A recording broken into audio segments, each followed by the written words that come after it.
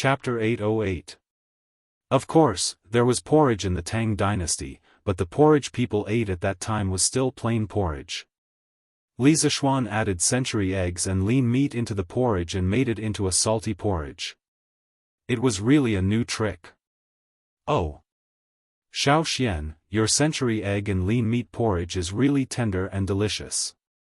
There's also an indescribable fragrance in it. I guess it's the smell of century eggs. TSK, eating a bowl of century egg and lean meat porridge every morning makes me as happy as a god. It was the first time Cheng Chumo had eaten such delicious salty porridge, and he ate 4 big bowls. After the meal, he rubbed his round belly, leaned back in the chair, and sighed with satisfaction. Li Zishuan rolled his eyes.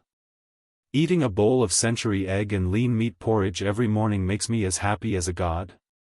Why does it sound more and more like smoking a cigarette after the deed makes me as happy as a god? Ahem, I misunderstood. Huh, but ugly ox, you just ate 4 bowls. Doesn't that mean you'll be happy for 4 days? Then you don't have to eat for the next 3 days. Li Zishuan joked with a smile. Cheng Chumo choked on his words, but his skin had always been thicker than the city walls, and he was born to be a bully. How could he be defeated by a sentence? Huh, Xiao Xian, that's not how you calculate things. A bowl of century egg and lean meat porridge can make me happy for the whole day. I ate 4 bowls, so I'll be 4 times happier for the whole day. Cheng Chumo laughed shamelessly. Li Zishuan was amused by this guy, and said, "Ugly ox, why are you talking nonsense now? Since you like it so much, you can bring a basket of century eggs back later. See if Uncle Cheng likes them." Now that the first batch of century eggs was made, he had to promote it as soon as possible. The best way was to promote it from the people in the circle, and at the same time, do them a favor. Ha! That's good. Xiao Xian, you have to give me more later. My dad will definitely like it. Sigh, I wonder how long these century eggs can be stored. The weather is so hot now.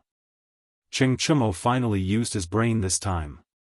After being happy for a while, he suddenly thought of a question and asked. Li Zishuan smiled and replied, "You don't have to worry about that. As long as you don't peel off the lime sawdust on the outside of the egg and put it in a ventilated and cool place, it can be stored for at least 3 months. The taste and texture will not change, and it can be maintained for at most 5 months. Hee hee. That's good. I was worried that it would spoil before I finished it." Cheng Chumo scratched his head and pretended to be relieved. Then he slapped his thigh and exclaimed, "Hey! Something's not right. Little Xian, even if you give me century eggs, no one in my family knows how to make them." Li Zishuan said helplessly, "What's so difficult about that? You can just cut up the century egg and cook it with the lean meat. Then, you can add some salt. Wouldn't it become century egg and lean meat porridge? Oh, there's another way to eat the century egg, which is to directly mix it with cold sauce. You can ask your cook to cut each century egg into 4 pieces, sprinkle some salt on it, pour some vinegar, and mash some garlic into it. Then, you can eat it directly. Do you remember?" Cheng Chumo frowned and said after a while, I roughly remember. I'll ask my cook to try it when I return to Jianghu." He was still living in the villa in Yunshan. He still had to bring the century eggs that Li Zishuan gave him back to Jianghu and ask his cook to process them. Li Zishuan shook his head and chatted with Cheng Chumo for a while. Seeing that this guy had the intention to leave, he asked someone to fetch a basket of century eggs for Cheng Chumo. Cheng Chumo took it and left directly. Creak, creak, creak. Huff, huff. The morning of Yanhuang College on the weekend was quiet and peaceful. Only the sounds of insects, fish, and birds in the forest could be heard, as well as the squeaking of the shoulder pole and someone's panting. Li Tai was carrying 2 buckets of well water that had just been fetched from the well in the east of the college. He was staggering on the cement path with difficulty. The clothes on his back were completely soaked in sweat. He must have started fetching water a long time ago. Huff, huff. Damn, why did the college dig the well so far away from the dormitory? Isn't this a trap? Li Tai put the buckets on the ground to rest. The little fatty put his hands on his waist and panted heavily. He looked at the dormitory that was far away in front of him, which was estimated to be hundreds of feet away. He sighed and complained in a low voice. After more than half a month of military training, his body was stronger than before, but when had he ever done such physical work? His shoulders couldn't withstand such grinding. Not to mention 20 buckets of water, even 6 buckets of water would cause the skin on his shoulders to break. Sigh. This can't go on. After a while, there will be more and more people in the college. If they see me fetching water, won't it be embarrassing? Li Tai wiped his sweat and muttered to himself. He had specially woken up early today to start fetching water while there were still fewer people in the college. He wanted to finish his work early, but he didn't expect that he would have to waste so much energy every time he fetched 2 buckets of water. He felt that his body was about to be hollowed out. Sigh. Isn't this Qing Ke? I was wondering why you weren't in the dormitory so early in the morning. So you came here to fetch water. Did the sun rise from the west today? Our Prince Wei is actually fetching water for the college. Most of the time, what you didn't want would come to you. Just as Li Tai was sighing to himself, Sun Zifen suddenly walked over from the side. After seeing Li Tai and the 2 buckets of water at his feet, Sun Zifen was shocked at first. Then, he laughed evilly and walked up to them. Zifen, don't go overboard. It's so early in the morning. Why aren't you sleeping in? What are you doing here? Li Tai's heart thumped wildly when he heard someone speak. However, when he saw that the person who spoke was Sun Zifen, he was slightly relieved, but his expression was still unnatural. Qing Ke, why aren't you sleeping in the morning? Why are you fetching water here? Sun Zifen crossed his arms in front of his chest and stood to the side with an inexplicable smile. Li Tai didn't know how to explain. If he told the truth, he would definitely be laughed at by Sun Zifen. If that was the case, wouldn't he be happy for nothing yesterday? I got it. Sun Zifen glanced at Li Tai's expression and suddenly shouted, scaring Li Tai. Sun Zifen continued, it must be Yamacho. Yamacho must have asked you to fetch water. Otherwise, who in Yanhuang College would dare to ask you to fetch water? What do you think? Am I right, Qing Ke? This little joker's analysis at the critical moment was very reasonable. He had actually guessed it right. Li Tai's heart skipped a beat. His expression changed for a while, and finally he could only admit, so what? It's none of your business. Sun Zifen wasn't angry at all. Instead, he laughed gloatingly, Qing Ke, you also have a day like this? What do you think? How many buckets of water did Yamacho ask you to fetch? Do you want me to help you? Chapter 809. I don't need it. Li Tai roared angrily as he looked at Sun Zifen, who was laughing maniacally in front of him. Then, he bent down, picked up 2 buckets filled with well water, and staggered toward the dormitory with great difficulty. Sun Zifen was not annoyed. He looked at Li Tai's back with a grin and then walked toward the canteen. Considering that many students were from other places, the academy's canteen still provided food on weekends.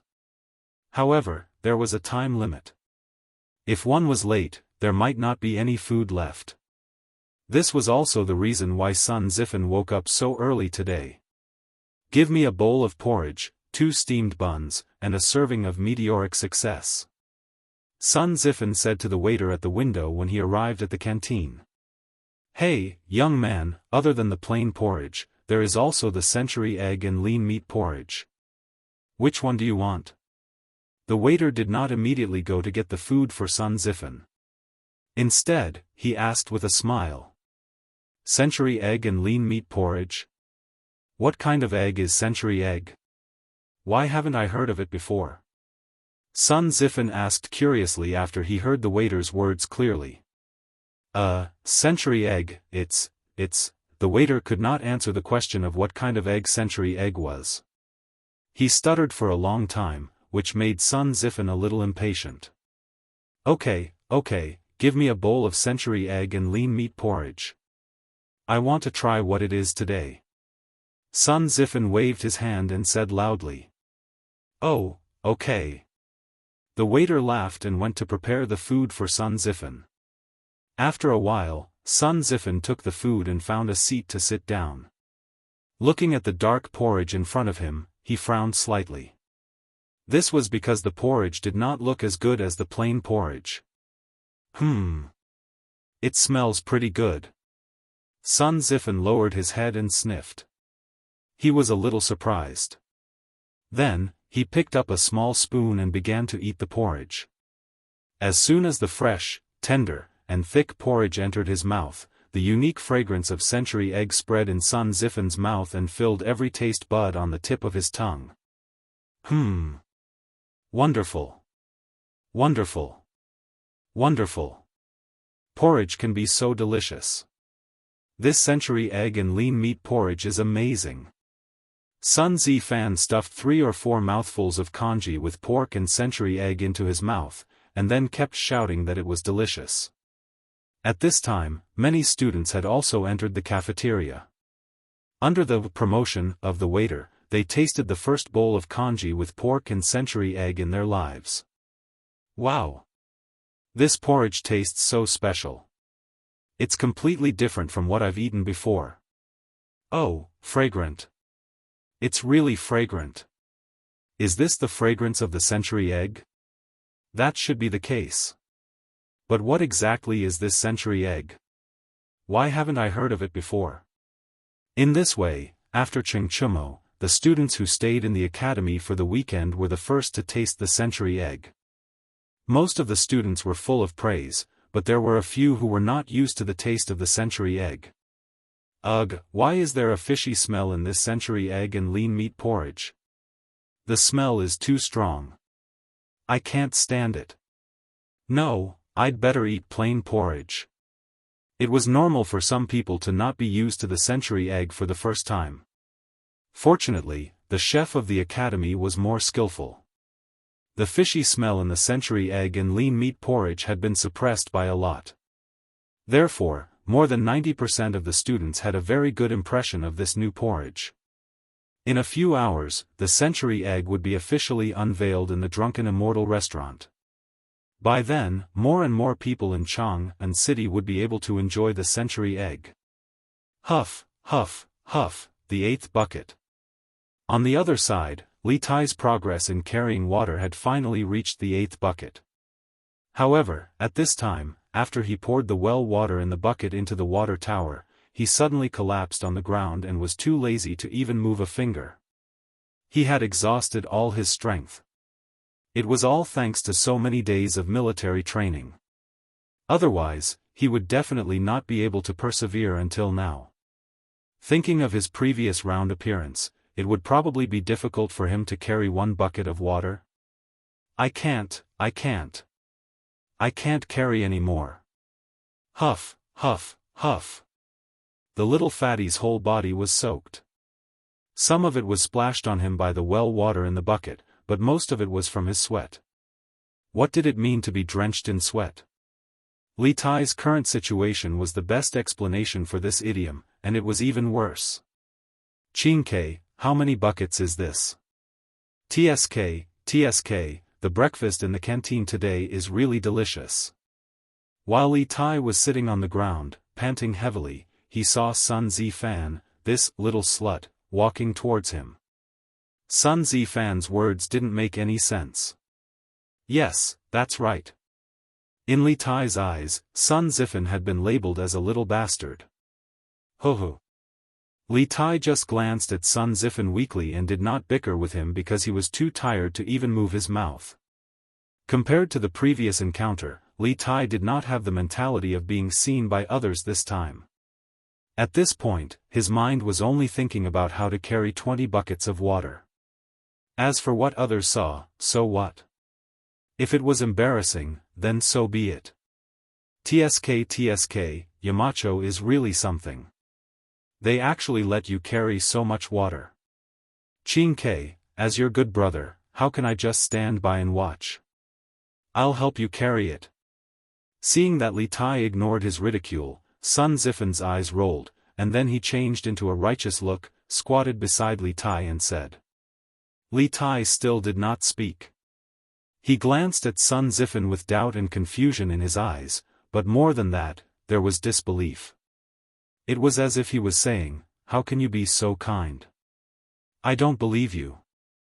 Sun Zifan instantly understood the meaning in Li Tai's eyes. He smiled, licked his face and said, Hee, Qingke, you see, as a friend, I'm already so kind, then shouldn't you also express something?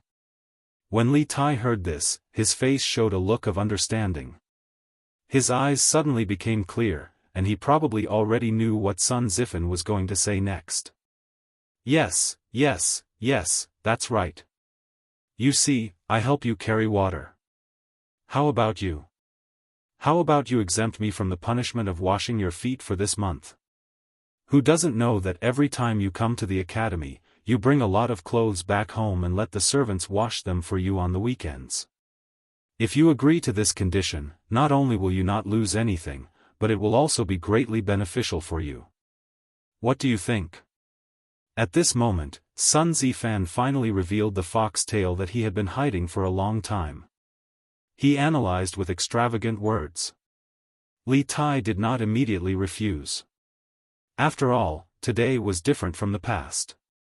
Only after experiencing it, did he know how tiring it was to carry water. The little fatty narrowed his eyes. After a long silence, he finally said weakly, okay. You help me carry 10 buckets of water, and the previous bet is written off. Deal. Chapter 8:10. Hey. That's not right. Yamacho seems to have said that no one else is allowed to help. Below the dormitory of Yanhuang Academy, after resting for so long, Li Tai finally recovered. However, he suddenly remembered something and his expression changed instantly. Sun Zifen, who was originally full of joy, suddenly looked sluggish. He scratched his head gloomily. Did he work so early in the morning for nothing? Did he have to wash Li Tai's smelly feet in the future? He couldn't accept it. No, Qingke, think about it carefully again. What did Yamacho say at that time? Did he say that no one else is allowed to help, or did he say that no servants in your mansion are allowed to help? Sun Zifen scratched his ears and cheeks for a long time, then turned his head and asked Li Tai unwillingly. Li Tai, who was originally dejected, heard Sun Zifen's words, and his eyes suddenly lit up.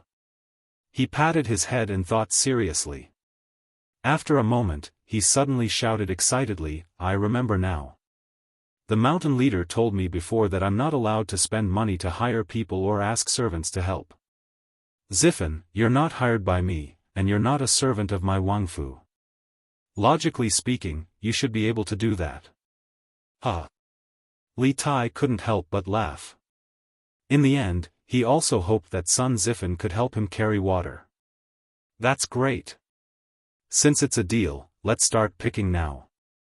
This agreement was a win-win for the two of them, so Sun Zifen couldn't wait to make it happen. Zifen, you go first. I'll rest here for a while. Anyway, I only have 2 buckets left. You still have 10 buckets. Li Tai shook his head and said with a long sigh. When Sun Zifen heard this, although he felt a little uncomfortable, in order to not have to wash smelly socks in the future, he would suffer a little loss. Okay. Qingke, you rest first. I'll go get the buckets from the dorm manager. Go. Li Tai smiled and waved his hand. Sun Zifen didn't say anything else and turned to leave. Li Tai leaned against the wall and looked at his back. He suddenly felt that something was wrong. He heard Sun Zifen mutter to himself, F***ck. If we were to seriously calculate this matter, both Sun Zifen and I were at a disadvantage. Not only did they not get anything, but each of them also had to carry 10 buckets of water. In the end, Xiao Xian was the only one who profited. Sigh, this king is really f***ed up. Sun Zifen and I have been fighting for so long, but it was all for nothing. In the end, the academy has benefited. At this point, little Fatty finally reacted.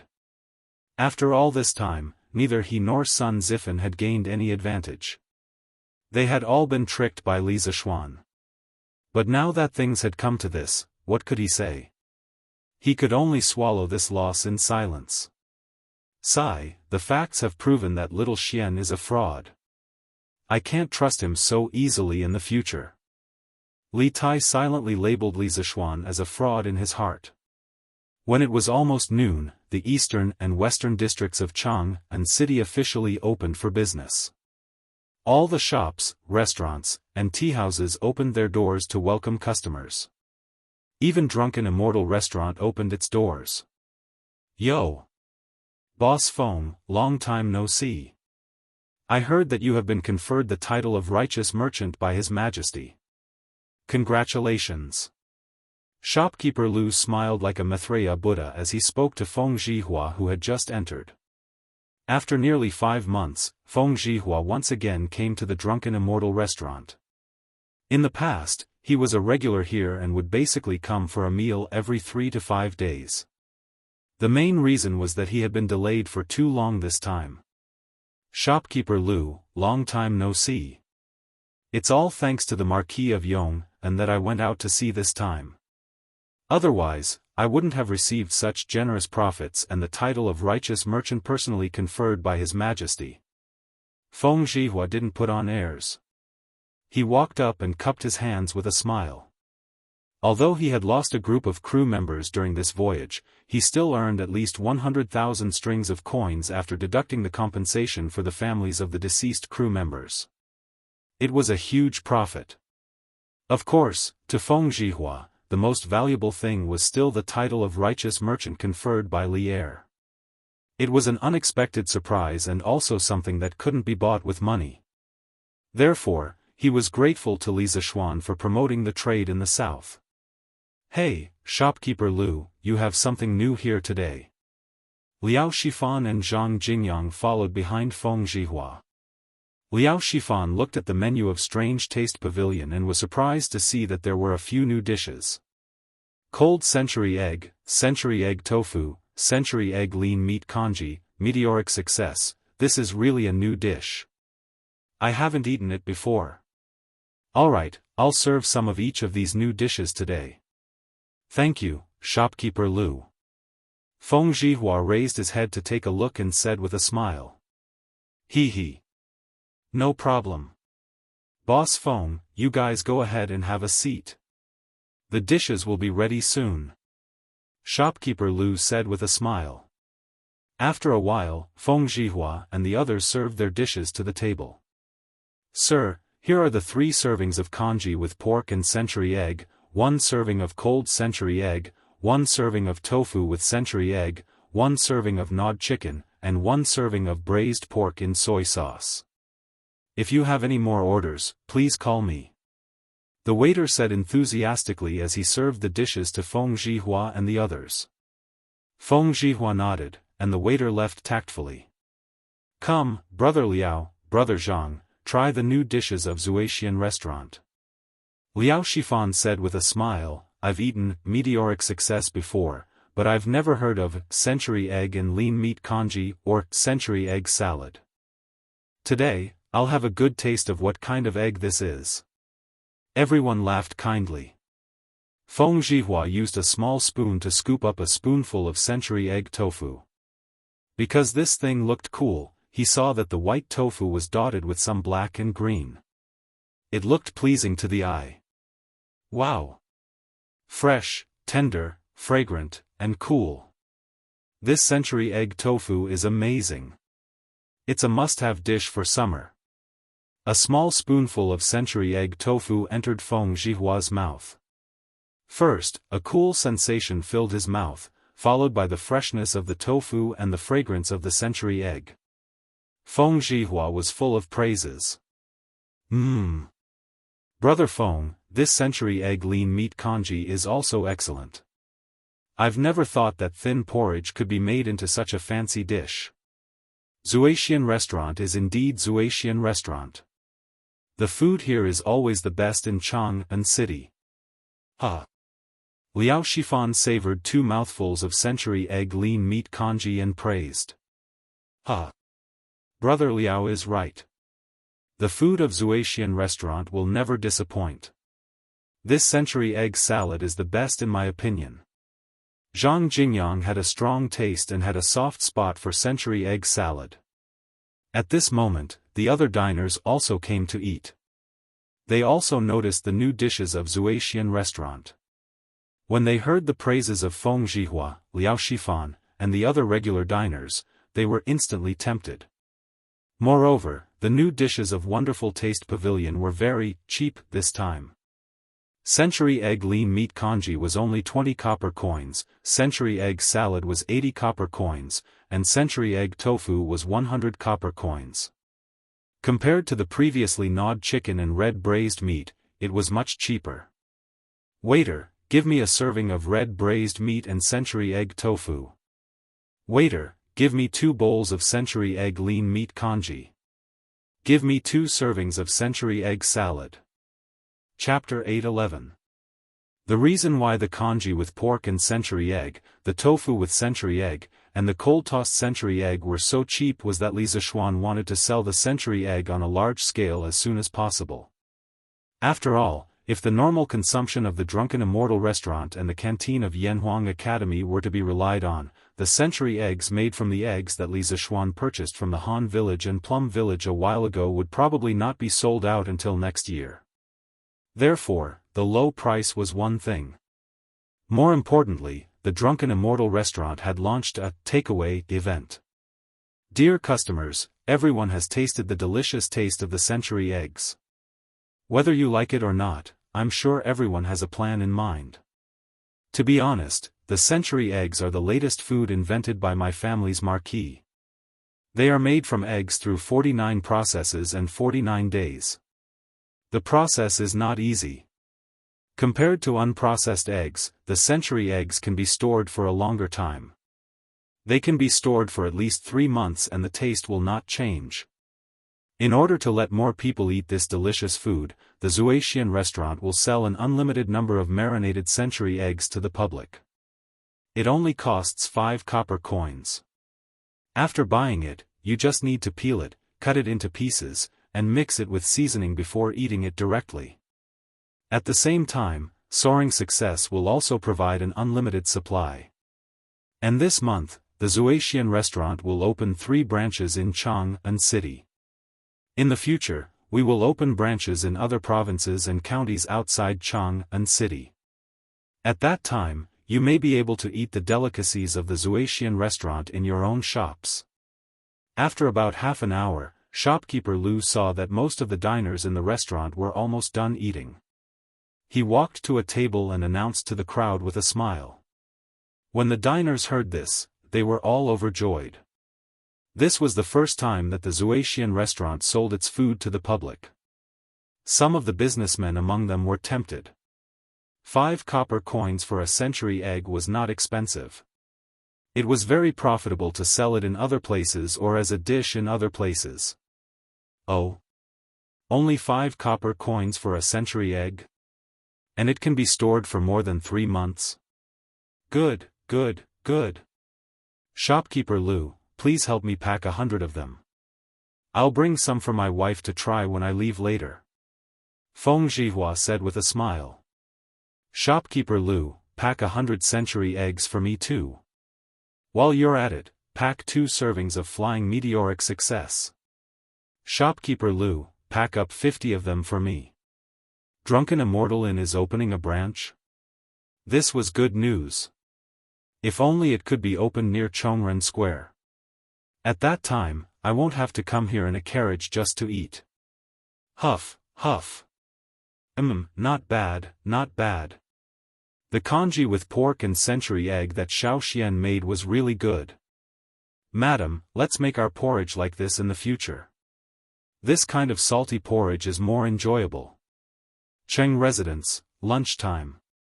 Cheng Yaojin finished a bowl of congee with pork and century egg in no time. He wiped his mouth and said with satisfaction. Madam Cheng rolled her eyes at Cheng Yaojin and said, "Look at you, insisting that the kitchen make this congee with pork and century egg in the middle of the day. Which family eats porridge for lunch?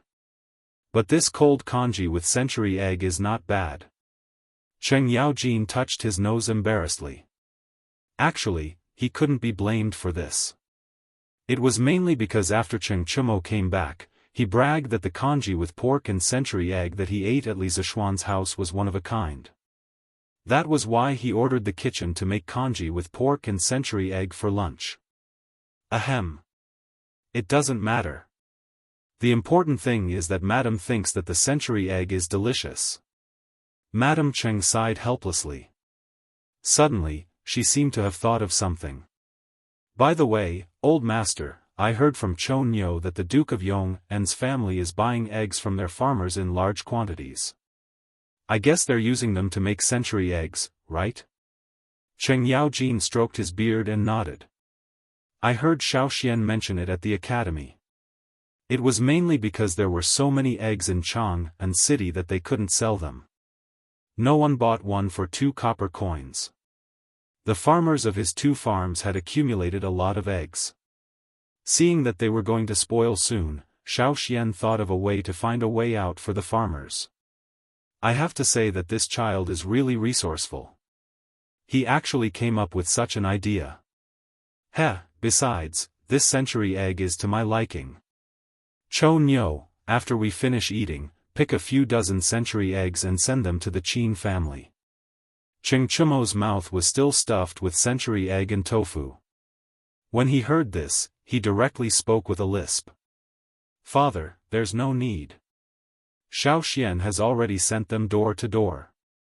I reckon that even His Majesty is eating his century eggs now. Cheng Yaojin was stunned. Then, he came back to his senses and couldn't help but laugh. This kid is really good at doing business. He's even got ideas on His Majesty. In this entire imperial court, only that old man Wei Zheng can compare with him in terms of guts. Madam Cheng smiled and didn't reply. She hesitated for a while and said, I just don't know how this child made the century eggs with eggs. They can actually be preserved for such a long time. Old master, the farmers of our farms also have a lot of eggs that they can't sell. Why don't we ask the Duke of Yong'an how to make century eggs? When Cheng Yaojin heard this, his expression suddenly changed. He sternly scolded, nonsense. Foolish. This method of making century eggs is Xiaoshuan's secret recipe. As elders, how can we snatch something from the younger generation? If this gets out, where will I, Cheng Jijia, put my old face? You're scheming for a source of wealth. Seeing Cheng Yaojin throw a rare tantrum, Cheng Chumo and Cheng Chuliang at the dining table quickly put down their chopsticks and quietly sat on the stools without saying a word. Madam Cheng, who was used to being domineering, didn't dare to talk back at this moment. In the end, Cheng Yaojin was the backbone of this family. Usually, Cheng Yaojin wouldn't haggle with her over small matters and would go along with her wishes. However, when it came to major issues, no one in this family dared to refute Cheng Yaojin's opinions. Old master, I didn't say that I want to snatch the Duke of Yong'an's secret recipe. I'm just asking you if we can cooperate with the Duke of Yong'an. After all, our farm is rearing a lot of chickens this year. Madam Cheng paused for a moment before opening her mouth to explain. Cheng Yaojin's expression softened slightly. He thought for a moment and said, Don't think about snatching Xiaoshuan's money. Xiaoshuan's winery has already brought us a lot of income. One must be content with what one has. Our family doesn't have to worry about money now. However, Madam's question is reasonable. This old man will go back and talk to Xiaoxian. Let's see if he can buy all of the eggs in our farm. And that's fine too. This year, the farm's grain production has decreased. This way, it can be considered as an additional source of income for the farmers. Madame Cheng nodded and said softly. Cheng Chumo and Cheng Chuliang didn't care about this. When the two saw that their mother had reconciled with them, they lowered their heads and began to eat fiercely. To them, delicious food was the way of the king. Chapter 8:12. Cheng Chumo was right. Not only did the Cheng family receive the century eggs from Li Zishuan, but the Qin family, Niu family, Yuqi family, Li Jing family, Li Shaogong family, Fang Xianling family, Zhangsun Wuji family, and Wei Jing family all received hundreds of century eggs and a recipe for making century eggs. Some of these people were delivered by Li Zishuan himself, while others were delivered by his guards. Poor Pang Feiji and his team of marquises. They were originally civil servants in charge of maintaining the security of Chang and city, but now they had become delivery men for Li Zishuan. Although Li Zishuan had given away so many century egg recipes, he was not worried that others would learn how to make century eggs and cause the loss of customers from Zuaxian restaurant. That was because the most authentic way of cooking was always in the hands of Zuaxian restaurant. Just like crayfish and hairy crabs in his previous life, the recipe could be found on the internet. But why were there so many people willing to eat in restaurants?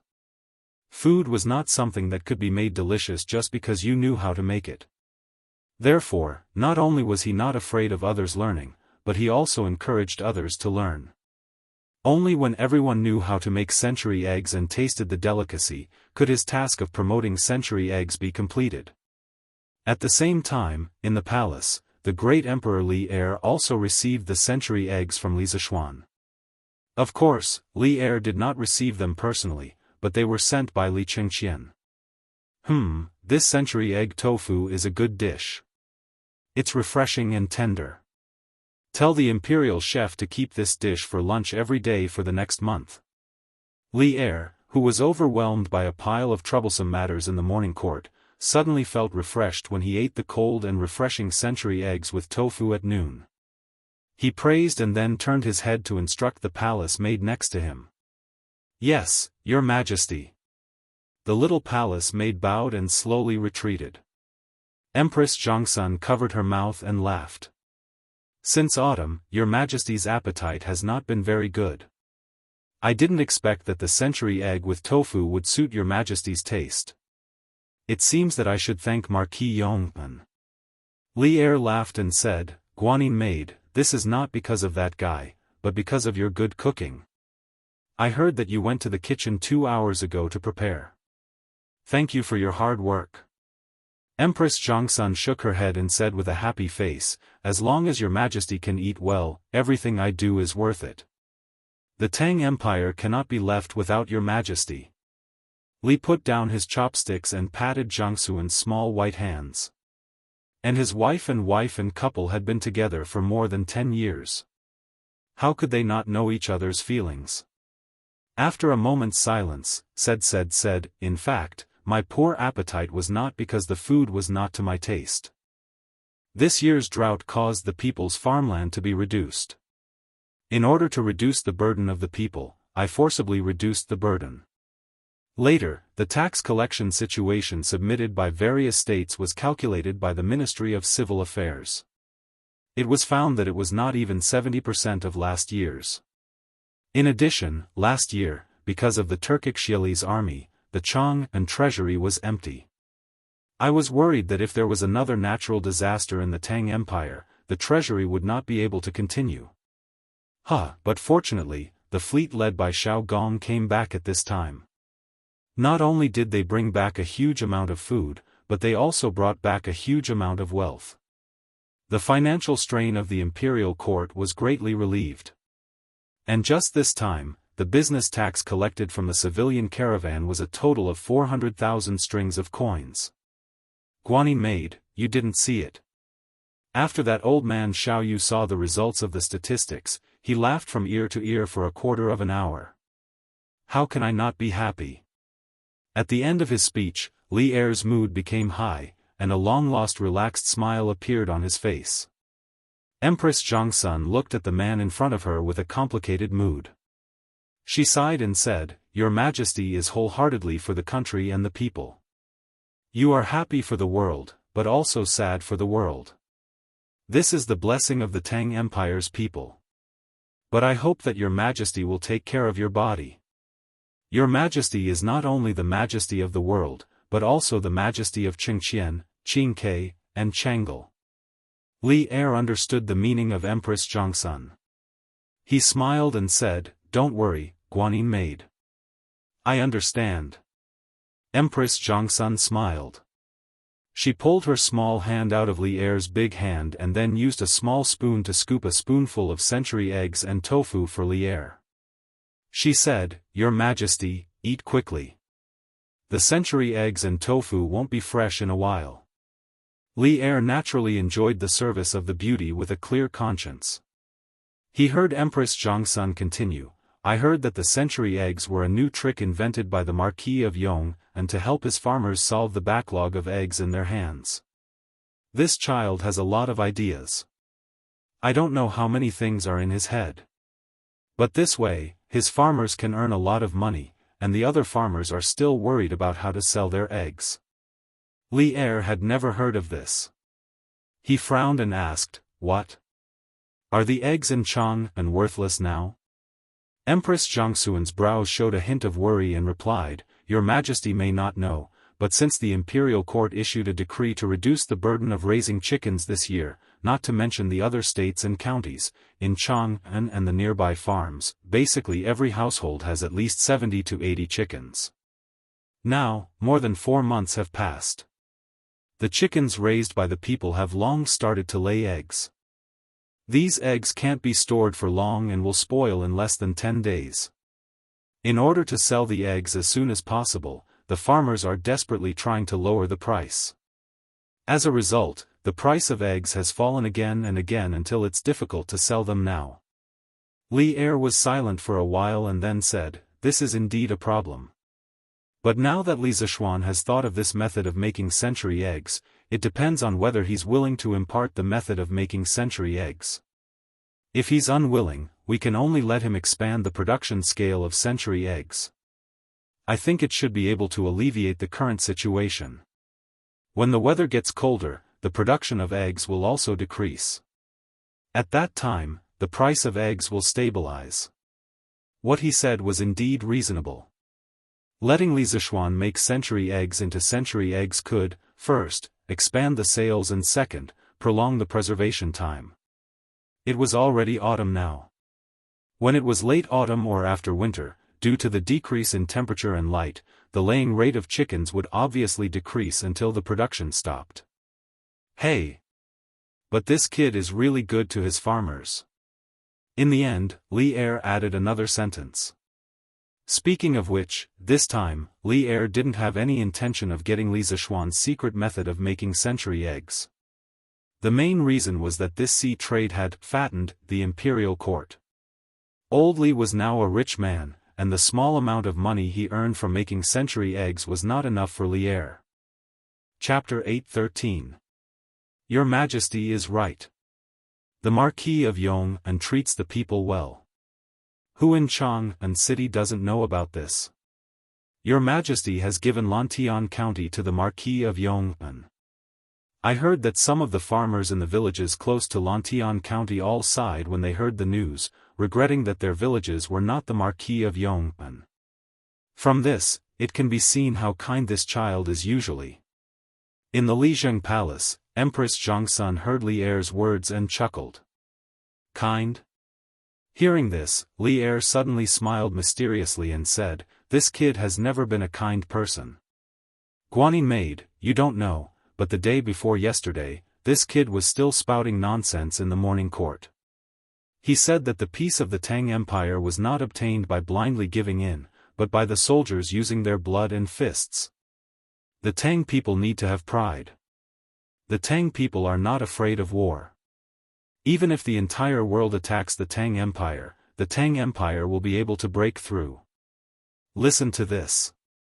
Sometimes, this kid is filled with killing intent. At such a young age, he has so much hostility. It is really unbelievable. Right now, he has already been labeled as a traitor by many officials in the court. Hearing this, Empress Jiangsun was silent for a while. Then, she smiled and said, "This kid's personality is probably what your majesty wants, right? And what this kid said is not wrong at all. The peace of the Tang Empire today was obtained by your majesty leading a group of generals using their blood. After being with Li Er for so many years, how could Empress Jiangsun not understand the true thoughts in Li Er's heart? She could tell at a glance that even though Li Er was criticizing Li Zishuan in all sorts of ways, his words were filled with admiration.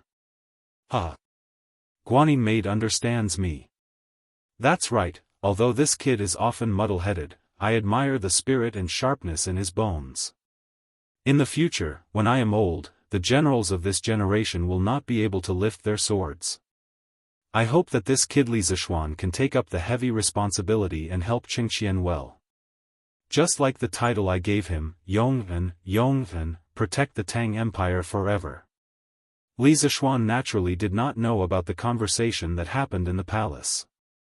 Li Er also did not know that his precious son was being tortured fetching water in Yanhuang College. If he knew, his conversation with Empress Jiangsun would probably be to scold Li Zishuan and not praise. Speaking of which, Li Zishuan was busy going to Chang'an City in the morning to send gifts to the big shots. In order to keep smiling, his face was a little stiff from smiling, Anson. And then, he went to the workshop to teach Faubert's rubber ants. Unexpectedly, just as he was about to leave, an uninvited guest came. An uninvited guest with unprecedented strength. It was a middle-aged man who was nearly 7 feet tall, which was over 2 meters. He had a 3-inch beard on his chin, which looked like it had not been tidied in a long time. It was messy and a bit disgusting. His appearance was ugly, and there was a scar on his face. Although his facial features were sharp and angular, no matter how you looked at it, he looked like the reincarnation of an evil spirit. He was abnormally ferocious. Children would probably be scared to tears if they saw his face. These were not important. The most important thing was that Li Zishuan felt a very majestic and turbulent power of flesh and blood from this man, indicating that this man's physical cultivation had reached a very terrifying realm. In his impression, only the golden body of Arhat of the Shaolin Temple could be comparable to it. What was worse was that the moment this man stood there, Li Zishuan felt an extremely heavy pressure. This meant that this person's martial arts realm was far above his. If they were to compare, even Zhao Song at his peak would not be a match for this man. At first glance, Li Zishuan determined that the man was a master at the peak of the master stage, or even a half step into the great master stage. His strength was not inferior to his martial uncles in Longhu Mountain. If they were to fight to the death, perhaps only his genius youngest martial uncle would be able to fight him. Wouldn't you be nervous if a ferocious-looking man with terrifying strength was blocking your door? The true qi in Li Zishuan's body quickly began to revolve, and he raised his guard to 120%. If this person really wanted to attack him, he should be able to escape with all his strength, but could he escape? No. Behind him were his father, mother, wife, and sister. Not far from where he was, there were hundreds of teachers and students from Yanhuang College. If such a powerful devil was allowed to wreak havoc, no one in Yunshan would be able to keep him in check. When did a monster with such a terrifying cultivation appear in Chang'an City? Did this man come with ill intentions or was he looking for something? Li Zishuan's heart was filled with vigilance and doubts. "Senior, may I know your honorific name? Why have you come to Yunshan?" Li Zishuan stepped forward slowly, saluted and cupped his fists. Previously, Li Zishuan was sizing up the man. In fact, the man was also sizing up Li Zishuan. At this moment, when he saw Li Zishuan step forward and salute, he narrowed his eyes and smiled instead of answering. "You are Li Zishuan, right? The last disciple of Daoist Ling Su of Celestial Master Sect in Longhu Mountain? Not bad, not bad. Little boy, you have guts. You have not disgraced the name of spiritual master Ling Su. Li Zishuan's heart moved slightly. This man knew his master. This should be easy to handle. Generally speaking, as long as someone knew his master, they would give him some face. He had to admit that the name of spiritual master Ling Su was very useful. Senior, since you know my master, then you are an old friend.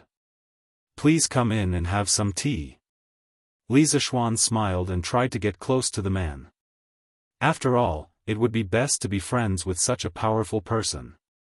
Who knew that when the man heard this, he would actually pull out the 4-foot-long broadsword on his back. He casually waved the broadsword and then gently placed it on the ground. The hard cement floor was actually cut open like a piece of tofu. The man laughed loudly and said, "Ha! Junior, I am not here to drink tea. I am here to compete with you. I want to see how much of spiritual master Ling Su's teachings you have. If you can win against me, that's fine. If you lose." This is, husband. Coincidentally, at this moment, Han Yushi came out with Madame Li, followed by Li Jingma and Lan They must have heard the commotion in the front yard and ran out. Hee, little boy, if you lose, it means that your skills are not good enough. I will clean up the house for spiritual master Ling Su. Don't even think about leaving a single person in your yard alive. The curly-bearded man pointed at the people behind Li Zishuan and said with a ferocious expression. He came with ill intentions. As expected, he came with ill intentions. Now that the situation had developed in the worst direction, Li Zishuan's complexion suddenly changed greatly. His heart also sank. This old bastard with extremely high martial arts was actually here to pick a fight. Chapter 8:14. Yunshan Villa. Li Zishuan didn't hesitate when he saw that the bearded man didn't come with good intentions. He turned around and said anxiously, "Wife, help father and mother back to the house." Lan, you go back too. Don't worry, I'll be fine. Husband, brother, Li Zishuan said solemnly, don't talk nonsense. Go back quickly. Then he whispered to Han Yushi, I'll lure this person away in a while. You guys take the opportunity to leave quickly. Otherwise, I'm afraid I can't beat this person with my worries. If you really want to help me, you can go to the academy or Chang and to get reinforcements. Don't be so wishy-washy. Mrs. Li muttered unwillingly in a low voice. Li Jingma pulled her away and said, Madam, it's useless to say more. We'll only be in the way here. Is right. If we really want to help him, we should hurry up and escape to get reinforcements. Seeing that his father was decisive at the critical moment, Li Zishuan felt relieved and turned to deal with the bearded man. In fact, he was bragging a lot. Even if his family left and he had nothing to worry about, he still wasn't sure he could beat this person in front of him. Although he had fought Yin Batian, a master at the peak of the Grandmaster realm, to a draw, he had worked together with the two brothers of the Dugu family to achieve such a result. Moreover, Yin Batian was obviously not on the same level as this bearded old bastard.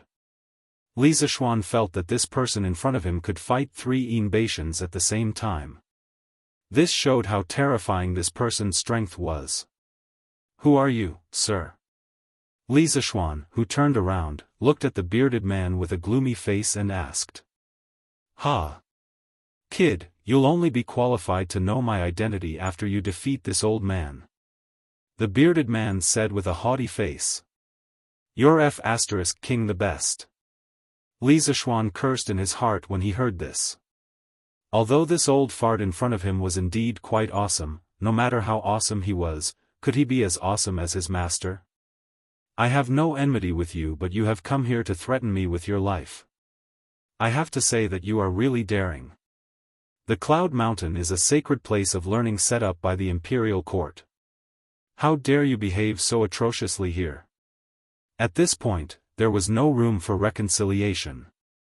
How could Li Zishuan still be willing to address this person as senior? It was already good enough that he didn't call him old bastard. There was no need for him to be polite. The man grinned and said with a smile, "Heh, are you angry from embarrassment? Enough idle chatter, this old man is not here to bicker with you. If you want to live, quickly take out your true skills and fight with this old man."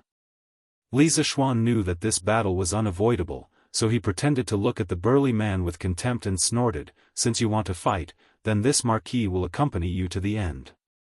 However, since you came to Cloud Mountain to cause trouble, you better think about the consequences." There's no need for you to say that. This old man knows what to do." The bearded man chuckled nonchalantly. Li Zishuan said in a deep voice, "In that case, you wait here. I'll go get the sword." A quarter of an hour later, Li Zishuan brought the burly man to a forest in the south of the Cloud Mountain courtyard. The two stood face to face, and a bleak atmosphere began to fill the forest. Both of them were accumulating power at this moment. "Boy, show me what you've got. This old man won't bully you. I'll suppress my realm to the early stage of the supreme power realm and fight with you. If you can beat me, then everything will be fine. If you can't, heh." The bearded man stood about 30 meters in front of Li Zishuan with his hands behind his back and said with a smile, This old man wants to suppress his realm to fight with me?" This was really a surprise, because if this old man went all out, he really had no chance of winning. However, if they were at the same realm, then it was hard to say. After hearing the second half of the old man's words, Li Zishuan's heart sank again. Although the old man wanted to suppress his realm, he could only suppress the amount of genuine qi, but not his experience and reaction.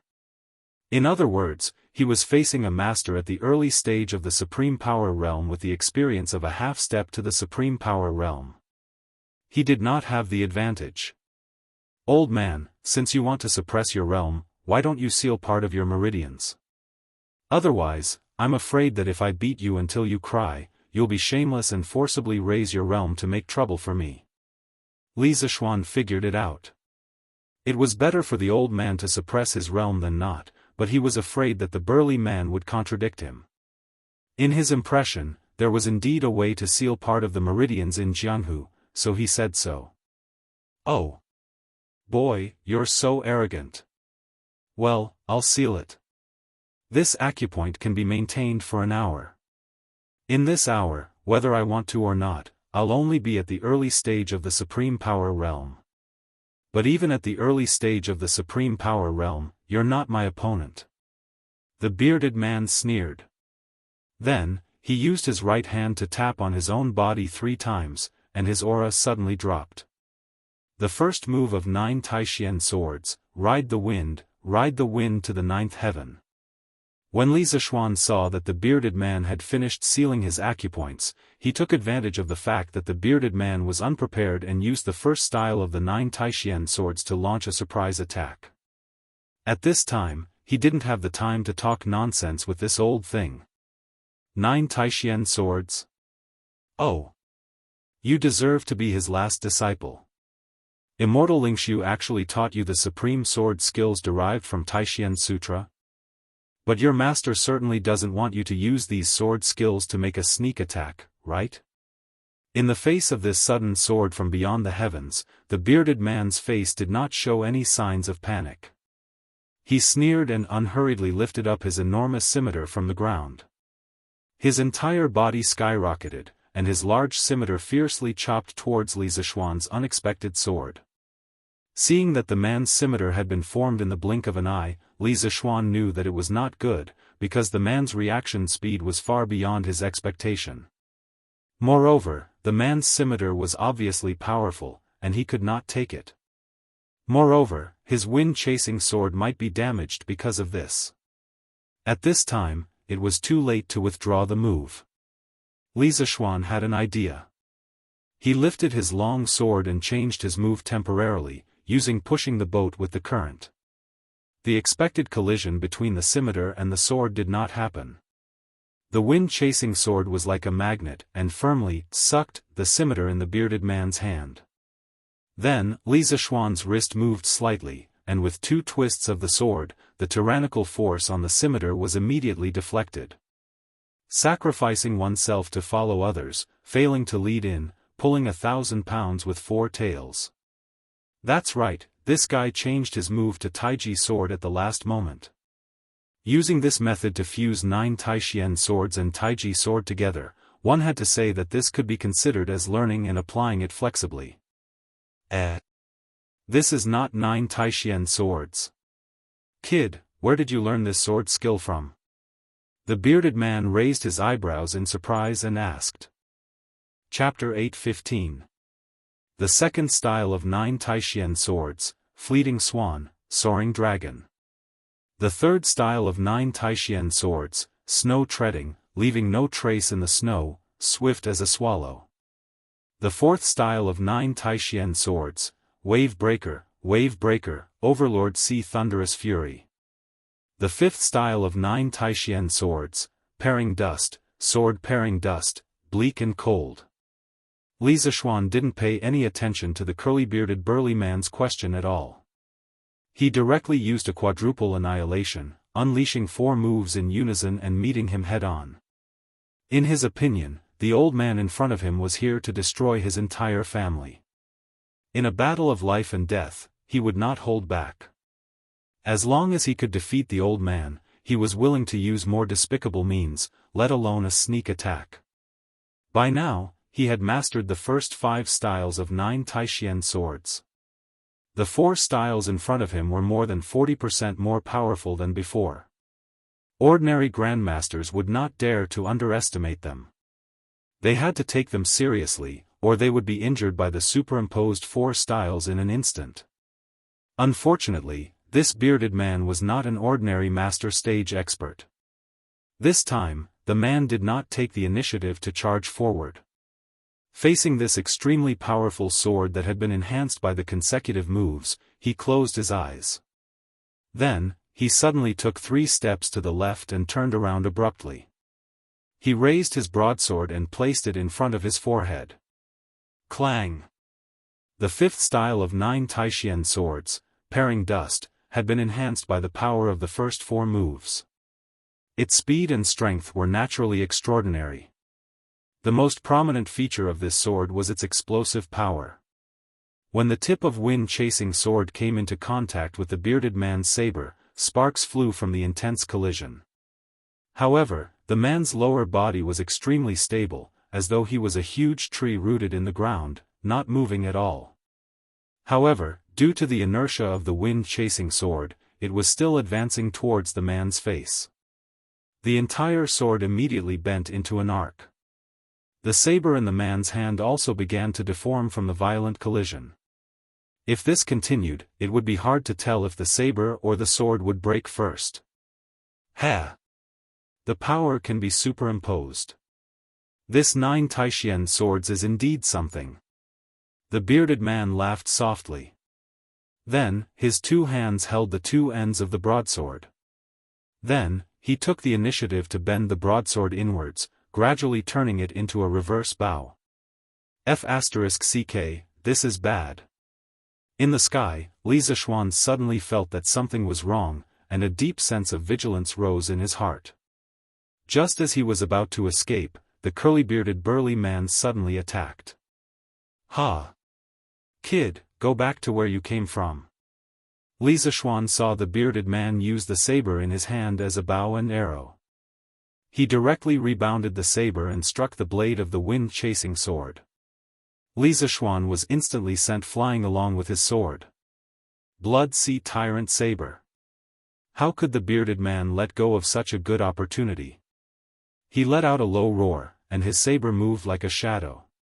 This saber carried a huge amount of power, and it flew in the direction that Li Zishuan had been sent flying. One advance, one retreat, this was truly unavoidable. At this time, Li Zishuan wanted to use the 6th movement of the Taishian 9 swords again, but it was useless. He had no time or opportunity to mobilize the genuine qi in his body. But was there really no other way? Of course not.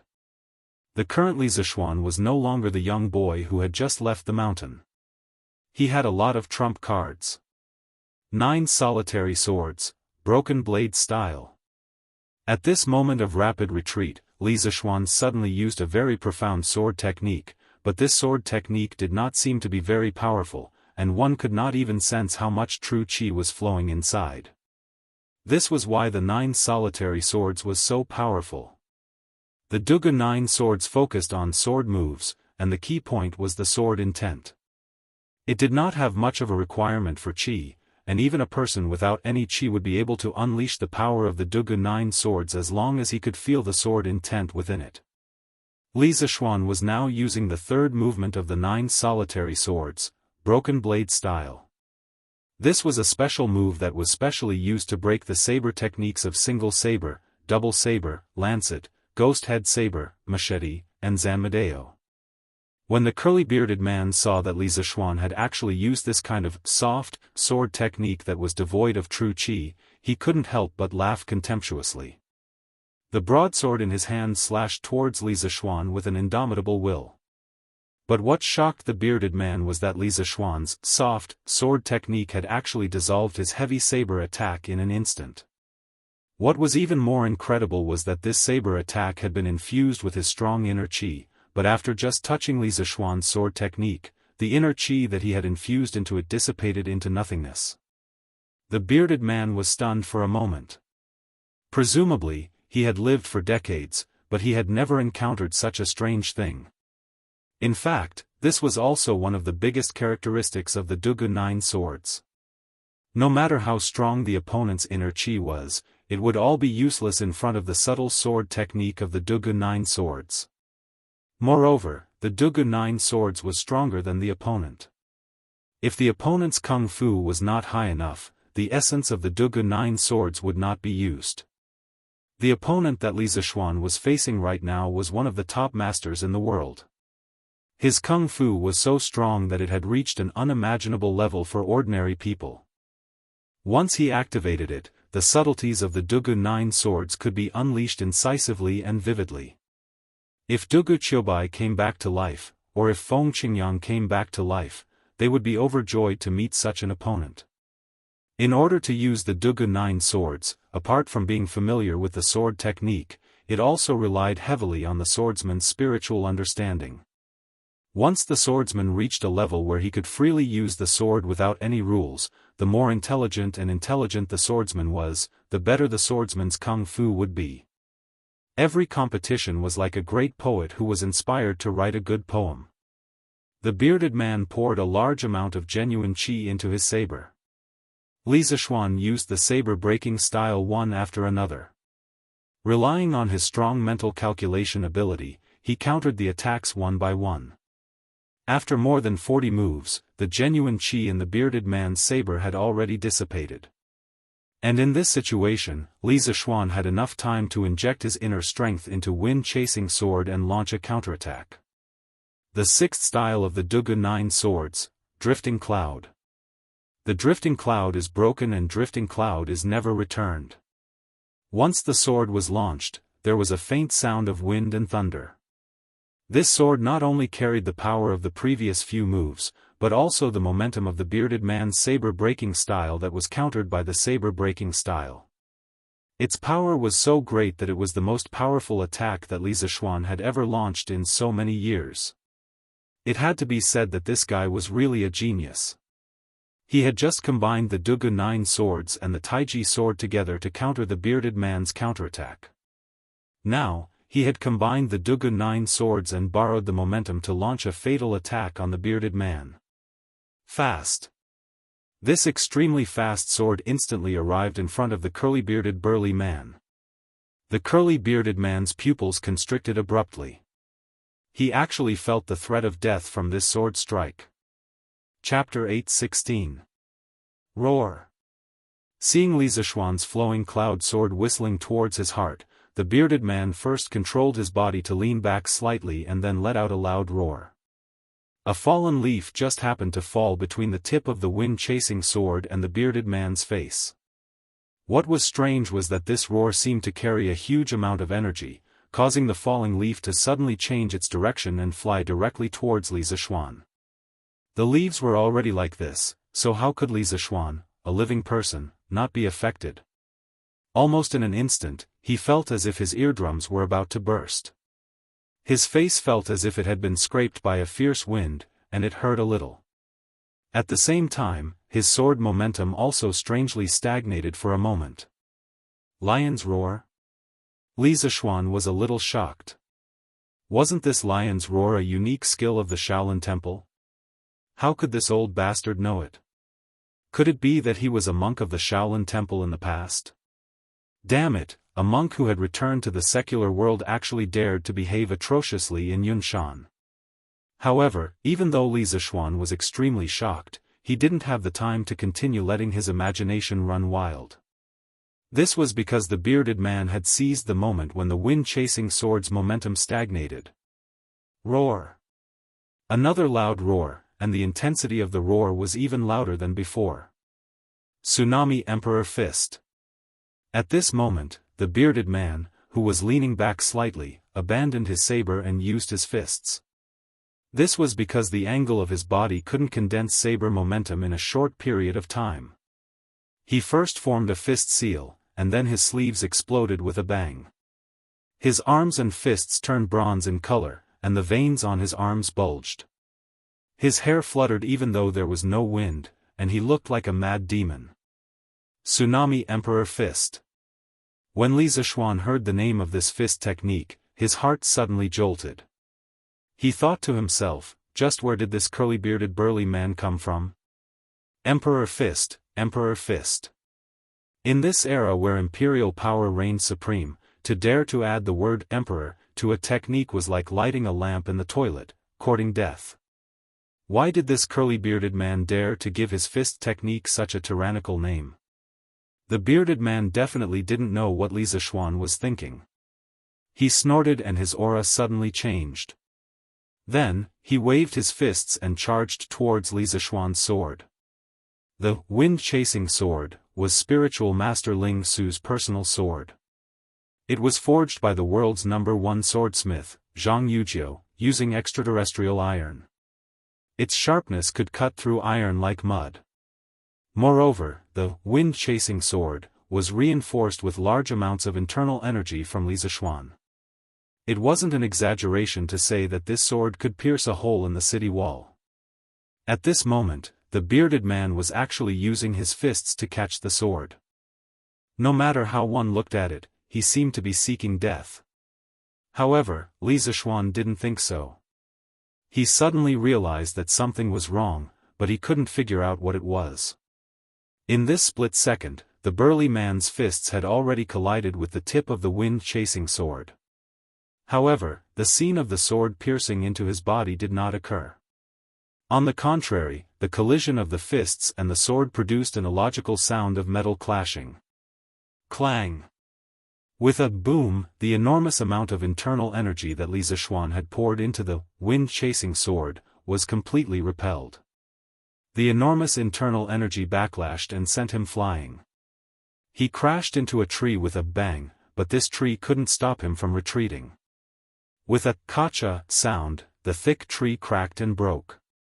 Li Zishuan's body then crashed into a second tree and landed heavily on the ground. Pooh!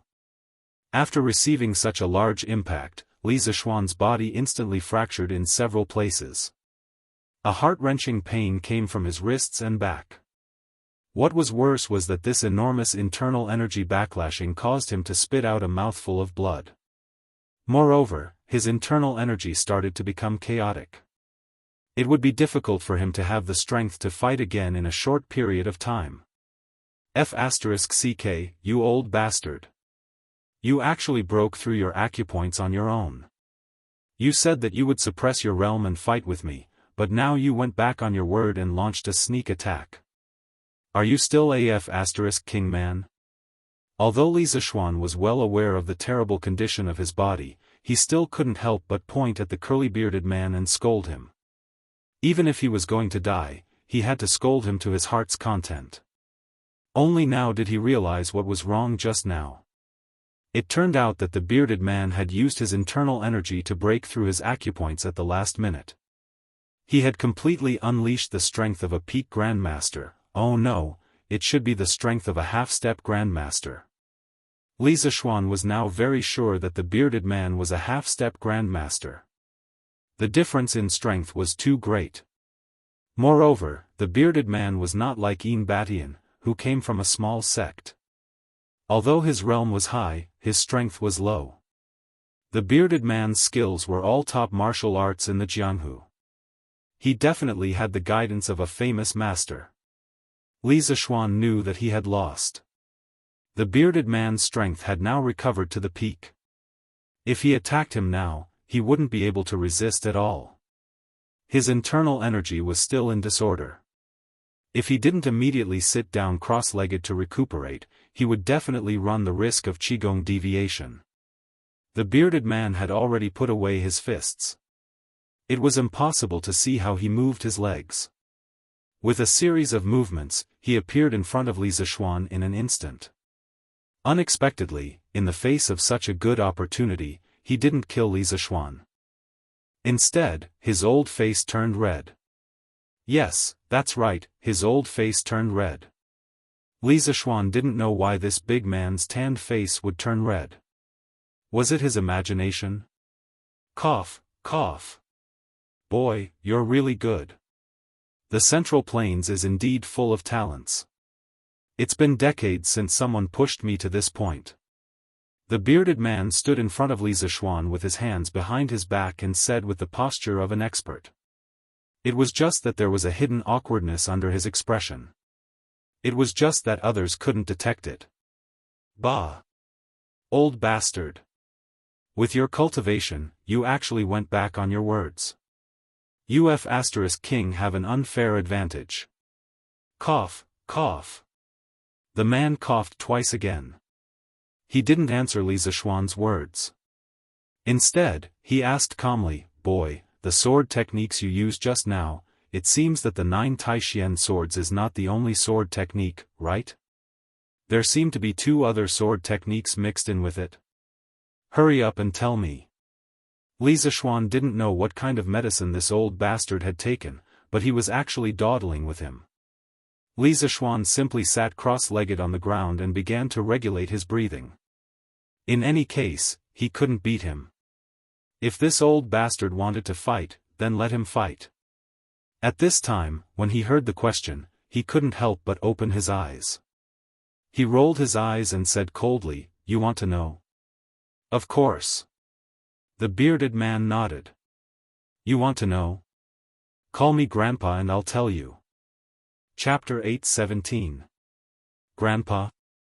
Regardless of whether this curly-bearded man had the intention to kill Li Zishuan or not, after hearing these words, he couldn't help but fly into a rage. "Bastard Junior, this old man is already someone of your grandfather's generation, yet you are so disgraceful." Li Zishuan continued to scold, "Hey! Who was the one who called me Grandpa just now? Was it you?" Regardless of whether he was going to die today, he had to be mischievous before he died. Who asked his big brother to be the Leather Knight? Humph. Little kid, you're so stubborn. I wanted to talk to you nicely, but you refused a toast only to be forced to drink a forfeit. Don't blame me for being rude. Even a clay figurine had some temper, let alone a peerless expert like the bearded man. Hearing Li Zishuan's rude remarks again and again, he finally flew into a rage. Which scoundrel dares to be so presumptuous in Cloud Mountain? At this moment, a loud shout came from the forest. The man's movements couldn't help but pause. Then, he saw a black-robed elder come over with a sword and slash directly at him.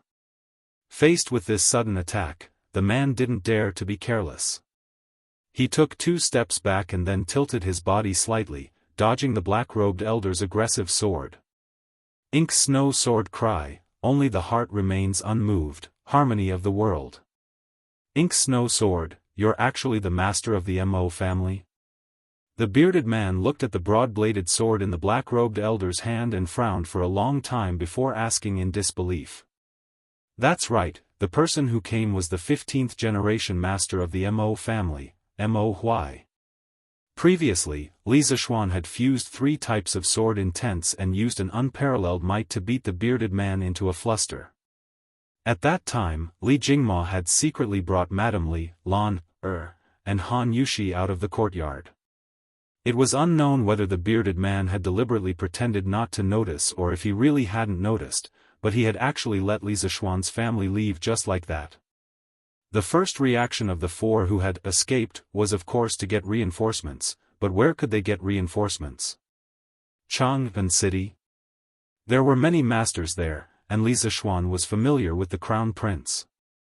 After explaining the situation, he could ask the imperial army to help. But Chang'an was too far away, and Li Zishuan didn't know how the battle was going. The longer they delayed, the more dangerous it would be. Thinking of this, Li Jingma decisively brought Mrs. Li and the other 2 to Yanhuang College.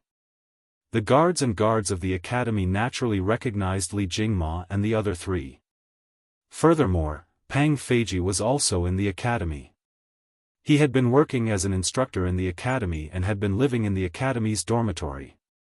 Although he was Li Zishuan's personal bodyguard, ever since Li Zishuan moved to Yunshan Villa, he could no longer stay by his side. That was because there was no place for guards to stay in the villa. After hearing Li Jingma's explanation, Pang Feiji turned pale with fright. He hurriedly called for his subordinates, Mo Zhong, Mo Yun, and the rest of the followers of the school of Mo. He wanted to rescue Li Zishuan together because he knew that the strength of these followers of the school of Mo was much higher than that of the martial marquises. However, Mo Zhong shook his head and asked him to wait here. Then, he ran into the academy's Guanghua building. Just as Pang Feiji was scolding Mo Zhong for being a coward, ungrateful, and cowardly, Mo Zhong walked out behind Mo Huai. Pang Feiji's eyes widened. He wanted to pull Mo Zhong over and ask him why he had brought a weak old man here. However, Mo Huai urged, "Let's go. Brother Li, tell this old man first, where did the mountain elder get into trouble?" Li Jingma naturally answered truthfully. However, everyone only felt a gust of wind blow past them, and then Mo Huai's figure disappeared. Pang Feiji and the other martial marquises could not help but be stunned. None of them had thought that this seemingly ordinary little old man was actually a hidden martial arts master. It was simply too unbelievable. In the small forest. At this moment, after hearing the words about the inky snow sword from the bearded man, Li Zishuan, who was sitting cross-legged on the side, was even more surprised. He thought to himself, "It's fine if this old man is extraordinarily powerful, but the Mo family has been living in seclusion for 700 or 800 years. How did this bearded man know about Mo's keepsake, the inky snow sword? This old man knows too much, doesn't he? Just based on his knowledge, he is definitely not an ordinary person." Of course, compared to this, what surprised Li Zishuan even more was that Mo Huai was actually a martial arts master at the peak of the Grandmaster stage. It was not that he had not thought that Mo Huai, as the head of the Mo family, would definitely have superb martial arts skills. However, Mo Huai had been in the academy for so long and had not revealed his talents. Furthermore, he had secretly tested him and concluded that Mo Huai did not know martial arts. However, the scene in front of him clearly told him that Mo Huai was not only skilled in martial arts, but was also a great master at the peak of the Grandmaster stage. It was simply shocking. Humph. No matter who you are, since you dare to come to Cloud Mountain to cause trouble and harm the Yamacho of Yanhuang College, you must give an explanation. Mo Huai was not surprised that his attack missed. He slowly turned around, holding his sword in front of his chest, and looked at the bearded man coldly. The corners of the man's mouth twitched slightly, and he could not help but say, "Nonsense. I just want to. Forget it, forget it. I have traversed the world, why do I need to explain my actions to others? I didn't expect that the Mo family, which had been in seclusion for many years, would suddenly appear. What's more, I didn't expect that the head of the Mo family would actually help a 14 or 15-year-old child on Cloud Mountain. Interesting, really interesting.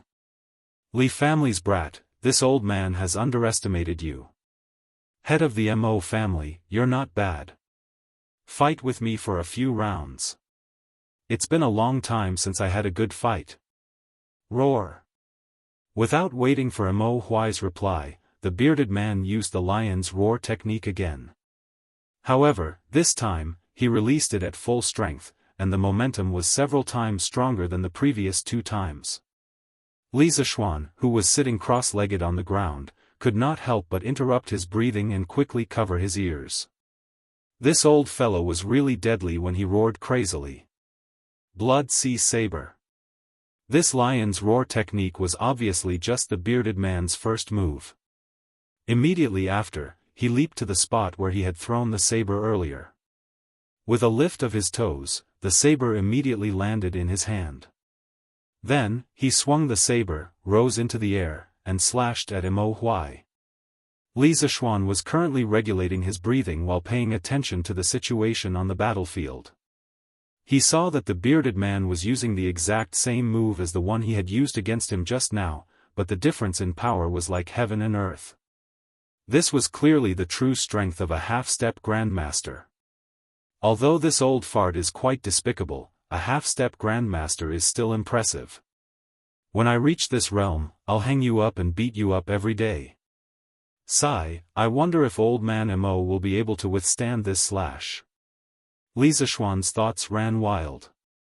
He was envious of the bearded man's great strength, but he was also worried about whether Mo Huai could withstand it. Chapter 8:18. Love with impartiality and non-offense. As the saying went, one could tell whether an expert was skilled the moment he made a move. Before the bearded man's saber was formed, Mo Huai already knew that the other party's strength was above his. He didn't dare to be careless and directly used the Mo family's famous sword technique, love with impartiality and non-offense. At the same time, this was also Mo's core ideology back then. Once this sword technique was used, the saber intent in the sky instantly weakened by 2 notches. The bearded man frowned slightly, but he still swung his saber and continued to slash at Mo Huai. However, how could the Mo family's famous sword technique be undeserved? When the bearded man's saber was just a foot away from Mo Huai finally moved. No, it should be said that the ink snow sword moved. Clang! The inky snow sword, which was as black as ink, streaked across the air like a black shadow. With a clang, it instantly hit 3 inches above the handle of the long saber in the bearded man's hand at a weird angle. This was the weakest point of the bearded man's saber skill. The bearded man only felt that his heavy saber strike was easily blocked by this old man whose strength was inferior to his own. However, something even more shocking happened. The ink snow sword carried the bearded man's saber. First, it made a 30-degree downward slash and then directly lifted up. 1 saber and 1 sword, directly slashing, stabbing, at the bearded man's face. This was somewhat like the meaning of Tai Chi, borrowing strength to fight strength. Li Zishuan, who was at the side, was stunned. Love with impartiality and non-offense. So this was called love with impartiality and non-offense. In the Mo family's ideology, non-offense did not mean non-war. It was just against meaningless invasion and slaughter. Those who should not be killed, and those who should be killed should still be killed. This was fundamentally different from the Buddhists' foolish theory of not killing. The basis for determining whether to kill or not, attack or not, and fight or not was love with impartiality, heaven's will, bright ghost, and so on. The bearded man was shocked. He hurriedly circulated his true chi and used the strength of a half-step great grandmaster to forcefully shake off the ink snow sword. Clang! The saber and sword clashed for less than a breath's time before they separated. Both of them took 10 steps back. Obviously, they were actually tied in the first round. Good. What an inky snow sword. What a great love with impartiality and non-aggression. The bearded man let out 2 loud laughs before he raised his saber and charged forward. Emperor Tsunami Blade. When Li Zishuan heard this, he almost peed his pants. Wasn't the punch that had severely injured him just now the Tsunami Imperial Fist? How did it become the Tsunami Emperor Blade? What kind of education did this old thing receive? Could it be that he was educated by the sea? Otherwise, why were all his moves related to the sea? Mahist sword art, blood ink galloping. Mo Huai pinched his sword fingers and also used his killer move. When he saw this, Li Zishuan was slightly relieved. He understood that even if Mo Huai couldn't defeat the curly-bearded man, he wouldn't be defeated in a short period of time. Moreover, he could take advantage of this time to quickly heal his injuries. Thus, Li Zishuan hurriedly calmed his mind and began to concentrate on regulating the true qi in his body. In fact, his previous conditioning had already calmed down the chaotic true qi by 70 to 80%. Now, the main thing to do was to heal the injuries in his body. After about 10 minutes, Li Zishuan finally smoothed out all the true qi in his body, and the injuries on his body were almost healed. He let out a long sigh of relief. When he was about to get up, he suddenly seemed to realize something. What do you mean?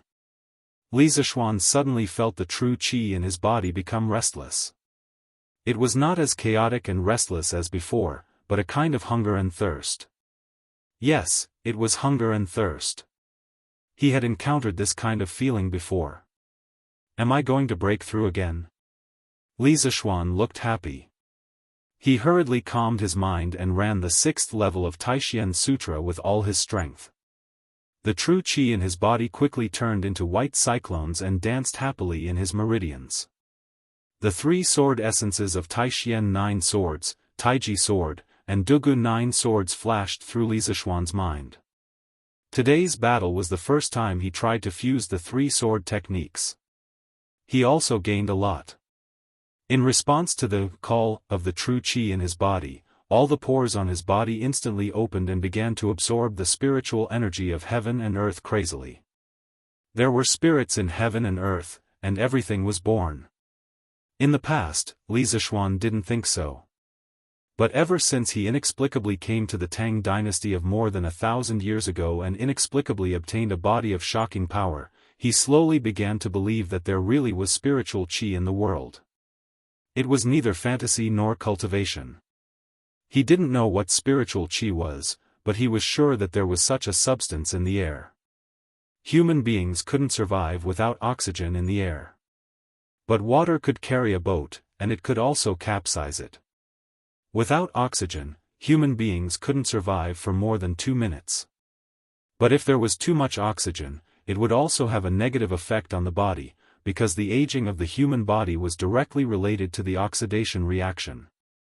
The so-called spiritual qi, could it be a kind of gas in the atmosphere that had the opposite function of oxygen and could make the human body full of vitality? He didn't know why, but Li Zishuan's mind suddenly had such a strange thought. In his previous life, he had seen such a report on the internet. Billions of years ago, oxygen didn't exist in the Earth's atmosphere. This was because oxygen was very unstable and prone to chemical reactions with other substances, such as iron, copper, and other metals, forming rust and verdigris. In today's Earth's atmosphere, there was basically a stable 21% oxygen near the sea level, so this oxygen must have a continuous source. If we look back at the history of Earth, we will be surprised to find that the origin of life had nothing to do with oxygen. The origin of life on Earth didn't rely on oxygen. The general idea of this report was that oxygen was a chronic toxic gas that human beings had to rely on. His argument was mainly that oxidation would cause more and more lipids, proteins, DNA fragments, and other key components of cells to be damaged, and eventually damage the tissues, organs, and even the body's functions. Starting from birth, gradually growing up, and in the process of aging, the oxidation in the body has always been damaging our key components, until our body can no longer take it. But at present, human beings haven't been able to find a product that could replace oxygen to prolong life. Oxygen's negative effect on the prolongation of life was still the least. Thinking of this, Li Zishuan suddenly felt his mind clear. He entered the legendary state where he forgot about everything. The amount of spiritual qi in his body was constantly increasing. His hair was moving without wind, and the tattered clothes that were torn in the battle just now also began to dance. It made him look like a celestial being from heaven. There was a spirit in heaven and earth, and he wanted to take the spiritual qi in it. Chapter 8:19. Just ahead. Hurry up. In the forest, Mo Huai and the curly-bearded man were in the midst of a fierce battle when they heard a flurry of footsteps coming from the northwest. The curly-bearded man's expression changed. It wasn't fear in his eyes, but a trace of impatience. Yes, it was impatience. A trace of joy flashed in Mo Huai's eyes because he was not confident that he could hold the man in front of him back if the battle continued. At this time, he glanced at Li Zishuan, who was sitting on the ground, out of the corner of his eye. He was so scared that he almost dropped his inky snow sword. Forgetful? Is Yamacho going to break through again? Mo Huai was really doubting his life at this moment. Li Zishuan's godlike advancement speed had caused the martial arts worldview that he had maintained for so many years to collapse.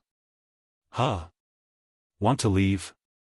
Mahist sword technique, stick to the rules. However, Mo Huai noticed that the bearded man wanted to escape. How could he let him escape? The sword moved with the shadow. Mo Huai waved the inky snow sword like a black whirlwind, covering the area of 1 foot around him and the curly-bearded man without leaving any gaps. Chi. I just don't want to trouble you. Juzi, do you think I'm afraid of these guards? The bearded man sneered and said arrogantly. What if I join in? At this moment, Li Zishuan had already dashed over to them with the wind-chasing sword in hand. Little. You've broken through to the Grand Master middle stage? You're wrong. The bearded man pointed at Li Zishuan in shock at first. Then, he seemed to find something unusual in Li Zishuan, and his shocked expression suddenly turned into confusion. Yamacho, you've broken through? Mo Huai stopped his sword and looked at Li Zishuan. His face was full of surprise and a little complicated. Yes, thank you, Mr. Mo. Li Zishuan politely cupped his fists at Mo Huai. Logically speaking, if it wasn't for Mo Huai's timely arrival today, even if he didn't die, he would probably be beaten up even more. Therefore, he was very grateful to Mo Huai. Of course, what made him even happier was that there was now an additional Grandmaster overseeing Cloud Mountain. In the future, he wouldn't have to be afraid of some Jianghu people coming to the academy to cause trouble. As for him, he could be even more at ease as a hands-off shopkeeper. As for his current realm, he was indeed at the Grand Master middle stage. But in addition, he felt that there was another change in his body. His limbs and bones were full of endless vitality. He didn't know what kind of state it was, but it was very cool. He didn't know if other people at Grand Master middle stage or above would have this kind of change, but judging from the bearded man's expression, it shouldn't be the case. Bang, bang, bang. While the two of them were talking and the bearded man was still in a daze, Pang Feiji's guards and the followers of the school of Mo from the Yanhuang Academy finally arrived. There were about 40 of them and the empty space in the forest suddenly became crowded. Yamacho, are you okay? Marquis, how are you? Mo Zhong, Mo Yun, and Pang Feiji hurried forward and asked. I'm fine. Li Zishuan glanced at them and said with a smile. After all, it wasn't their fault that they were late, and he had no reason to blame them. Marquis, is this the assassin? I'll take him down right away.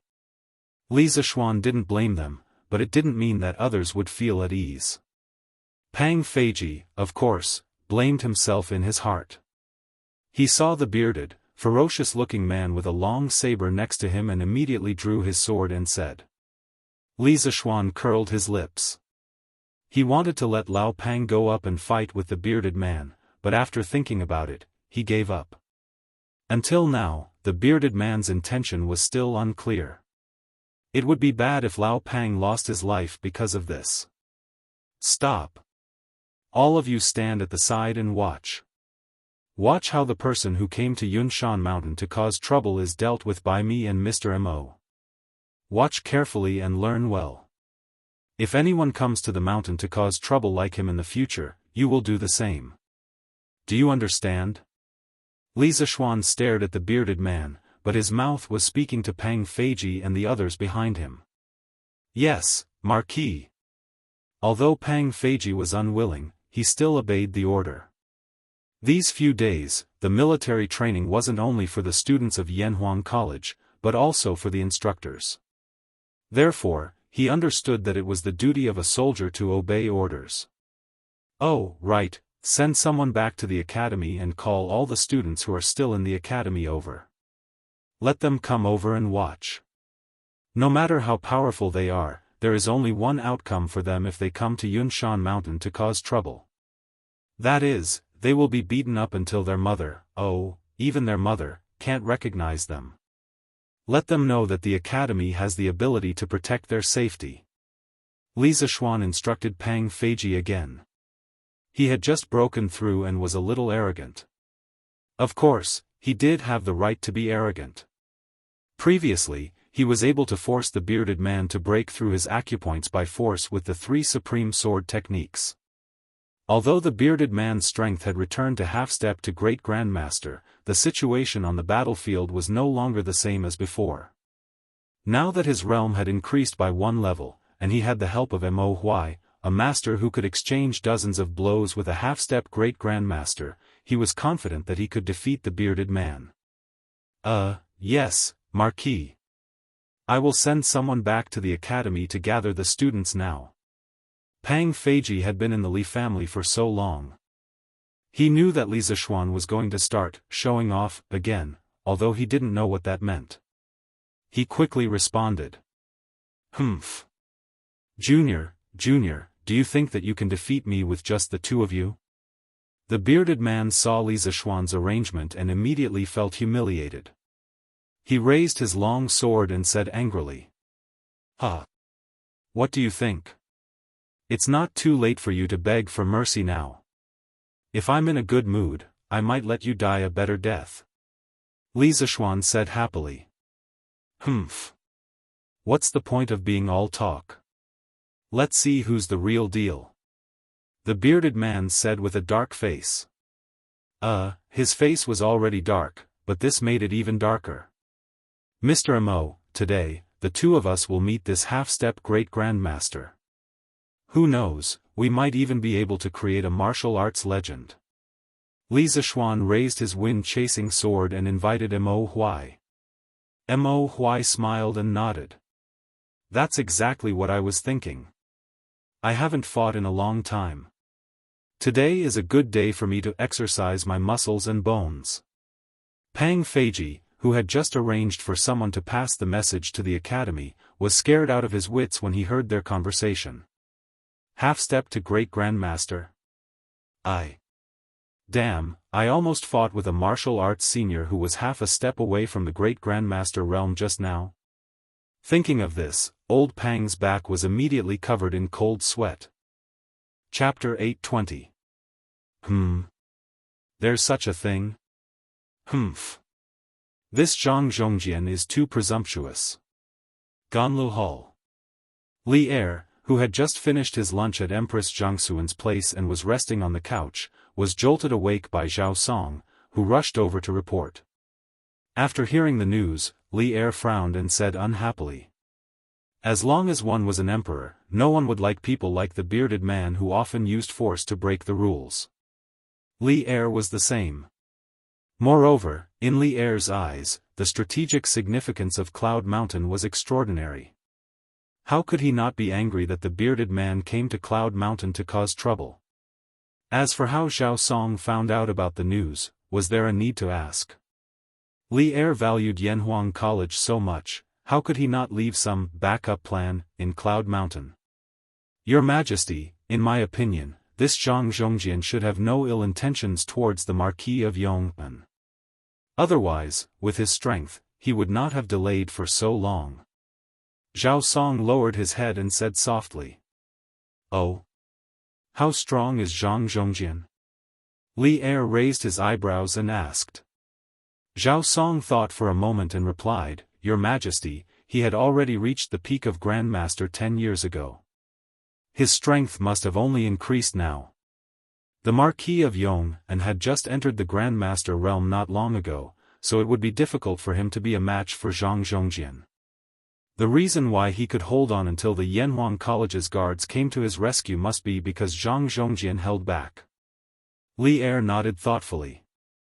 After a moment, he said, Go to the Duke Wei residence and tell this news to the medicine master. Let him deal with it. Zhao Song's eyes narrowed as he hurriedly bowed and replied, Yes, Your Majesty. Quick, go to the forest in the southeast. There's a show to watch. I wonder who's the one who dares to come to Cloud Mountain to cause trouble? You can't say that. Didn't you see the Academy's guards and the Yamacho's personal guards all moving out? This means that the person who came to cause trouble is very powerful. At 3:30 in the afternoon, an Academy guard rushed into the Academy and went straight to the student dormitory to inform the students of Li Zishuan's instructions. The students were excited to hear the news, and the entire dormitory area was in an uproar. On the other hand, Li Tai and Sun Zifen, who had just finished fetching water and were lying in the dormitory like two dead pigs, were dumbfounded. What is it?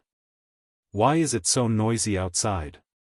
Li Tai, who wished he could spread all the meat on his body on the bed, heard the commotion outside. His body remained motionless, but his mouth muttered. It wasn't that he didn't want to move, but he was too tired to move. In the morning, he only needed to carry 2 more buckets of water, but Sun Zifen was too slow, so he shamelessly begged him to carry 2 more buckets. In this way, he had carried a total of 12 buckets. It was good enough that he was still breathing. From what they said, it seems that there is a commotion outside the academy, and it has something to do with the Yamacho. Qingke, should we go and take a look? Although Sun Zifen was also very tired, he was not as tired as Li Tai. Firstly, his physique was much better than Li Tai's, and secondly, he only carried 8 buckets of water in the morning. Therefore, this fellow still had the strength to stand up and open the door to look outside. I'm not going. What's there to look at? I want to rest. When Li Tai heard this, he refused without hesitation. Sun Zifen didn't persuade much. He went to the inner room to drink 2 mouthfuls of water and went out directly. After waiting for a long time, he didn't see him come back. Li Tai couldn't help but scold this guy for not being loyal. He said he would leave. Who knew that at this time, Sun Zifen actually came back? Humph. Why are you back again? Li Tai glanced sideways at Sun Zifen and snorted. In fact, the little fatty's mood was obviously much better after seeing Sun Zifen come back. What do you mean by back again? I didn't even leave, okay? Sun Zifen looked at Li Tai strangely and then said excitedly, Qingke, I just went out to ask an instructor for information. There is really a big commotion in the forest southeast of the academy right now. The Yamacho and Mr. Mo are working together to fight against a Jianghu master. Let's go and take a look. If we're late, we won't be able to see anything.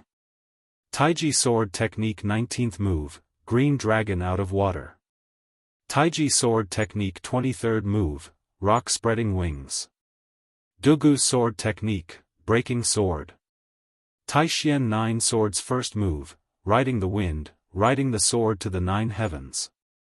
Mahist Sword Technique, Painting Border Mo's Ho. Mahist Sword Technique, Regular Mo's Ho. In the forest. Li Zishuan and Mo Huai were carrying out an all-round, firepower, suppression on the bearded man. He was mainly attacking while Mo Huai was defending. In the past, Moz had spent his entire life trying to stop wars between countries. His dream was to stop wars. Therefore, the Mahist sword technique that he created was mainly based on love and non-offense. Although its attack power was not outstanding, in terms of entanglement and harassment, there was absolutely no sword technique that could surpass it. Therefore, under Li Zishuan's entanglement, the bearded man was simply exhausted. Every time he made a move, he would be severely restricted, as if he was trapped in a swamp. This created an excellent space for Li Zishuan to attack. And Li Zishuan did not disappoint. The full attack version of Taiji sword combined with Taishian 9 swords and Dugu sword technique was frightening. Even he himself was not willing to face such an attack. In a short 15 minutes, the bearded man's clothes were torn with dozens of small holes of different sizes and shapes. There were also traces of blood on them.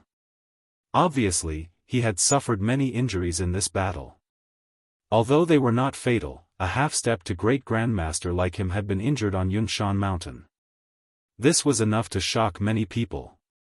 After all, in this era where great grandmasters were declining, a half-step to great grandmaster was already considered the top martial force in Jianghu. The shadow of the sword flew, and the light of the sword flashed. This was a feast for the eyes. At the same time, it was also an excellent learning opportunity for Pang Feiji and the rest. After all, the world was at peace now. Such a top martial force duel was really something that could only be encountered by chance. Stop, stop, stop. Li Zishuan, stop. I am Zhang Zhongjian. Today, I am only here to test your martial arts. You can stop now. No one would have thought that the previously majestic and insufferably arrogant bearded man would actually call for a stop at this moment. He even introduced himself and the purpose of his visit. No matter how one looked at it, it seemed as if he was admitting defeat. Zhang Zhongjian? Li Zishuan was still using his sword, but his mind was spinning rapidly. He felt that the name Zhang Zhongjian was very familiar. Fengchen 3 heroes, Zhang Zhongjian? While Li Zishuan was deep in thought, Mo Huai, who was beside him, stopped his sword and asked. Although the Mo family had been living in seclusion these years, they had always been paying attention to the major events in the world. Chapter 821. Yes, yes, yes, it's me. The bearded guest was on the verge of tears. To think that he, an expert of the 4 seas, the great island master, would actually be defeated in a small place like Cloud Mountain. Furthermore, he even took the initiative to admit defeat. If this happened 2 hours ago, he wouldn't have believed it even if he was beaten to death. However, he had no choice but to admit defeat. From the start of the battle until now, the more he fought, the more unbearable he felt. After all, the combination of Mo Huai and Li Zishuan, one defending and one attacking, was really a bit of a bug. He felt as if his hands and feet were tied up and he was at the mercy of others. The most frightening thing was that the more he fought, the more his vital energy depleted. On the other hand, Li Zishuan fought more ferociously as if the vital energy in his body would never dry up. It was really unimaginable. If this continued, he might really end up like what Li Zishuan said earlier. He would be beaten to the point where even his own mother wouldn't be able to recognize him. How could this be? As the island master of the 72 islands, Zhang Zhongjian also wanted his face, all right? Hence, he took the initiative to reveal his identity. Actually, the reason why Li Zishuan was getting more energetic the more he fought was mainly because of his previous breakthrough and enlightenment. More accurately, it was related to the heaven and earth spiritual energy that he had just captured. He had already named the unknown gas in his body as heaven and earth spiritual energy. Although he didn't know how to use heaven and earth spiritual energy, this thing in his body could make his limbs more flexible and full of energy. Furthermore, during the battle, every sword move he released would consume less vital energy than before. According to Li Zishuan's understanding, the so-called spiritual qi of heaven and earth was like the lubricating oil in a machine. With the lubricating oil, the friction between the various parts of the machine would be reduced. When the machine was operating, under the premise of doing the same work, the consumption of fuel would be less. Similarly, he was now in a very fuel-efficient state. His endurance time was longer than the bearded guest's. This could be considered his unique trump card. It was very difficult for others to reach his level of achievement. Because no one understood the chi of heaven and earth better than him, and no one was more scientific than him. At this moment, Li Zishuan, who was in the middle of the battle, couldn't help but be shocked when he heard the conversation between the two. Zhang Zhongjian, the curly-bearded guest. This legendary hero who had left his mark on the Great Tang's history had actually been defeated by him? Oh my god, why is this so unreal? Of course, Li Zishuan had heard of the bearded man's story in his previous life. There was even a period of time when he regarded him as his idol. After all, not only was this guy's martial arts extraordinary, he was also the first person to carry forward the pirate cause and make it the strongest. In the end, he became the king of the sea. What a carefree and unrestrained life. What a carefree life. Any man would be envious. And now, his former idol was actually beaten down by him. Li Zishuan found it hard to accept for a while. However, Li Zishuan was instantly enraged when he recalled the scene of the bearded man blocking his door. Humph. Testing his martial arts skills? Is it necessary to use the lives of my family to test my martial arts? The safety of his family was Li Zishuan's bottom line. No one could touch it, not even his idol. You. If I didn't say that, why would you try your best? If you didn't try your best, how could you have broken through to the middle stage of Grandmaster? Speaking of which, you should thank this old man properly. The curly-bearded man fumed and glared at Li Zishuan, making him sound like an ungrateful and heartless lover. In fact, the curly-bearded guest also felt that he had been wronged. Initially, he thought that he would lure Li Zishuan out for a duel and then use his superior martial arts skills to intimidate the latter. Then, he would casually give a few pointers. Li Zishuan would be so grateful that he would shed tears. Then, he would bring up the matter of the sea map. Wouldn't that be a sure thing? Who would have known that the final outcome would be like this? All the actors didn't follow the script. Ha! Even if I want to improve my martial arts skills, I don't want to use such a method. Li Zishuan didn't appreciate it at all. In the end, it was the curly-bearded guest who had blocked the door to start the duel and threatened his family's lives that had buried a thorn in his heart. If he didn't take the opportunity to remove it, it would be difficult to resolve the hatred in his heart. As soon as he finished speaking, the 30-second move of the Taiji sword technique, White Tiger grabs the tail, smashed fiercely toward the curly-bearded guest. Pfft! Kid, don't push your luck. Otherwise, don't blame this old man for being impolite. He was humiliated by a 14 or 15-year-old junior. It would be a lie if the curly-bearded guest said that he wasn't angry. However, when it came to fighting, was it really useful to be angry? He was just angry because he was powerless. Humph. So what if you're impolite? This old man will still hit you.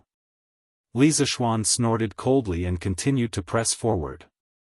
Seeing this, Mo Huai hurriedly used the Mahist sword technique and rejoined the battle. Wow! There really are martial artists who came to Cloud Mountain to cause trouble. Damn! Mr. Mo is actually a martial arts expert. This is unbelievable. Yeah. I didn't expect the usually gentle and weak Mr. Mo to be so powerful. Looks like I'll have to study hard in Mr. Mo's classes in the future. Otherwise, who would be able to withstand this attack? At this moment, the Yanhuang College students who were watching the show finally arrived. They couldn't help but exclaim when they saw the people flying up and down in the arena. Whether it was the students who knew martial arts or those who didn't, this was the first time they had seen such a top-notch martial arts duel. Therefore, most of them felt that it was very novel. I've heard that Yamacho was a martial arts expert before. Now that I've seen it with my own eyes, it's really amazing. Yeah. Look at that bearded guy. He's being beaten up so badly by Yamacho that he can't even tell north from south. Yamacho is mighty. Yamacho is mighty. Although many of the students didn't quite understand, they could still see that Li Zishuan had the upper hand. Therefore, they cheered in private. Huff! We're finally here. At this moment, Li Tai and Sun Zifan finally caught up with them. Perhaps because they ran too fast, the two of them were panting a little. Wow! Qingke, look! Mr. Mo and Yamacho are fighting together. This fight is so F***king exciting. Sun Zifan glanced at the situation in the arena and immediately tugged at Li Tai's sleeve and exclaimed. Gulp. Needless to say, Li Tai also noticed the three people fighting fiercely in the arena. Although he was a prince, this was the first time he had seen such a scene in the pugilistic world. In shock, he couldn't help but swallow a mouthful of saliva. So Xiao Xian. Yamacho is so powerful. Even Mr. Mo has such skills. Damn! What kind of academy did this prince enter? While the other students were exclaiming how mighty Li Zishuan was, Li Tai was lamenting how dark their future would be under the leadership of a great demon like Li Zishuan, Yamacho. Would they be like that big guy in the arena, beaten up so badly that they couldn't even tell north from south? Chapter 822. Kid, I'm still your elder. Is this how you treat your elders? On Cloud Mountain, the bearded man was in a sorry state as he struggled to deal with Li Zishuan's attacks. His aura was no longer as strong as before. On the other hand, Li Zishuan was panting, but his mental state was still very good. This made the bearded man a little confused. Ha! I don't have an elder like you, Li Zishuan said as he fought. In fact, the three of them no longer had the intention to fight to the death. After all, they had already spoken. The reason why they were still fighting now was mostly to vent their anger. Therefore, although the bearded man looked miserable, he wasn't seriously injured. Ow! Kid, don't hit people in the face. Don't go overboard. Li Zishuan's Taiji sword technique slashed at the bearded man's forehead. He flipped the blade and used the body of the sword to slap the bearded man's forehead. The latter's forehead immediately swelled up, looking as if it had grown a horn. The bearded man couldn't take it anymore. You went overboard first. If you didn't threaten me with my family's life, would I feel sorry for you? Moreover, Cloud Mountain is an important place of study in Yanhuang College. No one is allowed to cause trouble here, not even you. Li Zishuan replied coldly. The bearded man was flustered and exasperated. I just wanted to teach you martial arts. You really don't know how to appreciate my good intentions. If I really wanted to make things difficult for your family, would they have had the chance to leave just now? I was just joking with you earlier. Humph. You can't even joke. Take this. Li Zishuan snorted and threw out another sword move. Mo Huai sighed and stopped his actions. Firstly, this battle had been going on for almost an hour, and his inner force had long been exhausted. Secondly, he didn't need his help now. Li Zishuan alone could suppress the bearded man. As expected, the student has surpassed the master. Mo Huai stood at the side and lamented. While they were fighting fiercely, the academy guards, instructors, and students around them were also watching with great interest. Gui, so Marquis is actually so powerful. He can even fight with a martial arts expert who is half a step away from martial grandmaster. He's too powerful. Pang Feiji lamented. The two brothers, Mo Zhong and Mo Yun, looked at Li Zishuan with solemn expressions. At the same time, there was a trace of relief in the depths of their eyes. They recalled that when they had just arrived at the academy, they had even fought with Li Zishuan. Now that they thought about it, they were lucky, or else, Qingxiao, this bearded man doesn't look very powerful. He's being beaten by Yamacho alone. Sun Zifan looked at the situation on the field and said. Li Tai pursed his lips and said crossly, "What the hell do you know? Didn't you hear what the bearded man said? He was Zhang Zhongjian, one of the Feng Chen heroes. The one can be counted to 10 to be beaten one's beat. You actually said that he's not very powerful." Sun Zifen opened his mouth and said in surprise, "Feng Chen 3 heroes, Qingxiao, you're saying that that Yamacho is too powerful? He can actually beat." Li Tai nodded and said, "Yamacho is indeed powerful, but this will be troublesome. Zhang Zhongjian has a good relationship with Duke Wei and Anti-Hong Fu. Seeing this, they will definitely find trouble with Yamacho." Sun Zifen suddenly understood. "Oh, that's true. The 3 of them are the Feng Chen 3 heroes." Stop. Coincidentally, right at this moment, a tender voice came from outside the arena. Immediately after, the crowd felt a gust of wind blowing over their heads. Then, they saw a red shadow rushing towards Li Zishuan and the bearded man who were fighting in the arena. Just as Li Zishuan's sword was about to strike the bearded man's body, it suddenly slowed down. It was actually entangled by a section of the whip. Then, he felt someone come to his side. He turned his head and saw that it was a familiar person. After he married Han Yushi, he went to Duke Wei's mansion and saw her, Hong Funu. Anti-Hong Funu. Li Zishuan saw the anger in Hong Funu's eyes and couldn't help but turn his neck and greet her.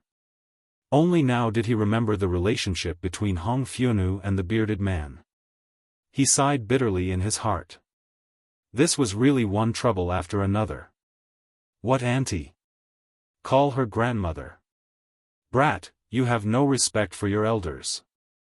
Hong Funu looked like a young girl in front of Li Jing, but once she came out, she was no different from an ordinary person. At this moment, she glared at Li Zishuan with a hint of anger in her voice.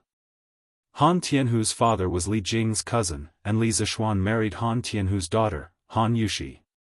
Logically speaking, he should call Hong Funu grandmother. Li Zishuan was dumbfounded at first.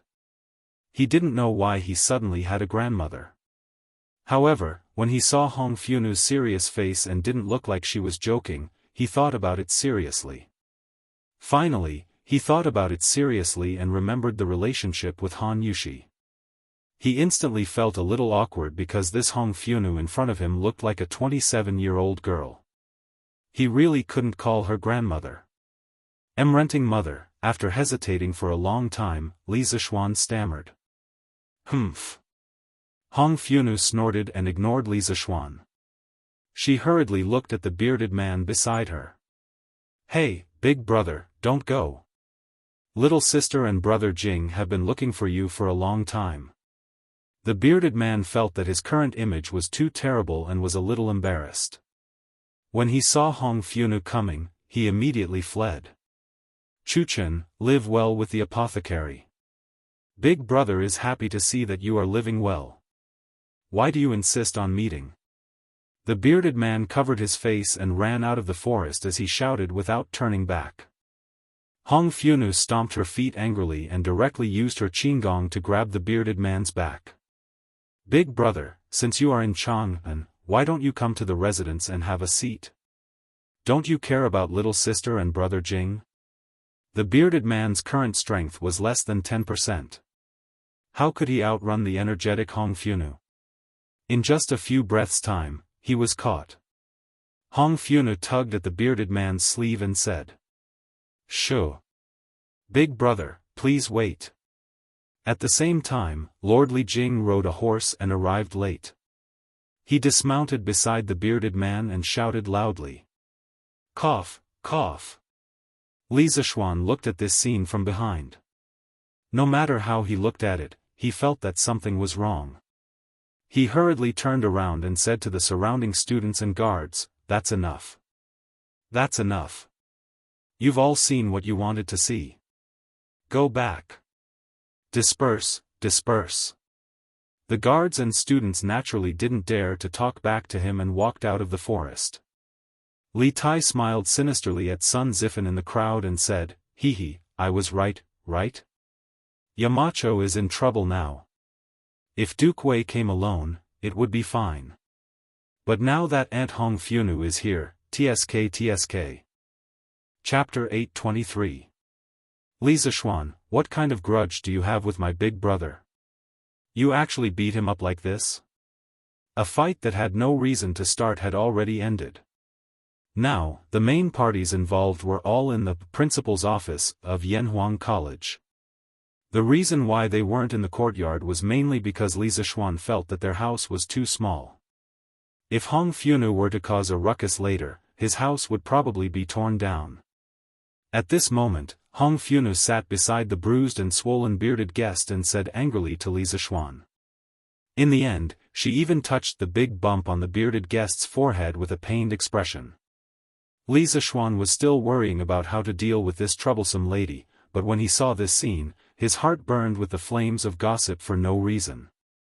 He couldn't help but glance at Li Jing beside him and vaguely felt that the latter's head was a little green. Auntie. Grandmother, this is, Chuchen, this isn't the Duke of Yong'an's fault. It's all a misunderstanding. Forget it. Let's go, don't disturb the Duke of Yong'an's work. Li Zishuan was about to explain when the bearded guest hurriedly said unnaturally. This was because he felt that it was a little embarrassing. This scene was just like when he fought with other kids when his parents went to their house to ask for an explanation. Humph. I can't just let it go like this. Big brother, you gave in to him and didn't want to hurt him. Instead, he repaid your kindness with enmity and beat you up so heavily. I must teach him a good lesson today. Hong Funu dragged the bearded guest who was about to get up back to the sofa and said unyieldingly. When she said that, the bearded guest was even more embarrassed. If there was a crack in the ground here, he really wanted to crawl into it. Because at the beginning, he did deliberately suppress his realm and gave in to Li Zishuan. However, he didn't expect Li Zishuan to be able to fuse 3 types of sword intent.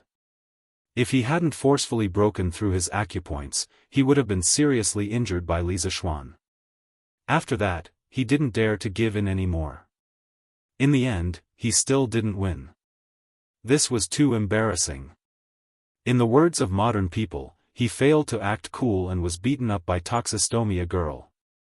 Don't forget it, Chuchen, this injury has nothing to do with the Duke of Yong'an. It's… Did that mean the Mo family's big son could beat him? I'm going to settle the score with him right now.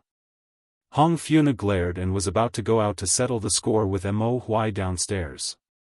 The corner of Li Zishuan's eyes twitched, and he couldn't help but observe a moment of silence for old man Mo. If Hong Funu really wanted to make a scene, there was nothing he could do.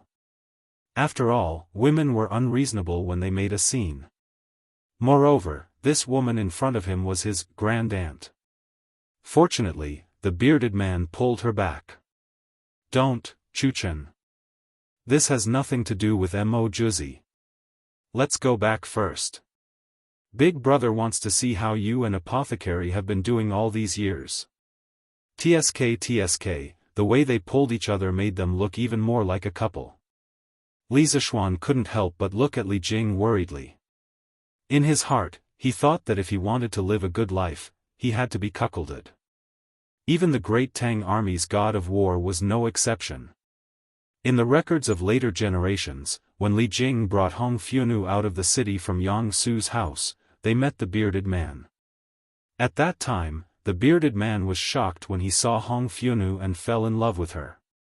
Later on, when he found out that Hong Funu was married to Li Jing, he could only become siblings with the two of them and give all his assets to Li Jing and his wife to help Li Shimin unify the world. He then left quietly. Sigh, I wonder if the actual situation is like this? Li Zishuan thought nosily in his heart. Cough cough. Alright, Chuchen, big brother is injured now. Let's quickly bring big brother back to recuperate. Let's not delay here. Li Jing, who had been silent for a long time, finally spoke. The bearded man heaved a sigh of relief and hurriedly said, Yes. Medicine master is right. Let's go out first. Although Hong Funu was unwilling, after thinking about it, she still obeyed and helped the bearded man up. She said, "All right. Big brother, let's go back to the residence. I will personally apply the medicine for you." After saying that, she glared at Li Zishuan and helped the bearded man out. Li Zishuan wiped the sweat off his forehead. He didn't know if it was because of his own dirty thoughts or because of something else, but when Hong Funu said that she would personally help him apply the medicine, it made some bad images appear in his heart. "Little Xian, I have understood the cause of the matter. My big brother is used to being free on the sea. Just now when he was here, he offended you. I apologize on his behalf." And Hong Funu's attitude just now. When Li Jing saw that Hong Funu had left with the bearded man, he came to Li Zishuan and said. Li Zishuan hurriedly waved his hand and said, "Uncle Li, granduncle, please don't say that. I know that grandmother doesn't have any ill intentions." To be honest, Li Zishuan wasn't used to calling Li Jing and Hong Funu granduncle and grandmother. But what could he do? Seniority was there to control it. That was how helpless he was. In his previous life, he had seen a young man in his 20s or 30s call a child of a few years old grandfather. China was a country that emphasized clan and seniority. It had been so since ancient times. Hong Funu was just joking with you just now. You can address me like how you address Jijia and the rest. We will talk about seniority on our own terms. Seeing that Li Zishuan's expression was very unnatural, Li Jing understood after thinking for a while. He stroked his beard and laughed. "All right, I will go back first. Don't take today's matter to heart. Big brother might have done things the wrong way, but he didn't have any ill intentions." Li Zishuan nodded and said, "Yes, Uncle Li, take care." Li Jing and Hong Funu came to pick them up. There was no reason for him to not let them go. His relationship with Li Jing's family had always been good. There was no reason for them to become enemies because of this. Besides, other than the cheap mouth of the curly-bearded guest, everything else was fine. No matter whether he admitted it or not, the reason why he could break through today had a lot to do with the curly-bearded guest. Li Jing smiled with relief and turned to leave. Li Zishuan looked at Li Jing's back. In his heart, he was still wondering if Great Tang's god of war had been cuckolded. Yamacho, the academy's dormitory manager, just said that His Highness King Wei had already finished carrying 20 buckets of water in the morning. Just as Li Zishuan was thinking, Mo Zhong came in from outside and bowed. When Li Zishuan heard this, he just remembered that there was such a thing. He straightened his body and said in surprise, "So fast? Did Qin Ke ask his guards for help?" "No, but I heard from the dormitory manager that Sun Zifen helped His Highness King Wei carry 8 buckets. Mo Zhong hurriedly replied. If it were someone else, they might hesitate to tell Li Zishuan the truth. After all, Li Tai was the emperor's most favored prince. However, Mo Zhong did not have such worries. He had been in the Mo family for many years. How could he have such thoughts? Sun Zifen? When Li Zishuan heard this, he could not help but laugh. All right. He passed. Those two poor unlucky bastards. Chapter 824. After dealing with the bearded guest, Li Zishuan went home and planned to take an afternoon nap. However, he suddenly thought of something and couldn't fall asleep no matter what. What was the bearded guest's purpose in coming to Cloud Mountain? Li Zishuan wouldn't believe that this old fellow was here to give him pointers on martial arts and help him break through. There was no such thing as love for no reason in this world. Moreover, from what Li Jing said, the bearded guest had always been active overseas. Why did he suddenly come to Chang'an? Could it be that he came back with the imperial court's fleet? But that didn't make sense. He was a pirate leader. Why would he mix with the imperial court's army? Wasn't he walking right into a trap? Li Zishuan suddenly felt a headache coming on at the thought of this. Hubby, you're not asleep yet? At some point, Han Yushi walked in from outside. As the future matriarch of this family, she wouldn't sleep in at this hour. Yes, there are some questions that I can't figure out. Wife, come and talk to your husband for a while. Since he couldn't figure it out, Li Zishuan simply sat up from the bed and said to Han Yushi. Han Yushi smiled, walked to the bedside, and sat down. She said, hubby, what can't you figure out? Sigh, I'm thinking about what Zhang Zhongjian's intentions are in coming to Cloud Mountain today. I was only focused on beating him up earlier. When I wanted to ask him, Auntie Hong Fu came over again. Li Zishuan hugged his wife's slender waist and said regretfully. Pfft. Han Yushi couldn't help but cover her mouth and laugh. She said, I met Auntie Hong Fu at the entrance of the academy earlier. She looked very angry and said a lot of bad things about hubby to me. Li Zishuan touched his nose embarrassedly and said speechlessly, you can't blame me for this. If you want to blame someone, blame the bearded guest for being too barbaric. Can't he just talk nicely? Han Yushi calmed herself down before getting to the point. I've heard of that senior. He was sworn brothers with granduncle and grandaunt a few years ago. After that, he went to the sea to roam freely. I heard that although he's a ferocious person, he's very principled in his dealings. He only snatches merchant ships from other countries at sea. Not only does he not snatch merchant ships from our great Tang, he even helps us when we're in danger. Such a person is definitely not an evil person. Since he came to Cloud Mountain to look for you today, he must have a serious matter. As for what it is, he did not have the time to say it. He will definitely come again in the future. You will know his purpose when he comes. Why do you need to think about it? Li Zishuan thought about it seriously, then nodded and said, yes, what my wife said makes sense. She is the female Zhuge of the present age. Han Yushi said angrily, husband, you're talking nonsense again. I'm just a bystander. Ha ha ha. Li Zishuan had planned to go to the workshop in the afternoon to teach Faubert and the others the next step of the rubber regeneration and molding process. However, such a big thing happened at the last minute, and the original plan was definitely ruined. He ordered someone to pass a message to the workshop to let Faubert and the others continue to refine the rubber latex in the workshop warehouse. Li Zishuan stayed in the courtyard to consolidate his martial arts realm.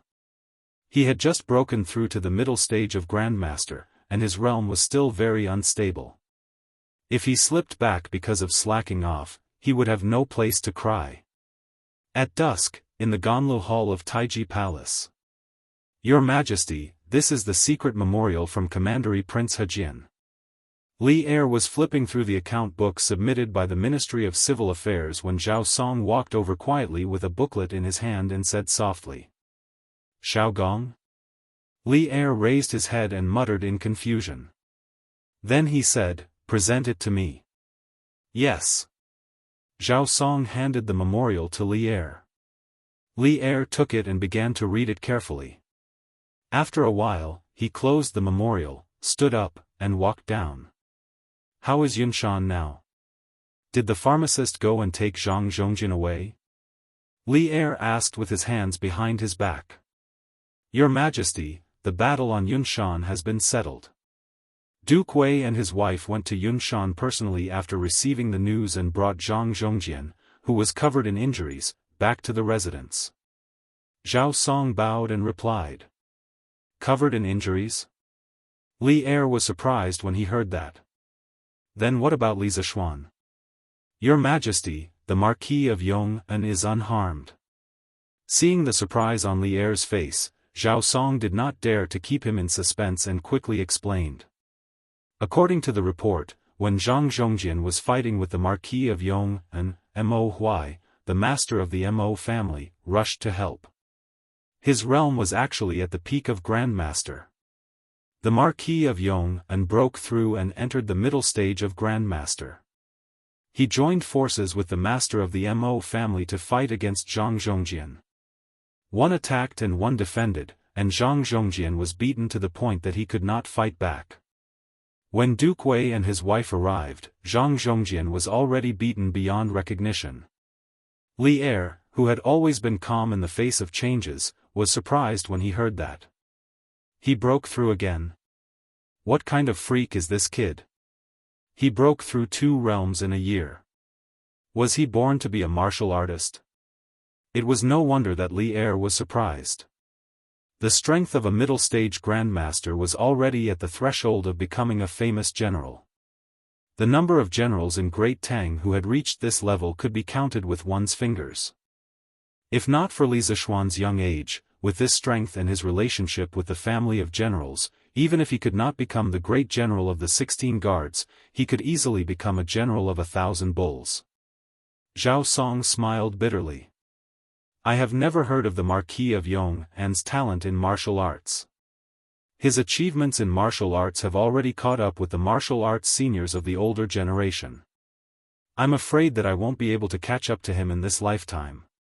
Li Er pinched his chin and said happily, I wonder why Mount Longhu did not force this kid to stay. This way, the imperial court will have another young talent.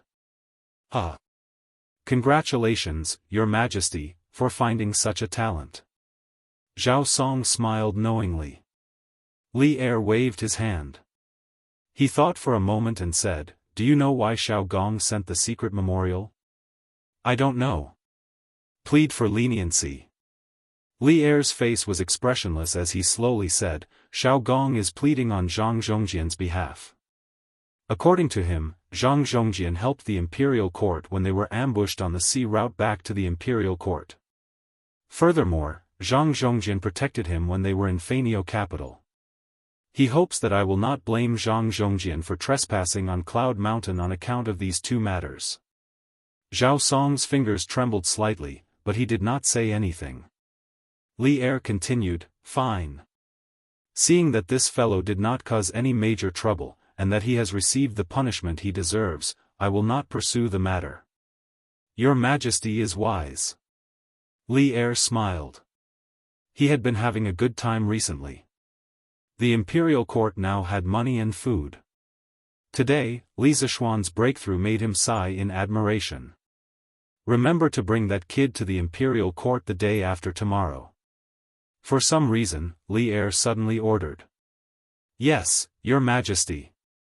Chapter 825. The Battle of the Pinnacle on Cloud Mountain only caused a stir in a small area, and not many people knew about it. For the ordinary people, martial arts were too far away from them. What they cared about on a daily basis was clothing, food, shelter, and transportation. Zuaxian restaurant was the food vein of the entire Chang'an city.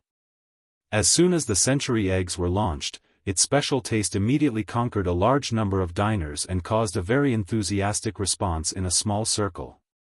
The next day, as expected, there was an advertisement about century eggs on Datong Daily. The words, fresh taste, refreshing feeling, and fragrant but not greasy, refreshing the mind, made many people curious about this new food. Coupled with the word of mouth of those who ate century eggs at Zuaxian restaurant yesterday, the sales volume of century eggs exploded directly on the second day of the market. At noon, the small window of Zuaxian restaurant, which specialized in century eggs and soaring prosperity, had already sold more than 2,000 century eggs. It was only a little more than 2 hours after the opening of the Western market. Not to mention that Zuaxian restaurant also sold a lot of century eggs, such as century egg tofu, century egg and lean meat porridge. Hey! It seems that the consumption power of the people is indeed huge.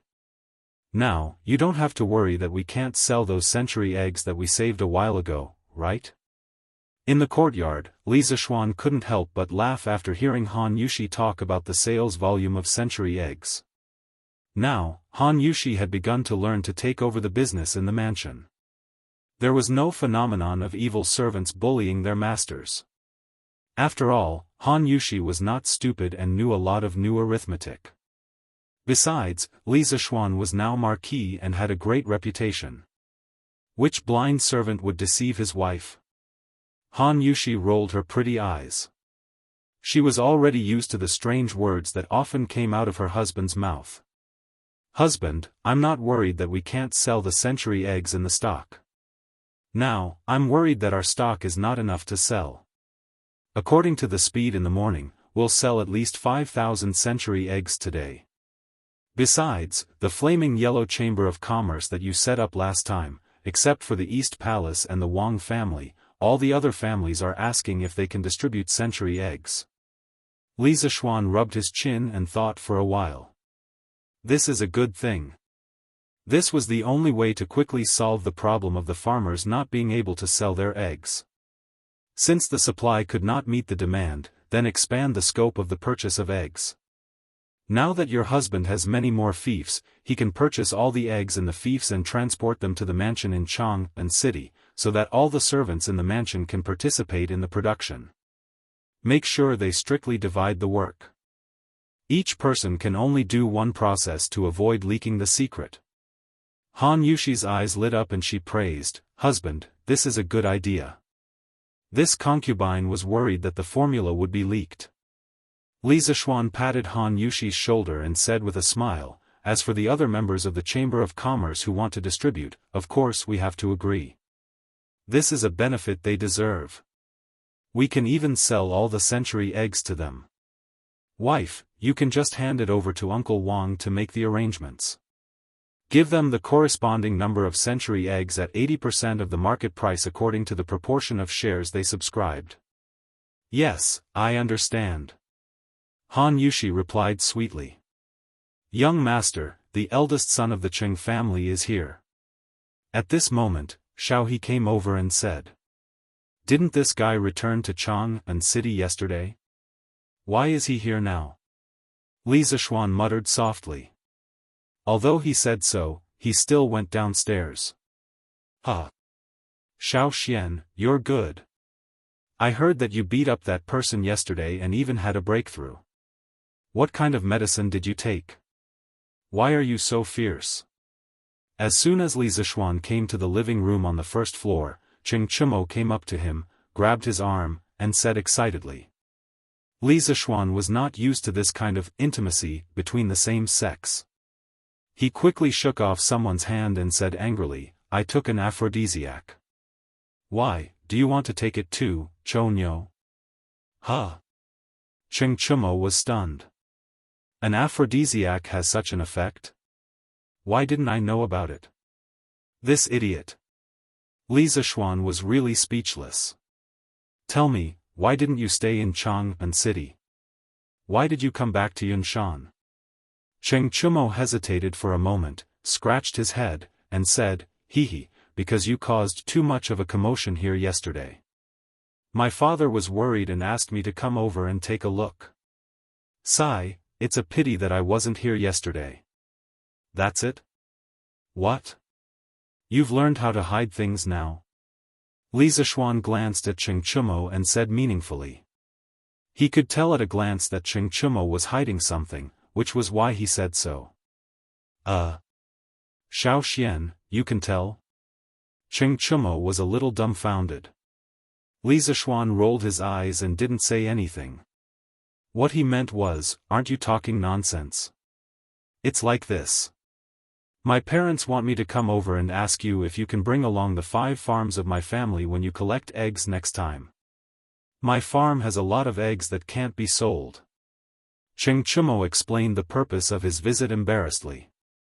Li Zishuan came to a sudden realization. Back when he had been promoting the idea of raising chickens, the Qing family had been his staunchest supporters. As a result, they had raised the most chickens among the court officials. No wonder there had been a situation where they couldn't sell their eggs. "That's it? No problem, but it's too troublesome. Moreover, I have limited manpower here. Why don't I teach you the method of making century eggs? Your family will provide the manpower, material, and financial resources. Just don't spread the recipe." Li Zishuan thought about it and decided to rope the Qing family in. The Qing family had always been his staunchest ally. This could be considered as a form of repayment. Secondly, he did have limited manpower. The 2 farms under him had more than 100,000 chickens. There were also other farms in the new fief. It was even more difficult to get all the chickens. Therefore, he might as well rope in the Cheng family, who had a large business, as well. No, no. My father said that we can't take advantage of you. Because of this, my father scolded my mother. Cheng Chumo was shocked at first. Then, he shook his head repeatedly. Li Zishuan didn't want to ask about his family matters. He said directly, if I say it's okay, it's okay. It won't make much money. Moreover, I really don't have enough manpower here. Later, you can ask the housekeeper of the Cheng family to come to my house to learn what assembly line work is. This can prevent the recipe from being learned by others. Seeing that Li Zishuan was determined, Cheng Chumo could only agree gratefully. Although this brother of his liked to trick him sometimes, he was still very loyal at critical times. Right, Xiao Xian, when will you help me to improve my realm? If I don't break through soon, my father will kill me. Chapter 826. Do you think that raising your cultivation base is as easy as growing cabbages, cabbage? In the Yunshan villa, Li Zishuan rolled his eyes and said angrily after hearing Cheng Chumo's unreasonable request. Cheng Chumo grinned and said matter-of-factly, Hey, it's not the same for others, but for you, isn't it as easy as growing cabbages? You were at the peak of qi refining at the beginning of the year, and now you're at the middle stage of Grand Master. Even cabbages aren't as fast as you. Li Zishuan was speechless. The reason why he was able to break through 2 realms in a year, other than the constant life and death crises, was because of his special experiences and unique understanding of martial arts. This was also the reason why his martial arts improved so quickly. In other words, his fast breakthrough speed could not be replicated by others, because there could not be a second-time traveler in the world, and everyone's martial arts were different.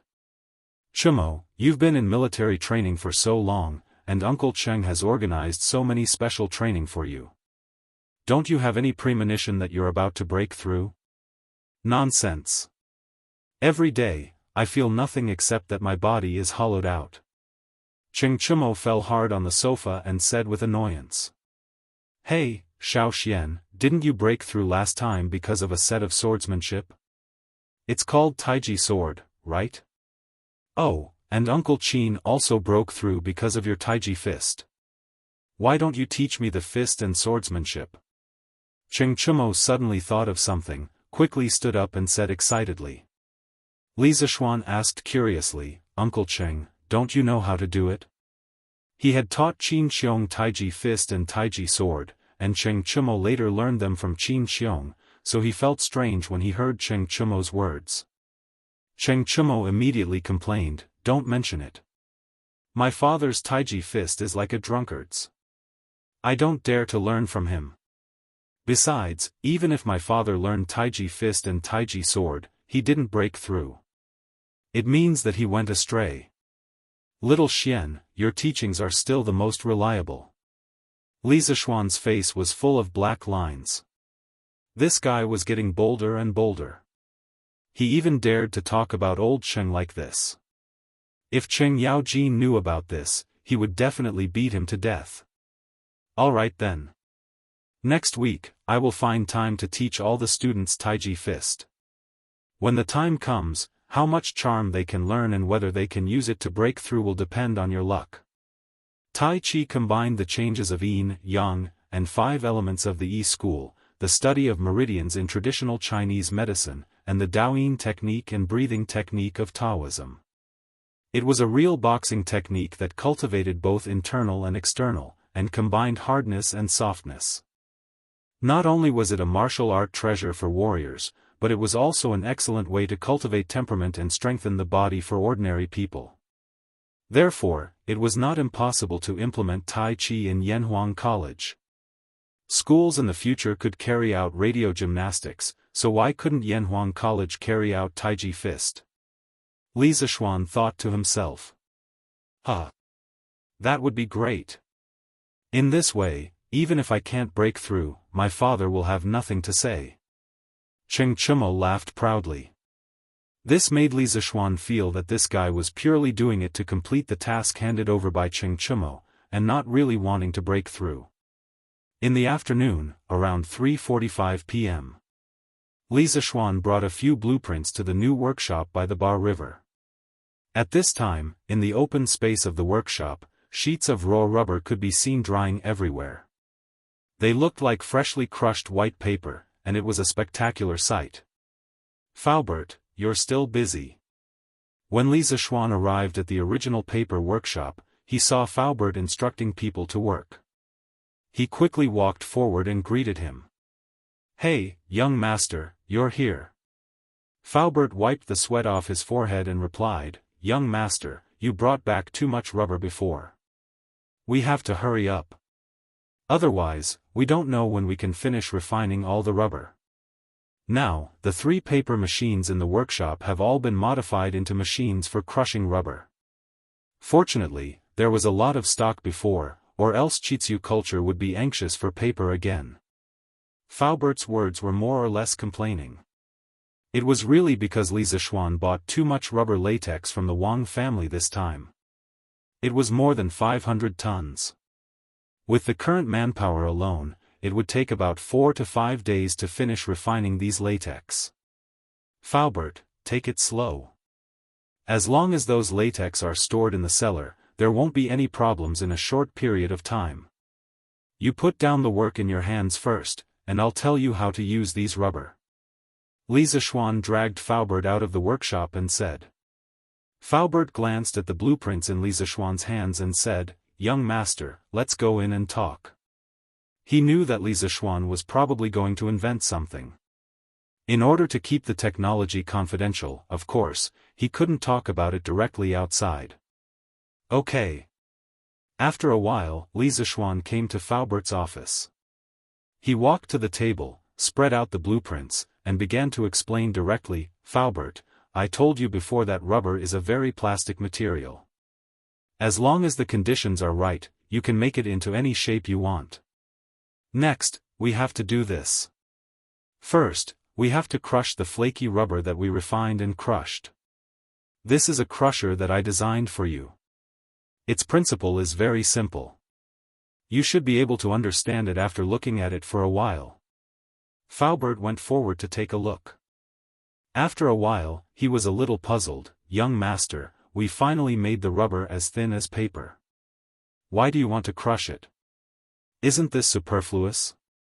Li Zishuan heard this and laughed. "Faubert, this isn't superfluous.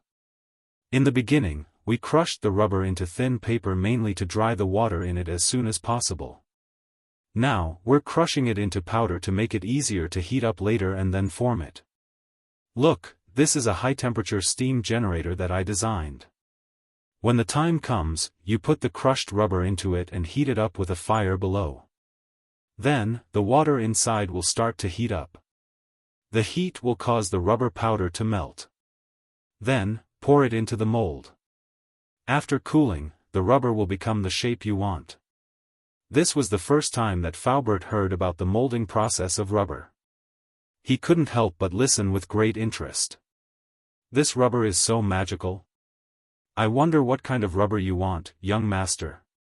Li Zishuan chuckled and took out 2 blueprints from his sleeve.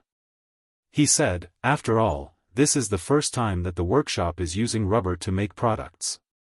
Let's do something simple first. Faubert, get someone to make the mold according to this blueprint.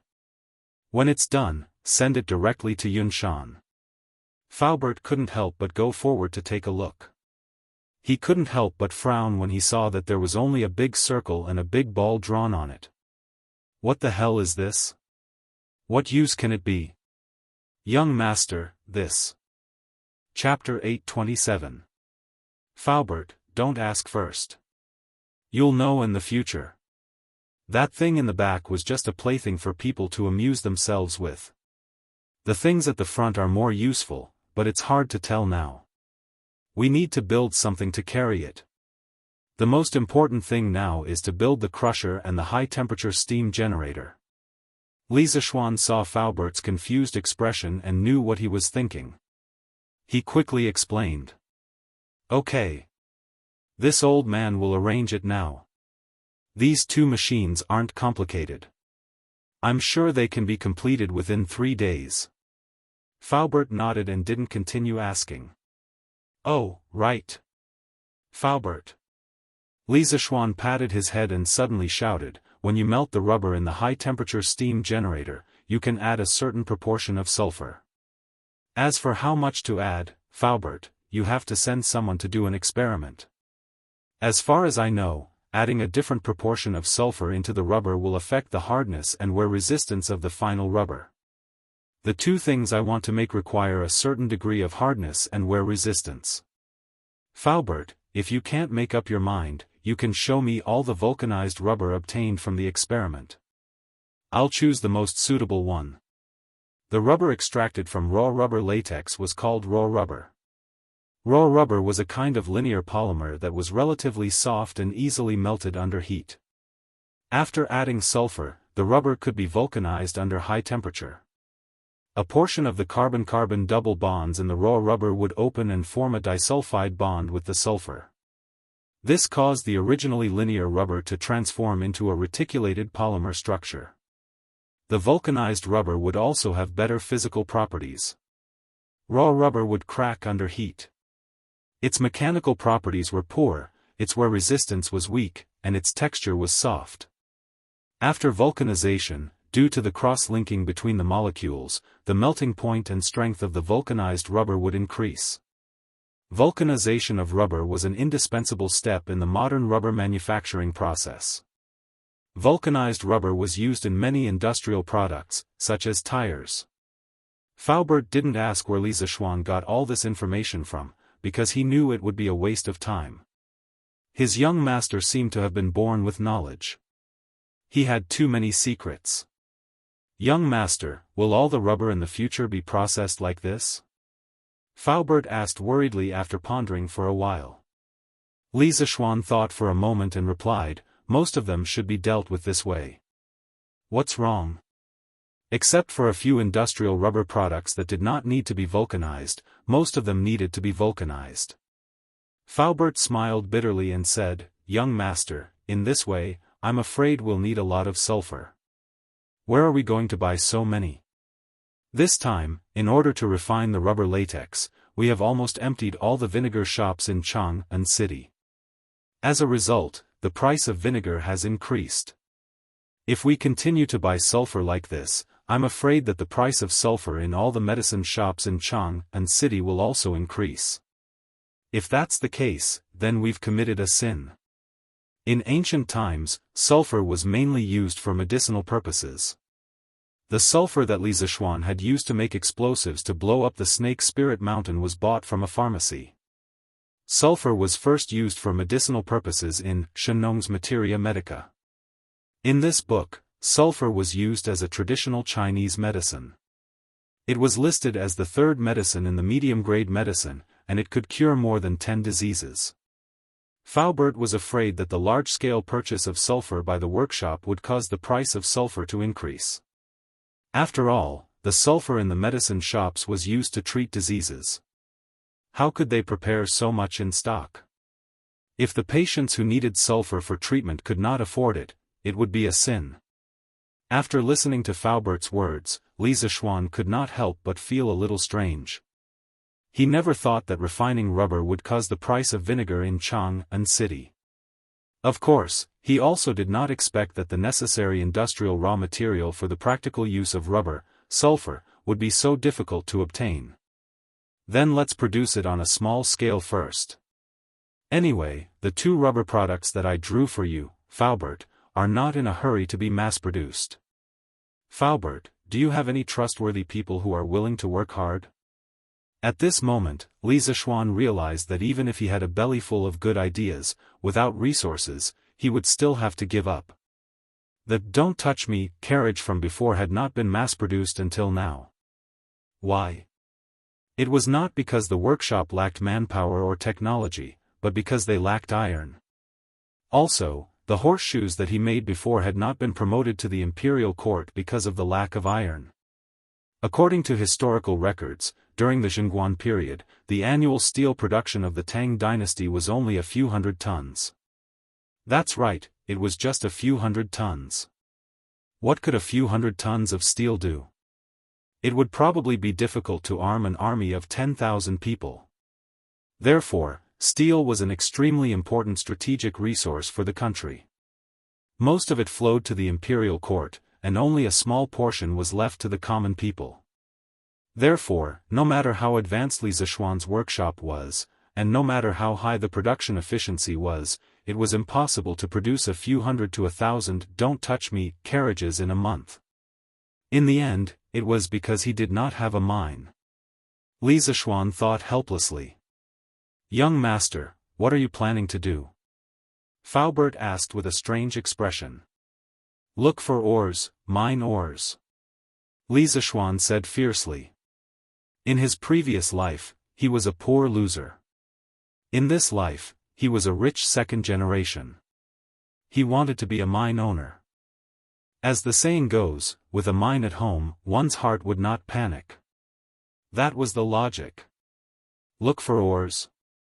Faubert muttered, and then asked, "Young master, the world is so big, where should we look for ores? Even the most hard-working people would not be able to bear it." Li Zishuan's expression had returned to normal. He smiled and said, "This is not a big problem.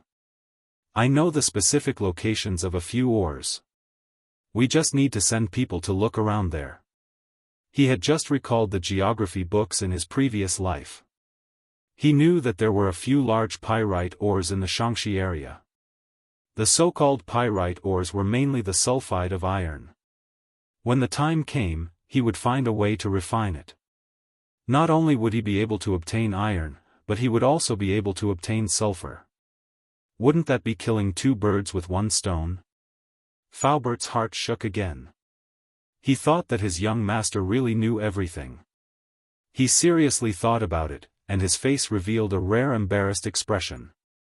He said, "Young master wants to find someone to help find ores. This old man would like to recommend someone." "Oh? Faubert, quickly say it." Faubert coughed twice and said, "Cough cough. Young master, this old man has a nephew called Fubin. His parents passed away early, and this old man raised him. This child. Although he is usually a little playful, as long as it is a serious matter, he will definitely treat it seriously. Young master, if... That's fine. Tomorrow afternoon, Faubert, bring that kid to Yunshan to find me. I will also tell him the general location of these ores." Without waiting for Faubert to finish, Li Zishuan directly interrupted with a smile. Faubert said in surprise, "Young master, this. No need to say more. Faubert, I still trust the person recommended by you." "Oh, right, Faubert, if you have a way to directly buy the sulfur ores in other people's hands, as long as the price is not too outrageous, just tell me. I will buy it." Chapter 828. After confirming the candidates for the mine exploration, Li Zishuan suddenly thought of two new things. Thus, he walked to the side of the table, picked up a brush, and quickly drew a simple blueprint. He said, "Uncle Fu, I have two more things here. When the time comes, please help me get them out. The first one is to use latex as a pillow. Make a mold like this first, then directly inject latex into it, then heat it up in a high-temperature steam generator, pull it out and wash it. And this guy wants to make a latex pillow. After all, the reason he came to this world was to improve his living conditions. Now that he has the materials and technology, how can he not make something good for himself to enjoy? The pillows of the ancient people, at the beginning, were made with stones and bundles of grass. Bamboo pillows and rattan pillows appeared in the spring and autumn period, and in the Qin and Han dynasties, people started to use soft pillows like silk pillows. The Tang dynasty was a bit more ruthless. Porcelain pillows were popular in this era. That's right, made with porcelain. It was really hard. Although there were many different types of porcelain pillows, child-shaped, tiger-shaped, dragon-shaped, etc. And they looked good. They were obviously not Li Zishuan's cup of tea. The pillows on his bed had already been replaced with cotton pillows. But cotton pillows were definitely not as comfortable as natural latex pillows. Pillows? When Faubert heard this, he couldn't help but frown. He knew that the rubber in the workshop was brought back from Nanyang by the Wang family. It was very precious, but Li Zishuan used his position to abuse his position for personal gain. This made him want to criticize him. But he just recommended his nephew to Li Zishuan. How could he have the nerve to speak now? So he could only reply, "Okay. Young master, how many do you want to make?" Li Zishuan thought for a while and said, 5. "Oh, no, make 8 first. One of them is slightly smaller, it's for Lan Air." Counting the number of people, his father, mother, wife, sister, Xiao He, Xiao Shi, and his father-in-law, wouldn't there be 8 of them in total? As for his brother-in-law, this brat had thick skin and flesh, and most of the time, he lived in the dormitory. Iron Egg fainted from crying in the toilet. "All right, I'll remember that. What is the other thing that young master mentioned?" Faubert made a mental note and asked. "There's one more thing. Its structure is relatively simple, so I won't draw a blueprint for you. Do you still remember the thin tube I used for Uncle Chin's blood transfusion? This time, I want to use rubber to make a batch of these thin tubes in case of emergency." There were many uses for rubber. In Li Zishuan's future industrial empire, rubber was absolutely indispensable. Things like latex tubes were also easy to make. Most importantly, it could save lives during critical moments. Li Zishuan didn't mind making a batch of them. What if they came in handy in the future? Faubert's eyes lit up when he heard that. "Young master, if this rubber is really as soft and elastic as you said, then it's very suitable to be used as a blood transfusion tube." Of course. These were all experiences from his previous life.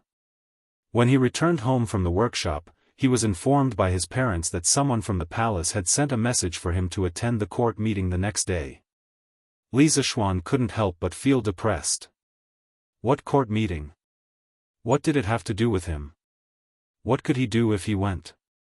Well, he definitely couldn't stay in Yunshan tonight. Under the urging of his parents, Li Zishuan and Han Yushi simply packed up and went back to Chang'an in the horse carriage. Lan the little cutie, was used to living in the modern-style house in Yunshan. Of course, she was unwilling to go back to Chang'an. His parents had no choice but to stay behind to take care of the little girl. Of course, to be honest, the living environment in Yunshan was really better than in Chang'an city.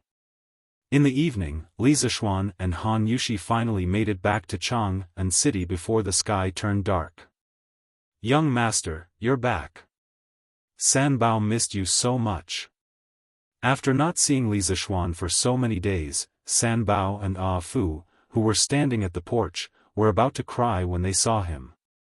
The entire Li family moved to Yunshan. Other than Xiao He and Xiao Shi, they didn't bring any other servants. The main reason was that when the Yunshan residence was initially designed, it was only designed as a mini manor. Sanbao and the rest wouldn't have a place to stay even if they went there. They couldn't possibly stay with the owner like Xiao He and Xiao Shi, right? Speaking of which, Pang Feiji and the rest were still living in the academy. It seemed like he had to get the academy's construction team to expand the Yunshan residence. He could even soak in the hot spring there during winter. "Go away. You're not a young lady. Why are you thinking of me?" Li Zishuan stopped Sanbao, who was about to pounce on him, and said angrily. "Io." However, it was this somewhat inappropriate words that provoked the beautiful lady beside him. "Husband, what nonsense are you talking about?" Nothing, nothing. Sanbao, ask the kitchen to boil some hot water. I'll take a bath first and ask Aunt Zhao to start cooking while I'm at it." Li Zishuan laughed and then led his wife into the residence. I'll go now. "Young master, young mistress, please wait for a moment." Sanbao answered with a grin and then ran off into the distance. Hee, let's go, my wife. Let's go back to the room and take a bath together later. Seeing that the servants were happy for a while and then went back to their own things, Li Zishuan suddenly leaned over to Han Yushi's ear and laughed mischievously. Stinky husband, you're being indecent again. Han Yushi's ears immediately turned red. Hee, we're already an old couple. My wife, why are you still shy? Li Zishuan said shamelessly. Speaking of which, it wasn't the first time that the two of them had taken a bath together under his urging. The next day, after the bell and drum had been struck 4 times, the Li residence was already lit up. The servants were busy lighting the fire and boiling water, preparing to wash their master and make breakfast. The coachman washed Big White clean and prepared a saddle. Li Zishuan was going to ride a horse for today's court assembly. There was no reason for him to take a carriage. Big White, who understood human nature, seemed to know that it was about to be put to good use. It shook its head excitedly and snorted. The Li residence's personal guards were still serving as instructors at Yun Mountain. However, Pang Feiji, the head of the personal guards, personally brought 2 people back before the city gates closed after receiving the news yesterday evening. Li Zishuan in the west courtyard finally got out of bed after Han Yushi's repeated urging. After putting on his court attire, he hastily washed up and drank some porridge. Li Zishuan rode on Big White and brought Brother Chicken out of the residence, heading towards the imperial palace in the north. Sigh, being a civil servant is really tough. I have to go to work so early in the morning. Looking at the deserted streets, Li Zishuan once again lamented about the ridiculous morning court assembly system. Until now, this fellow still didn't understand why Li Er had called him over today. Chapter 829. In the Tang dynasty, there was a morning court held every day. It was called Changshen. According to the system, every civil and military official in the capital had already reached the 9th rank. Every morning, they would be Wang Chaoshen. The 5th rank had already reached the consecrated officer, Yuan Wai Lang, imperial censor, and Taichang doctor, and they would be Changshen. Normally, there was no need for a ceremonial procession, nor was there any extravagance. It was a real administrative day. The participants were called regular staff officers. There were few of them, but their ranks were high. They were all above rank 5 and held important positions. In addition to the daily reference, there was also the annual reference, which was on the 1st and 15th of every month. On the 1st and 15th of every month, there would be candles, banquets, incense burners, and other ceremonial rites. Under the leadership of the imperial censor, the officials would take their positions in the hall according to their ranks. The emperor would sit on the throne as soon as he appeared, and the officials would sing praises before bowing to him. The grandest was the imperial court assembly held on the Lantern Festival and the Winter Solstice Festival. It required a grand display, a display of the palace and the drums, and a display of carriages and imperial carriages. At that time, the emperor would wear a ceremonial crown, the winter solstice dress reaching heaven crown and crimson gauze robe, the imperial carriage would be set out, the imperial bodyguards would be as usual. He would receive the congratulations of the officials and guests attending the imperial court assembly. What Li Zishuan was going to attend today, strictly speaking, was not called the imperial court meeting. It was called the Lunar Palace meeting because today was not the Lantern Festival, nor was it the winter solstice. Today happened to be the 15th of October. Entering the imperial city, he saw that there was already a crowd at the bottom of the stairs of the Taiji Palace. Officials dressed in court attire of various colors were chatting in groups of 3 to 5. They were talking and laughing, looking very amiable. However, it was hard to say whether or not there was a knife hidden in his smile. In addition to the courtiers that Li Zishuan often saw in the past, he also saw a group of unexpected people today. A group of brown-skinned people. Aren't they the emissaries from the Southeast Asian countries who came back with Li Shaogong last time? Hey! You're finally here. Out of everyone in the imperial court, you're probably the one who hates attending the imperial court the most. While Li Zishuan was still in a daze, Li Shaogong walked over from the side and pointed at Li Zishuan with a smile. Your Highness. Li Zishuan came back to his senses and said awkwardly, "What are you talking about? I have always been very willing to participate in the morning court. It's just that the academy is usually too busy." "Hey, you brat!" Li Shaogong said with a faint smile, "Do you think this king doesn't know you? Before you say that, you better wipe the boogers off the corners of your eyes before you speak." When Li Zishuan heard this, he subconsciously rubbed the corners of his eyes, but, sigh. "Your Highness, you also have boogers at the corners of your eyes." Li Zishuan pointed at Li Xiaogong's face and shouted in all seriousness. He really didn't expect that he, a transmigrator, would be tricked by Li Xiaogong, a person from ancient times. Li Xiaogong did not fall for it at all. He laughed loudly and said, "Haha. Interesting. You're really interesting. Alright, I won't joke with you anymore. I heard that you broke through again the day before yesterday. Not bad, not bad.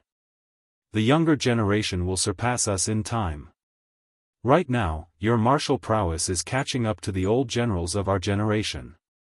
I reckon that even this king is no match for you now." Li Zishuan smiled and said, "Your Highness has been through hundreds of battles. I am no match for you." He. Li Shaogong smiled but didn't deny it. "Your Highness, today's court session should be mainly for the envoys from the various countries, right?" Li Zishuan glanced at the Southeast Asian envoys in front of him and asked Li Shaogong. It should be. Since the founding of the Great Tang, it's rare to see so many envoys from so many countries. Logically speaking, today's court session should be mainly for these envoys to present their tributes." Li Shaogong stroked his beard and smiled. "Oh, that's good then." Li Zishuan sighed in relief. As long as they weren't looking for trouble with him, it was fine. The time has come. All civil and military officials, enter the court for an audience. As the two spoke, a eunuch walked out of Taiji Palace and shouted in a shrill voice. The officials immediately fell silent. They stood in line, lowered their heads, and walked up the stairs into Taiji Palace. After the courteous formalities, the court session finally began. "Your Majesty, the fleet has not only brought back abundant resources for the imperial court, but also the friendship of the Southeast Asian countries toward our Great Tang. These envoys have brought various gifts to your Majesty, and they hope that they can present them to your Majesty today to continue the friendship between their countries and the Great Tang." Cui Shanfu had been in the imperial court for so many years, and for the first time, he was the first to speak at the court session. Li Er was elated to hear this. Good. The various envoys have traveled thousands of li to the Great Tang. Not only are they tired from the journey, they have also brought gifts for us. We are gratified. Beloved official Cui, make a record and return the gifts one by one. Cui Shanfu bowed and said, "This subject obeys the decree."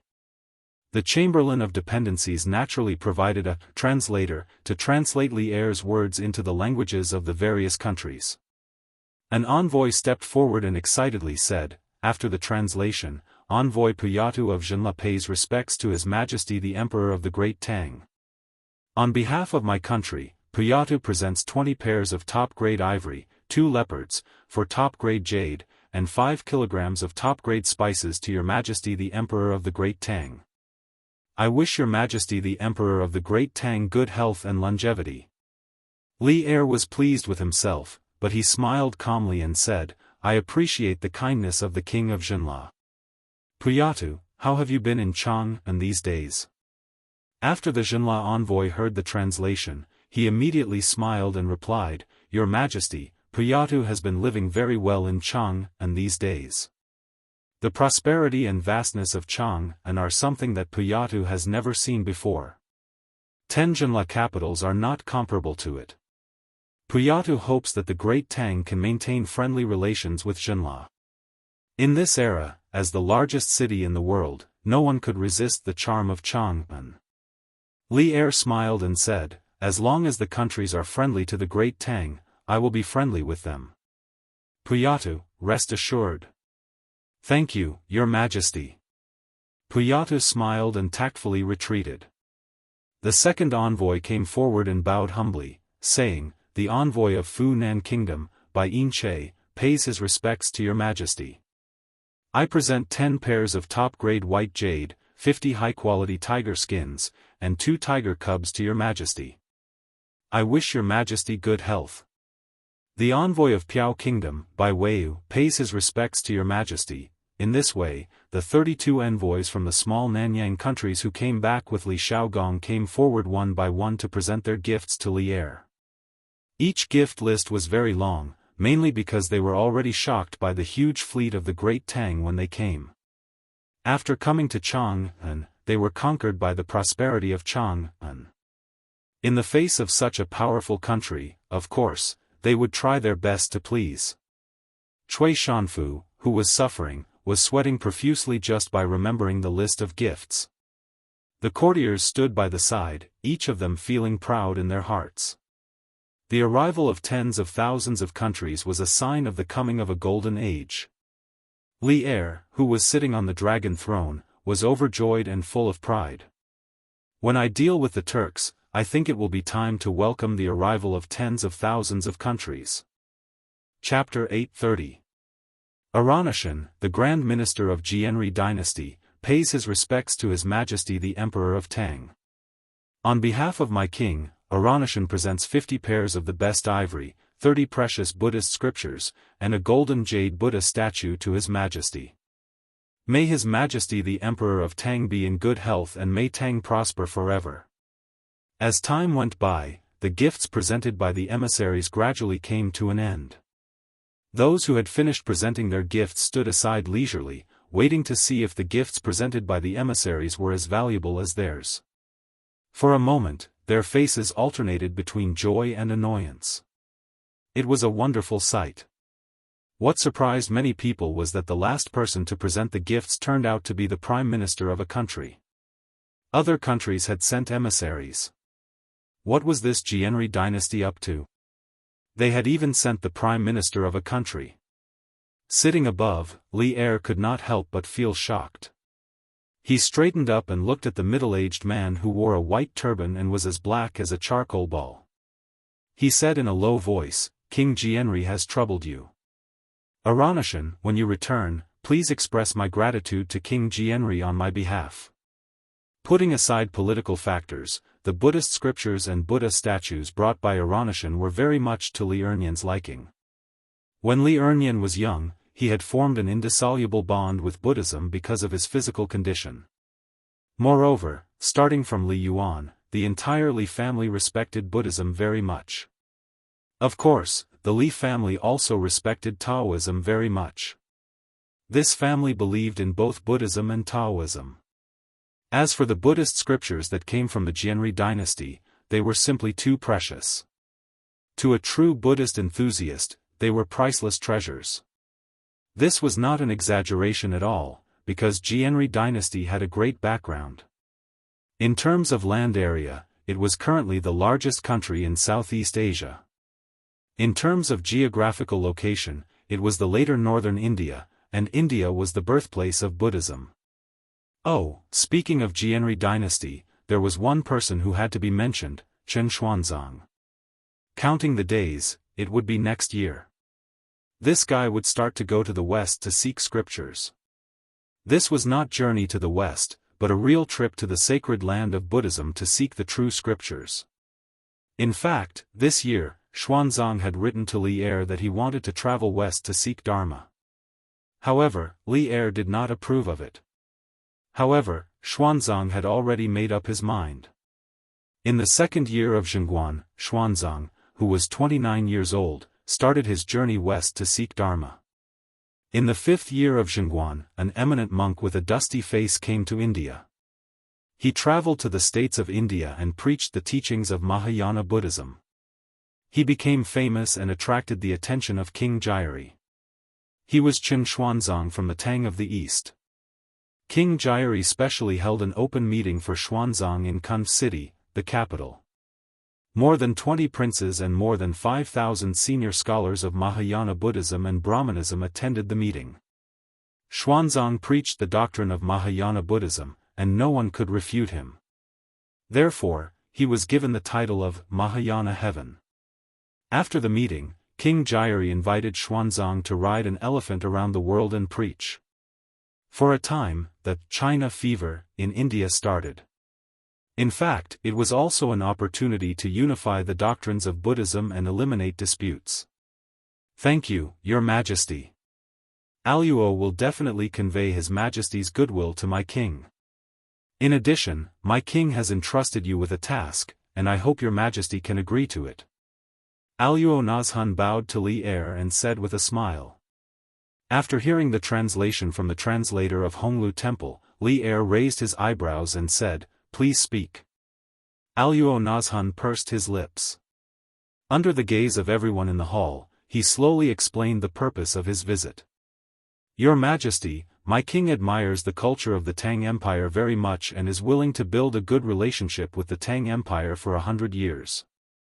I heard that Your Majesty has a virtuous princess, so my king sent me to propose a marriage to Your Majesty to build a friendship between the two countries. Silence. As soon as the translator of Honglu Temple translated Aluo Nashuan's words, the hall immediately fell into silence. The officials and envoys in the hall were all shocked. It was clear that they had not expected this. Li Qingxian, who was standing in front of the officials, was stunned for a moment and suddenly became anxious. No. There was one person who was faster than Li Qingxian, and that was Li Zishuan. This fellow was originally taking advantage of the time when the envoys were paying tribute and was secretly sleeping with his eyes closed. Who knew that someone actually dared to cause trouble and set their sights on Chang'e? How could he sit idly by and do nothing? God had mercy on him. Chang'e was only a 7 or 8-year-old girl. Although he did not know much about the bullshit King Jiari, he should be at least 30 or 40 years old. Bah, even if they were close in age, Li Zishuan did not want the princess of the Tang Empire to marry a foreigner. Marquis Yong'an, don't be rude. In front of the envoys, don't be impulsive and ruin the friendship between the Tang Empire and the other countries. Cui Shanfu rolled his eyes and immediately jumped out and said in a sarcastic tone. Impulsive your mother. Get out of this marquis's way. For some reason, Li Zishuan, who had never lost his composure in court, felt a ball of fire burning in his heart at this moment. When he saw that Cui Shanfu still didn't forget to dig a hole for him to jump into, Li Zishuan was instantly enraged. He slapped Cui Shanfu to the side, and before that old thing could complain, he fiercely looked at the translator of the Chamberlain of Dependency standing to the side and said, "You are not allowed to translate what this marquis is about to say, or else you will be betraying the Great Tang. Do you understand?" Li Zishuan had been made a marquis at a young age and was skilled in both the pen and the sword. He was extremely famous in Chang'an. When the interpreter saw that Li Zishuan looked like he was about to eat someone, he did not dare to refuse and nodded his head like a chicken pecking at rice. In truth, when the foreign envoys had come to the Great Tang, they had brought interpreters with them. But today was a court session, and on such an important occasion, their interpreters naturally did not have the right to enter. They could only use the official interpreter from the Chamberlain of Dependencies. Your Majesty, please forgive this official for being rude just now. After explaining to the interpreter, Li Zishuan cupped his hands and said to Li Er. Humph. You better give me a reason, or else I'll teach you a lesson. It was hard to tell whether Li Er was happy or angry as he spoke to Li Zishuan. After hearing Li Er's words, Cui Shanfu, who had climbed up from the ground, temporarily gave up on the idea of suing Li Zishuan. Li Zishuan raised his head and said firmly, Your Majesty, the princess is still young and should not be married off to another country. Furthermore, this official believes that the Great Tang does not need to be married off to another country. Even if there is a marriage, it should be the other country marrying the princess to the Great Tang, not the Great Tang. Today, he had only wanted to be a bystander. But after encountering such a situation, he could no longer be a bystander. In the history books of his previous life, the Great Tang was the pride of all the descendants of the Yellow Emperor. However, there was a flaw in this otherwise perfect situation, and that was that the Great Tang's princess Wensheng was married to Tubo. As powerful as the Great Tang was, it also accepted the marriage policy. Now, Li Zishuan would definitely not allow such a thing to happen again. Chapter 831. According to the history books, King Jiari only began to send envoys to visit the Tang dynasty in the 15th year of Zhengguan, and he had never asked for the Tang princess's hand in marriage. Now things had developed like this because of Li Zishuan, the butterfly, who had flapped his little wings and caused the trajectory of history to deviate a little. If he had not urged the imperial court to organize a fleet to trade with the south, King Jiari, who was thousands of miles away and was racking his brains to unify the entire Indian peninsula, would not have seen the powerful fleet of the Tang Empire, and would not have sent a minister to Chang'an to ask for a marriage. In the end, he wanted to get on Li Er's ship and quickly unify the whole of India. Ridiculous. What a load of nonsense.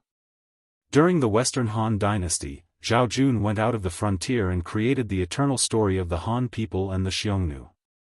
Why can't the Tang dynasty marry the princess to the Jiari dynasty and repair the friendship between the two countries for 100 years? Cui Shanfu flicked his sleeves and pointed at Li Zishuan, scolding angrily. Li Zishuan glared and raised his hand to beat him. Seeing this, Cui Shanfu immediately took 3 steps back and kept a safe distance from Li Zishuan. *T. Zhao Jun going out of the frontier is the greatest shame of the Han people for thousands of years, but you said it as if it was glorious. Li Zishuan resisted the urge to beat Cui Shanfu up. He pointed at the latter and scolded angrily, "You only know that Wang Zhaojun brought 60 or 70 years of peace to the Western Han dynasty and the Xiongnu, but you haven't heard the Song of Sorrow at the 5 Watch, composed by Wang Zhaojun on his way out of the frontier, full of hidden bitterness and infinite sadness, right? The great Han dynasty actually needs to use women to exchange for peace, and you scoundrels are not ashamed but proud of it. It's disgusting. You don't deserve to be in the imperial court. Preposterous. Preposterous. You've actually turned this beautiful story into a great humiliation. Marquis Yong'an, you're talking nonsense." Cui Shanfu's old face was red with anger, and he pointed at Li Zishuan and trembled. "Eternal story? *T. You shameless scholars are just using it to cover up the cowardice in your hearts." When the Zhaojun left the fortress, the Xiongnu people had experienced the internal strife of the 5 Chanyu, and their national strength had long been declining day by day. Emperor Yuan of the Han dynasty was enjoying the fruits of the Zhaojun's resurgence.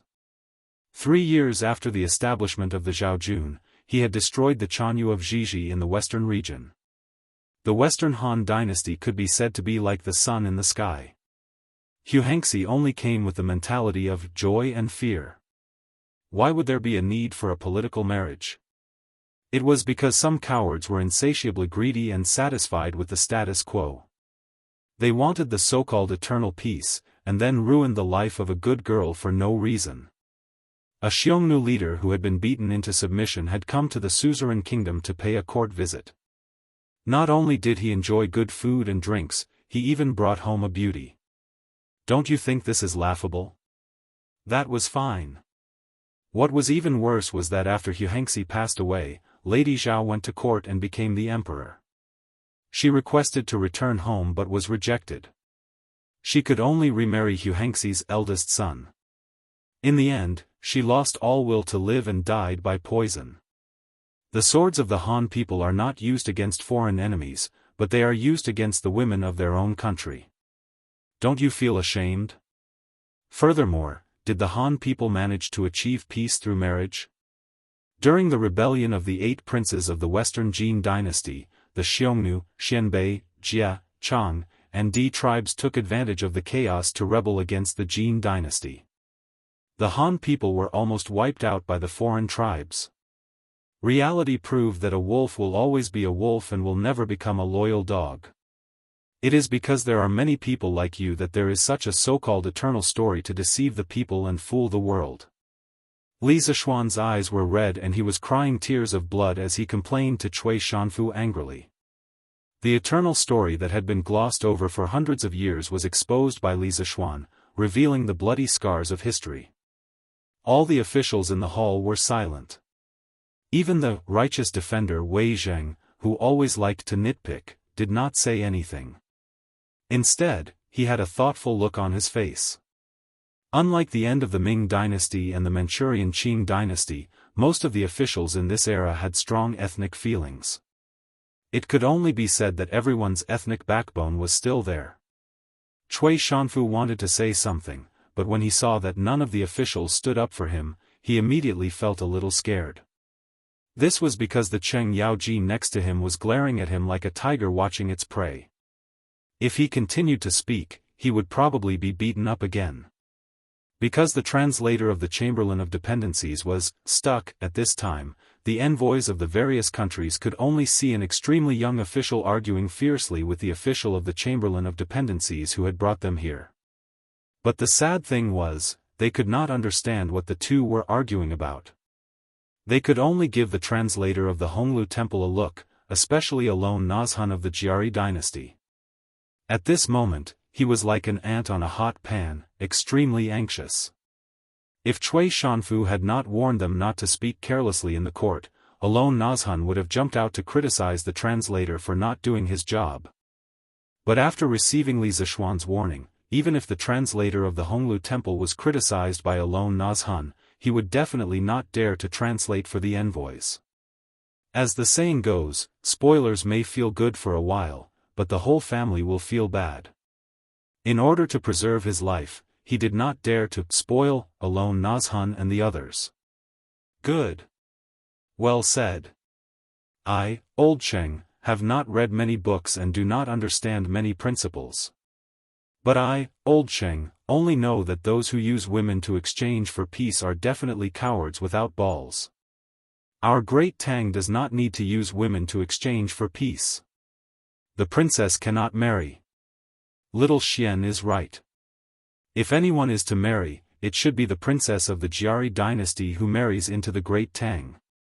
Seeing that Cui Shanfu did not continue to jump out to criticize him, Cheng Yaoji nodded in satisfaction. Then, he stood out to support Li Zishuan. This old official agrees. Although the Marquis of Yong'an's words contain a lot of personal feelings, the current Great Tang does not need a political marriage. Besides, Her Highness is still young and her body is delicate. It is not suitable for her to marry outside. From the civil officials' camp, a slightly hunched old man walked out. He was the decisive Du Ruhui. If nothing went wrong, Du Ruhui would replace Li Jing as the Minister of War next year. For a civil official to be able to become the Minister of War, it was enough to show that old Du was a very courageous man. This old official agrees as well. Not to mention that the Jiari dynasty has no enmity with our great Tang, rejecting the political marriage will not cause the two countries to fall out. Even if they fall out, our great Tang is not afraid. If they want to fight, then let's fight. The men of Great Tang are never afraid of war. Furthermore, Her Highness is of noble birth. How can she marry into a barren land? The commander-in-chief of this South Sea operation, Li Shaogong, also stood out to express his opinion. This old official agrees. Yuqi Jingda, Niu Jinda, Li Jing, and the rest of the military officials unanimously expressed their support for Li Zishuan. This old official agrees as well. It is not suitable for the princess to marry far away.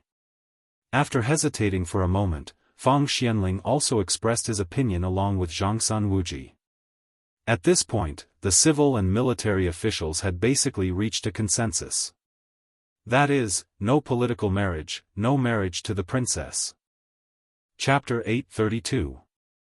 Your Highness, bad news. Bad news. In Changle Palace, a little palace maid hurriedly rushed into the palace and went up to the small attic where Chang'e lived.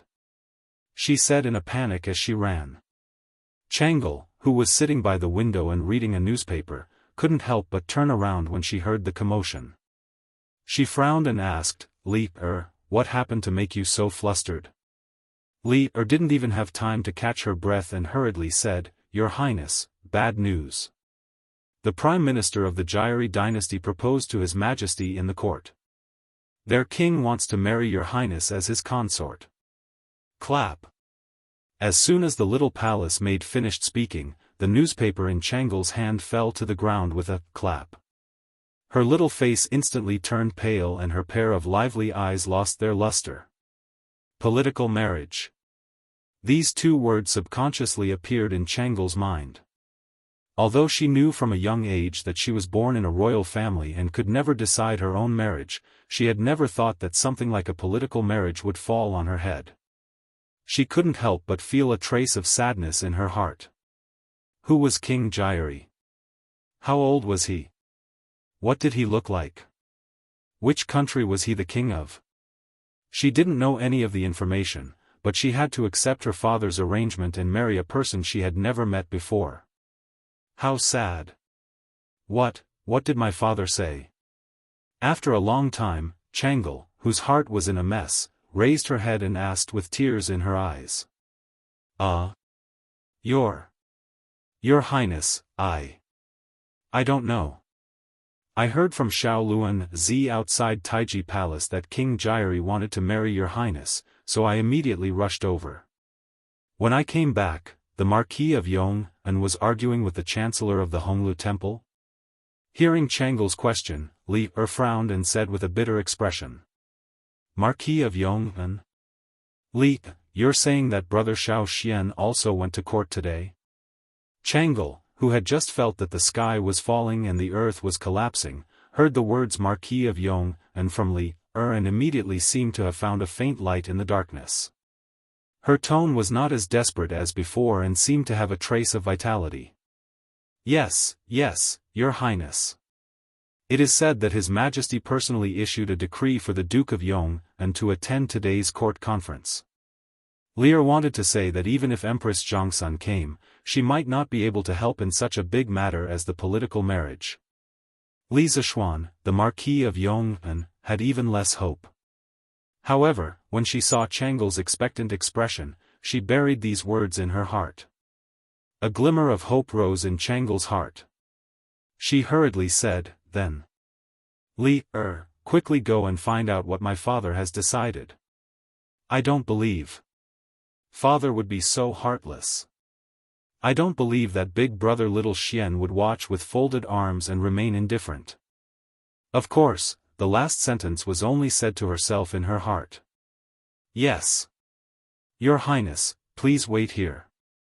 This servant will go right away. Leah responded and immediately ran down the pavilion. Chang'e walked to the window. A pair of magpies happened to fly over from the branches outside the window. They were playing with each other on the branches, chirping noisily. Seeing this, Chang'e thought with some sadness. Bird, if only I could be like you, and find the one I like, and live with him freely all my life. Taiji Palace. All the civil and military officials in the court had basically expressed their opinions. Now that things had developed to this point, they only needed to wait for Li Er's judgment. Great Minister Aluo Nazhan, my beloved daughter is still young and sickly. It is not suitable for her to marry far away. I have already felt the desire of King Jianghu and the Tang Empire to build a harmonious relationship for 100 years. However, the political marriage still needs to be discussed at length. Li Er looked at Aluo Nazhan, who was as anxious as an ant on a hot pan, and the other envoys who were watching the fun and didn't mind blowing things up. Hearing Li Er speak in person, the bitter official translator of Honglu Temple knew that he could finally return to normal work. He quickly translated Li Er's words to Aluo Nazhan and the other envoys. Boom! After the Southeast Asian envoys understood Li Er's decision, they couldn't help but whisper to each other. Some were surprised, some were angry, and some were gloating. Of course, most of them were gloating, especially the envoys from the neighboring countries of Gouda, Mud, and Wallaby. None of the envoys sent to the Tang Empire were fools. Anyone with a little common sense could guess the reason why King Jiari wanted to marry the princess of the Tang Empire. If King Jiari really got his way, then the small countries around the Jiari dynasty would be in danger of being wiped out at any time. Therefore, when they heard that Li Er had rejected Aluo Nashuan's request, they heaved a sigh of relief and couldn't help but feel happy. "Your Majesty, if Princess Changle's body is inconvenient, the other princesses can do it. My king is very sincere in building a harmonious relationship with the Tang Empire." Aluo Nashuan's face was red. He paused for a moment and still spoke unwillingly. "This old bastard, is there no end to it?" At the side, Li Zishuan couldn't help but frown. If it weren't for the fact that this was not the right place, he really wanted to beat this guy up and then throw him out. "We have said that the matter of the marriage alliance will be discussed at a later time. Aluo Nazhun, if there is nothing else, please take your leave." Li Er frowned. To be honest, he was also a little irritated at the moment. "This. Yes, thank you, Your Majesty." Aluo Nazhun was the prime minister of a country. Although the translator of the Chamberlain of Dependencies had translated Li Er's words very smoothly and naturally, he could still hear the displeasure in Li Er's words. Therefore, he decisively retreated to the side and no longer spoke. After all, he had only come to propose marriage, not to make enemies. Moreover, the Tang Empire was a colossus. Their Jiari dynasty couldn't afford to make enemies with it. "Good. We are very pleased with the gifts that the envoys have brought us. Apart from the marriage alliance, if you have any other requests for the Tang Empire, you can speak freely here. After discussing with the officials of the court, we will take appropriate measures to resolve them." Li Er nodded and said to the envoys of the 32 countries of Nanyang with a smile. He had just rejected Aluo Nashuan's proposal, and now it was time to give some benefits. As the saying goes, give a slap and give a sweet date. As the monarch of the Celestial Empire, he still had to have this demeanor. After understanding the meaning of old Li's words, the envoys looked at each other, not understanding how sincere Li Er's words were. While the envoys were hesitating, a brown-skinned short man walked out and slightly cupped his hands to Li Er. "Envoys of the Lini Kingdom reporting to His Majesty the Emperor of the Tang Empire, our monarch hopes to exchange trade and goods with the Tang Empire. The Tang Empire has vast territory and abundant resources, and its army is good at war. Our monarch also hopes that His Majesty the Emperor of the Tang Empire can send troops to ensure the safety of the sea route. We hope that His Majesty the Emperor of the Tang Empire can reconsider." Chapter 833. Your Highness, good news. In Changle Palace, Li Er, who had just run out to scout for news, ran back. Unlike before, the little palace maid's face was brimming with an excited smile as she shouted while running. Changle had already come down from the attic. How could she still have the mood to quietly read the newspaper upstairs at such a crucial moment? Hearing Li Er's voice outside, she couldn't help but feel happy. She hurriedly stood up and looked towards the door. "Your Highness, there's good news. His Majesty didn't agree to the Prime Minister's request for marriage. Your Highness doesn't have to marry to another country." In the blink of an eye, Li Er ran in and said to Changle with a grin. Speaking of which, if Changle really married to the Jianri dynasty, as her personal palace maid, she would definitely have to accompany her. Thinking of the Prime Minister of the Jianri dynasty who was as black as a coal ball in the imperial court, Li Er couldn't help but shudder. Now that there was such an outcome, she was sincerely happy for Changle and herself. Really? Imperial father really does love Changle. Hearing this, Changle's pair of beautiful eyes instantly glowed with a dazzling radiance. Li curled her lips in her heart. She was clearly one of the insiders. However, there were some words that she wouldn't dare to say even if she had 10 times the courage. She could only change the topic and talk about something else.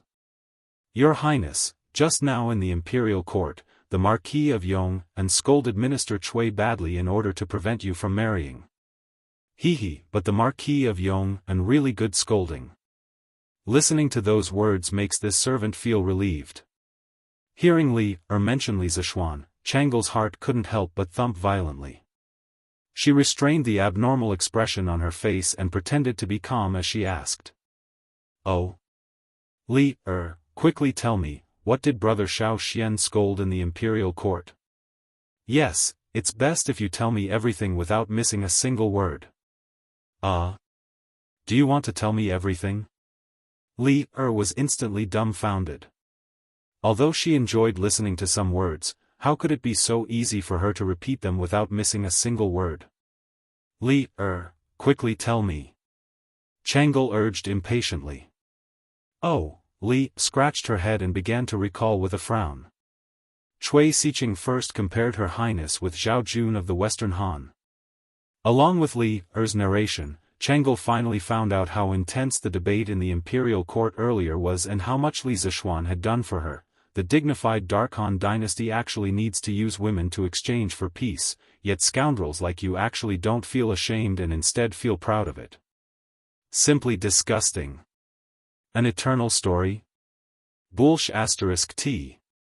You shameless scholars are just using it to cover up the cowardice in your hearts.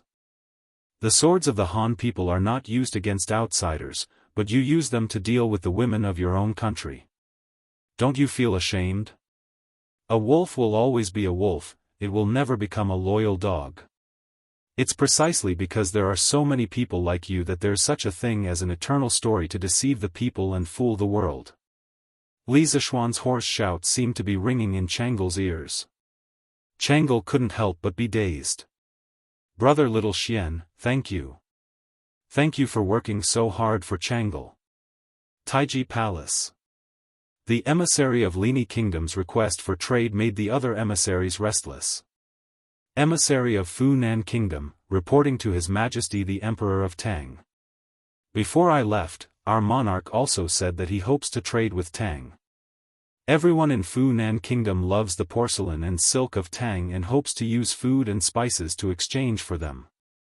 Emissary of Zhenla Kingdom, reporting to His Majesty the Emperor of Tang, our monarch also hopes to trade with Tang. We can use food and elephants to exchange for goods with Tang. Emissary of Piao Kingdom, reporting to His Majesty the Emperor of Tang, the emissary of Lini Kingdom's request for trade immediately attracted many people to follow the trend. The Great Tang southward fleet had not only brought the Great Tang rich profits, the imperial courts of the small countries that the fleet had passed through had also benefited greatly. This was because the fine porcelain and silk they had bought from the Great Tang could be casually resold in their own countries for astronomical prices. Therefore, these countries that had tasted the sweetness all hoped that Tang could give them a window of foreign trade, so that they could continue to profit domestically and maintain their leading position. Sitting at the head of the table, Li could not help but smile when he heard the requests of the emissaries. This was because even if these emissaries did not say anything, he had already planned to open up trade with Tang. In the end, it was the rich profits brought back by the fleet that moved Li's heart. Since sea trade was so profitable, why not carry it out to the end? Li, who was used to being poor, did not want to continue being poor. He had greater ambitions. Good. Since all the emissaries want to trade with Tang, I have decided to set up a department of merchant shipping. In Guangzhou and other coastal prefectures, there will be specialized trading places. At that time, countries that want to trade with Tang only need to send caravans to the Department of Merchant Shipping. The Navy of Tang will also patrol the South China Sea to protect the merchant ships of your countries from pirate attacks. Li laughed heartily and revealed the plan that had been brewing in his heart for a long time. The Department of Merchant Shipping was originally a government organization set up in the ports of China during the Song, Yuan, and Ming dynasties to manage sea trade. To think that it would be brought forward 300 to 400 years in advance. This was truly an epoch-making matter. According to historical records, during the Tang Xuanzong era, there was already an emissary of merchant shipping in Guangzhou. Usually, the position was held by eunuchs. It was the predecessor of the Department of Merchant Shipping. Li Er had taken a step further and completed the work that his great-grandson wanted to do. Furthermore, he had done it even more thoroughly and directly set up the Department of Merchant Shipping. The Ming and Qing dynasties had repeatedly banned sea trade, and the one that was banned and abolished was the Department of Merchant Shipping. "Thank you, Your Majesty." After hearing Li Er's decision, the envoys all excitedly saluted Li Er with a babble. Li Er chuckled and said, "Haha. Emissaries, please go and rest first. We will set up a banquet to welcome you later." Official Cui Shanfu quivered and hurriedly stepped forward. "This old official is here." Li Er glanced at him indifferently, and a cold light flashed in his eyes. He ordered, "Bring the emissaries to the side hall to rest first. Treat them well, understand?" Actually, Li Er was very unhappy with Cui Shanfu because this old man had just compared his most beloved daughter to Wang Zhaojun and wanted to use this opportunity to marry Wang Zhaojun to another country.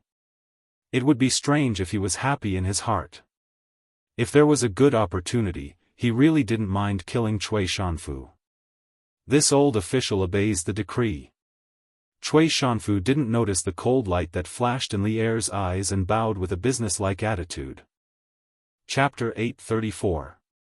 We wish to establish a left and right commissioner in the Bureau of Shipping to coordinate the maritime trade of the Great Tang. This position will be placed under the Ministry of Civil Affairs, but it will not be under its jurisdiction. If there is a problem, it will have to report directly to us and will have the authority to act first and report later.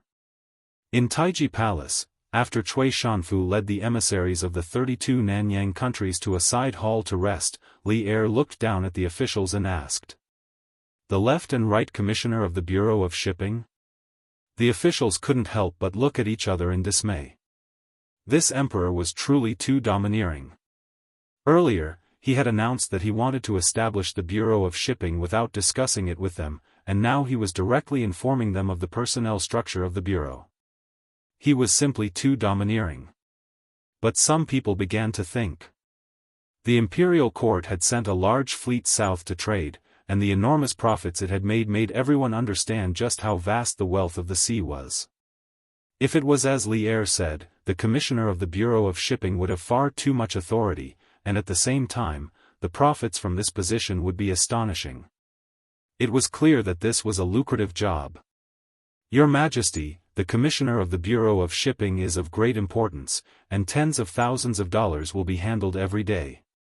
Forgive this old subject for speaking bluntly, but this position is extremely prone to corruption. If Your Majesty really does decide to establish the Bureau of Shipping, this old subject hopes that Your Majesty will be extremely cautious in choosing the commissioner. It would be best if Your Majesty could choose someone with both ability and integrity. This will ensure that the Bureau of Shipping operates normally and also increase the revenue of the Great Tang's treasury." Fang Xianling glanced at the buzzing officials behind him, then stepped forward and clasped his hands to Li Er. To be able to say these words was proof that old Fang was truly devoted to the country and had no selfish motives. For the sake of the country, he was even willing to offend despicable people. Li Zishuan couldn't help but nod when he heard old Fang's words. The Bureau of Shipping was in charge of the entire country's maritime trade, and it was similar to modern customs. Just the taxes alone could bring in thousands of strings of silver every day. This was not an exaggeration at all, especially in this era when maritime trade had just begun. The imperial court had a monopoly on all maritime trade, and the Bureau of Shipping was even more profitable than a bank. And for Li Er to give the commissioner of the Bureau of Shipping so much power was simply a hotbed for corruption. Throughout the two dynasties of the Ming and Qing dynasties, the collusion with the local tyrants, corruption were simply too numerous to enumerate. Who knew how many coastal tycoons were created, and some of them were so rich that they could rival a country. These people were all parasites of the country because they earned money that originally belonged to the country. Minister Fang is right. We will carefully consider the candidates for the Ministry of Shipping. I wonder if Minister Fang has any suitable candidates in mind? Li Er narrowed his eyes and asked Fang Xianling kindly. Your Majesty, I have no ideal candidate in mind at the moment. Fang Xianling thought for a moment before replying. He knew a lot of officials who were honest, not greedy, and upright. However, it was too difficult to find someone who could meet these conditions, understand sea trade, and have a strong view of the overall situation. For the time being, he couldn't think of anyone who could take on this heavy responsibility. What about the auxiliary machine? Do you have a suitable candidate in mind? Li Er nodded and asked as he looked at Zhangsun Wuji, who was like an old monk in meditation. Hearing Li Er's question, Zhangsun Wuji tidied his clothes and answered unhurriedly, Your Majesty, Xuanling's concerns are extremely reasonable. Therefore, I think that there should be a place for Prince Hejian in the Ministry of Shipping. Prince Hejian is an upright person and will not disregard the interests of the imperial court for mere money. Furthermore, Prince Hejian led a fleet to the south not long ago to trade. He is the most knowledgeable about sea trade. Therefore, I think Prince Hejian is the most suitable candidate. Surprise! Li Xiaogong, who was standing in front of the courtiers, couldn't help but feel surprised after hearing Zhangsun Wuji's words. Logically speaking, he didn't have a deep friendship with Zhangsun Wuji. Why would Zhangsun Wuji praise him like this? More importantly, he didn't want to be the minister. Because he was a member of the imperial family of Li Tang, he had to avoid suspicion. He felt that his current position was enough. If he went any further, it would be a bottomless abyss. He understood that he couldn't participate too much in the imperial court to avoid being disliked or arousing Li Er's suspicion. Your Majesty, I also think that Prince Hejian is the most suitable candidate for the Ministry of Shipping. Hearing Zhangsun Wuji's suggestion, Fang Xuanling's eyes lit up as he agreed.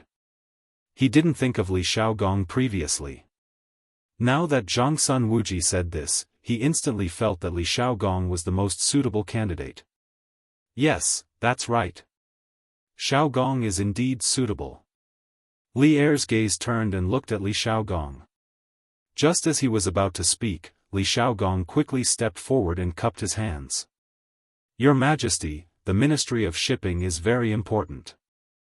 I don't have much experience in sea trade and have only traveled a few more miles. It is really difficult for me to take up this heavy responsibility. I hope that Your Majesty can choose someone else. To others, this position was a delicious fat piece of meat, but to Li Xiaogong, this position was a hot potato. With his current status and reputation, there was really no need for him to do such things. Not to mention that it would easily cause him trouble, it was also very tiring to be busy every day. Moreover, he had just returned from the sea and didn't want to go to a coastal city for a business trip so soon. How good would it be to stay in Chang'an? Xiaogong, why are you so humble? I know your ability the best. Don't worry, I won't let you go to Guangzhou so soon. You have just returned from the sea, so you should rest well for a few days. It just so happens that the Ministry of Shipping has just been established and needs to be staffed with many officials. I appoint you, Xiaogong, as the Left Minister of Shipping and give you 3 months' time to organize the members and court officials below the 3rd rank. After the Ministry of Shipping is established, you will head to Guangzhou to be in charge of the nation's shipping matters. Li Er smiled and without any explanation, he transferred Li Xiaogong to the newly established yamen of the city shipping department. Li Xiaogong was completely speechless. Li Er was simply acting like a hooligan. Who would force the position onto someone who wasn't willing to take it? He was too unreasonable. Your Majesty, Your Majesty. Li Xiaogong knew that he couldn't reform someone who was purposely acting like a hooligan, so he could only accept this appointment. As for the right Minister of Shipping, I have decided to appoint Li Zishuan as the Left Minister of Shipping. What do my beloved subjects think?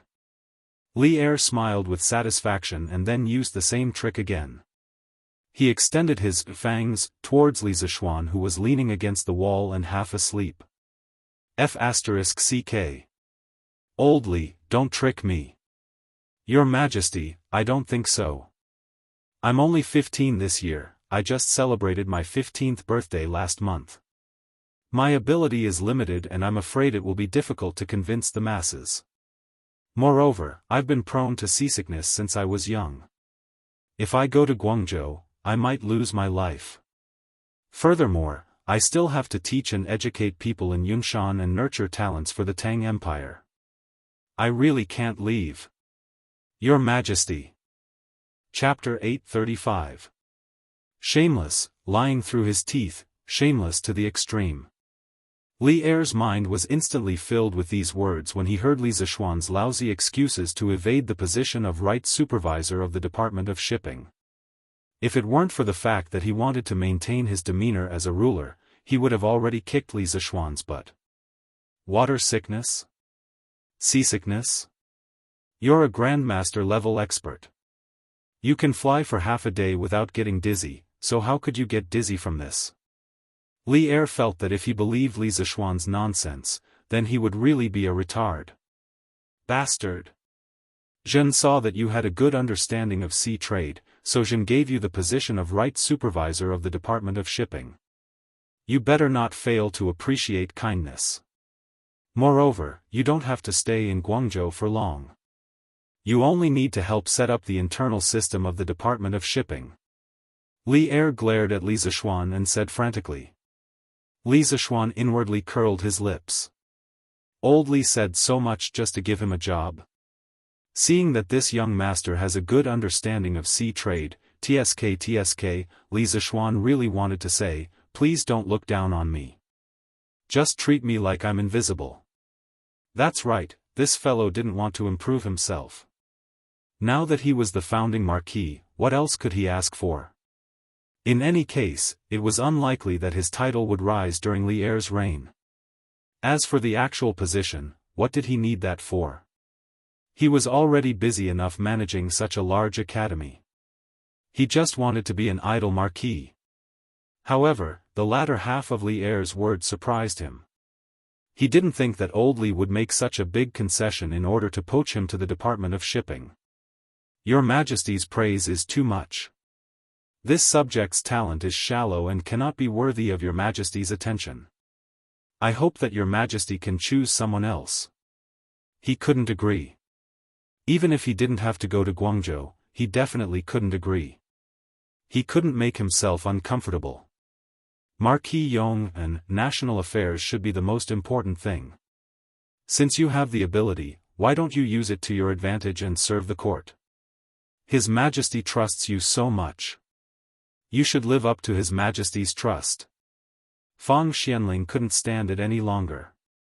He turned to Li Zishuan and earnestly said.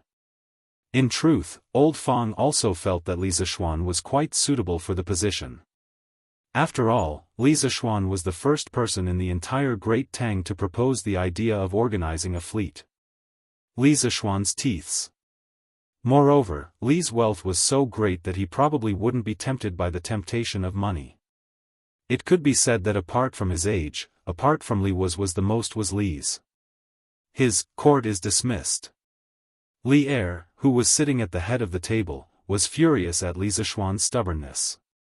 He immediately announced the end of the court session. Li Zishuan, you stay. The rest of you, leave. Li Er stamped his feet and added. F***ck. What's the meaning of this? I'm going to be done for. Li Zishuan was dumbfounded. He could act shamelessly in the court as long as Li Er didn't catch him red-handed. That was because Li Er had to take care of Junyi. But now, old Li didn't play by the rules and wanted to have a one-on-one talk with him. Wouldn't he be done for? Seeing this, the officials all cast a sympathetic and pitiful look at Li Zishuan. Then, they turned around and left the hall with smiles on their faces. Xiao Xian, in my opinion, you should obey my imperial father. Otherwise, when imperial father gets angry, forget it. You're on your own. When Li Qingxian passed by Li Zishuan's location, he whispered something to him before leaving without a word. "Obey your imperial father? Obey your sister." Hearing such ambiguous words, Li Zishuan felt his chrysanthemum tighten. He really wanted to grab Li Qingxian back and ask him what he meant. Could they still have a proper conversation? This fellow was still thinking about such messy things at such an important time. There was really no one else like him. "Marquis, His Majesty wants you to go to the Sweet Dew Hall." After Li Qingxian and all the officials left the Taiji Palace, a eunuch walked out from the back of the palace and spoke to Li Zishuan. "Oh." Li Zishuan replied unhappily. Then, he followed the eunuch to the Sweet Dew Hall. Speaking of which, he really wanted to sneak away. "Cough, cough, this subject greets your majesty." Not long after, they arrived at the Sweet Dew Hall. Li Zishuan was looking at the map on the wall with his hands behind his back. The eunuch who had led the way had long disappeared. Li Zishuan could only cough dryly and bow to Li Er's back. "Do you know why I set up the Department of Trade?" Li Er didn't turn his head and asked Li Zishuan with his back facing Li Zishuan. "What's the matter?" Li Zishuan couldn't help but feel a little confused. After a while, he replied, "The sea trade can bring a lot of income to the Great Tang. Your Majesty set up the Department of Trade to relieve the pressure on the national treasury." As soon as he finished speaking, Li Er seemed to have already prepared a question. He immediately asked, "Then do you know why I'm in such a hurry to fill the treasury?" "Why else? Isn't it because you want money?" Li Zishuan cursed in his heart, but he replied, "This subject doesn't know." Indeed, other than the reason in his heart, he really didn't know why Li Er suddenly liked small amounts of money so much. 3 months ago, Shuayentua, Hueha, Baegu, and other tribes that had submitted to the Turks rebelled. Xieli Khan sent Tuli Khan to suppress them but failed to win. The rebel army flourished and Tuli Khan's light cavalry fled. Xieli Khan was furious and imprisoned him. Tuli Khan was resentful because of this. Just half a month ago, Tuli gathered his 30,000 troops and wanted to rebel against the Turks and return to the Great Tang. Xieli naturally didn't allow it. He personally led the remaining troops to encircle and suppress Tuli. At this time, Xieli was facing enemies from all sides. The Turk civil war was raging. I wanted to take this opportunity to let the imperial court recover from last year's huge loss at the Wei River Alliance as soon as possible and accumulate the capital for a counterattack. When the Turk civil war was at its worst, I would send troops to the Turks to avenge the enemy that year. The Department of Trade can quickly fill up the treasury of the Great Tang. That's why I value it so much. Do you understand? Li Er looked at the map on the wall and slowly explained some military information that Li Zishuan didn't know. Then, he turned around and looked at Li Zishuan with a burning gaze. The atmosphere in the room suddenly became heavy. Li Zishuan didn't expect that a small department of trade would involve the Turks. Was old Li trying to trick him, or was he trying to trick him? Chapter 836. Your Majesty, since the Bureau of Imports is of such great importance, we must be even more cautious in selecting candidates. This lowly subject is still young and lacks experience. It is difficult for this lowly subject to take on such an important post. Within Dew Hall, Li Zishuan was silent for a long time before refusing. This wasn't because he didn't love his country, but because he felt that there was no need for him to personally take on this matter. With Li Shaogong presiding over the Bureau of Imports, he could basically guarantee that no major corruption cases would occur.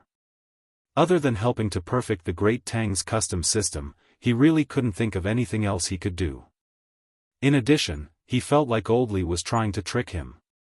The Great Tang's border situation had not yet reached the point where war could break out at any moment. Based on the normal course of history, Li Er would only send Li Jing and the others to attack the Turks in the 8th month of the 3rd year of Zhengguan. It was still too early. After all, the Great Tang still had to deal with the locust plague next year. Li Er's gaze abruptly darkened, and his face instantly lost its composure. Logically speaking, as the emperor, he was already giving a great deal of face to his subjects by personally advising them.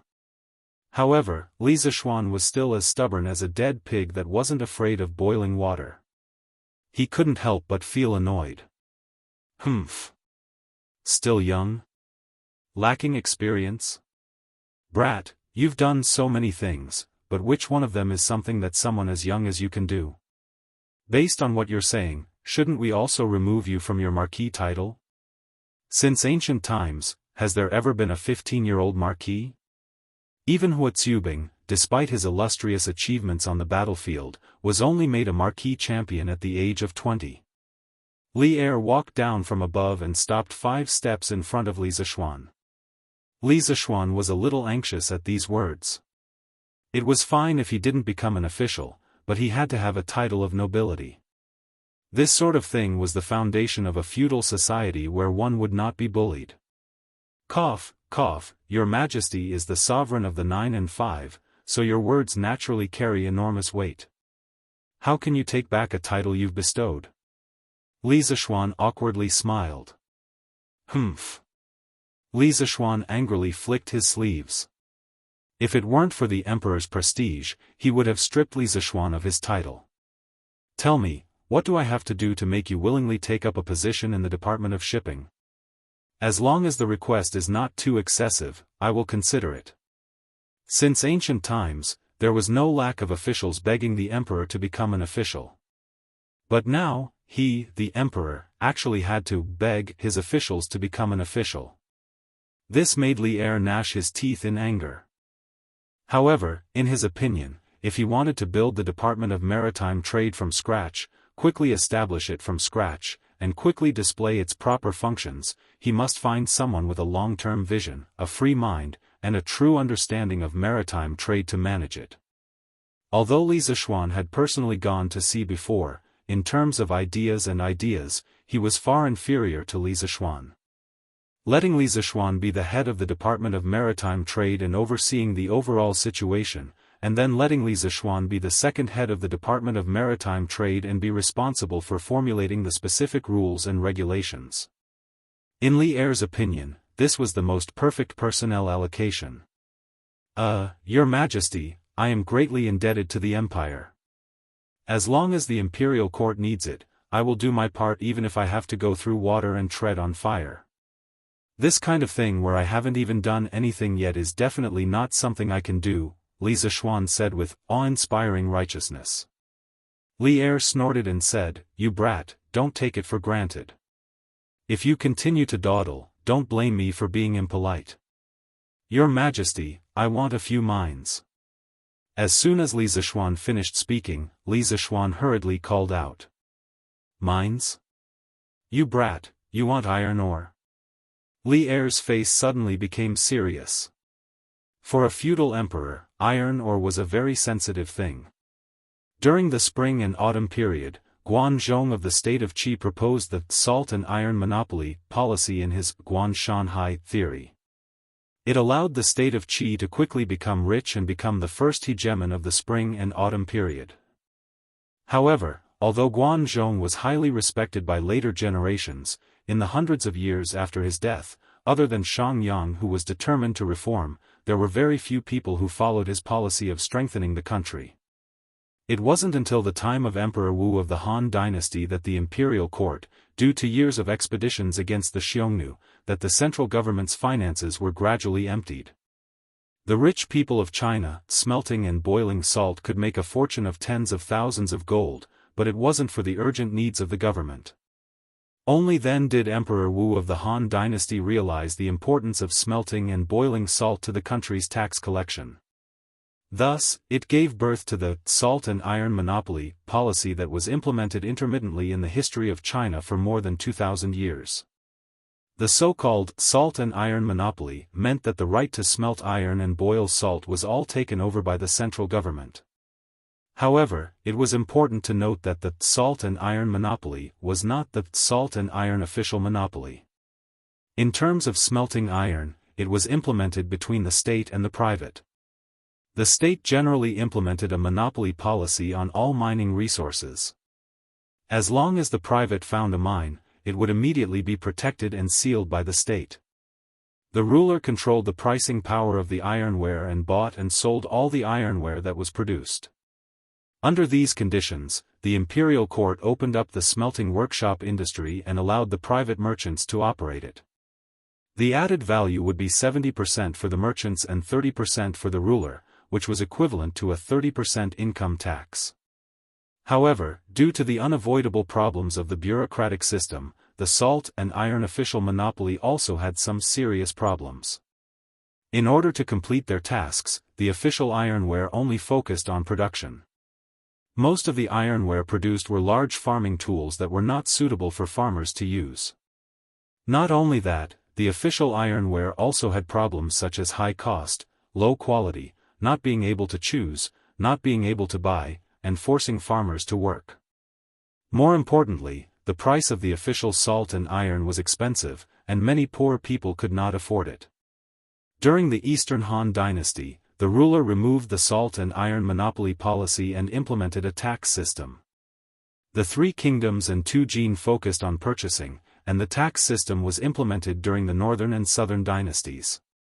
From the Sui to the early Tang dynasty, the salt and iron taxes were removed, and they were taxed like other goods.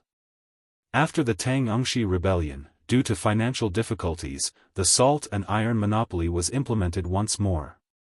Since then, the successive dynasties strengthened the salt monopoly and implemented a tax system on iron, no longer treating it the same as salt. The salt and iron monopoly allowed the feudal country to gain considerable benefits, especially salt.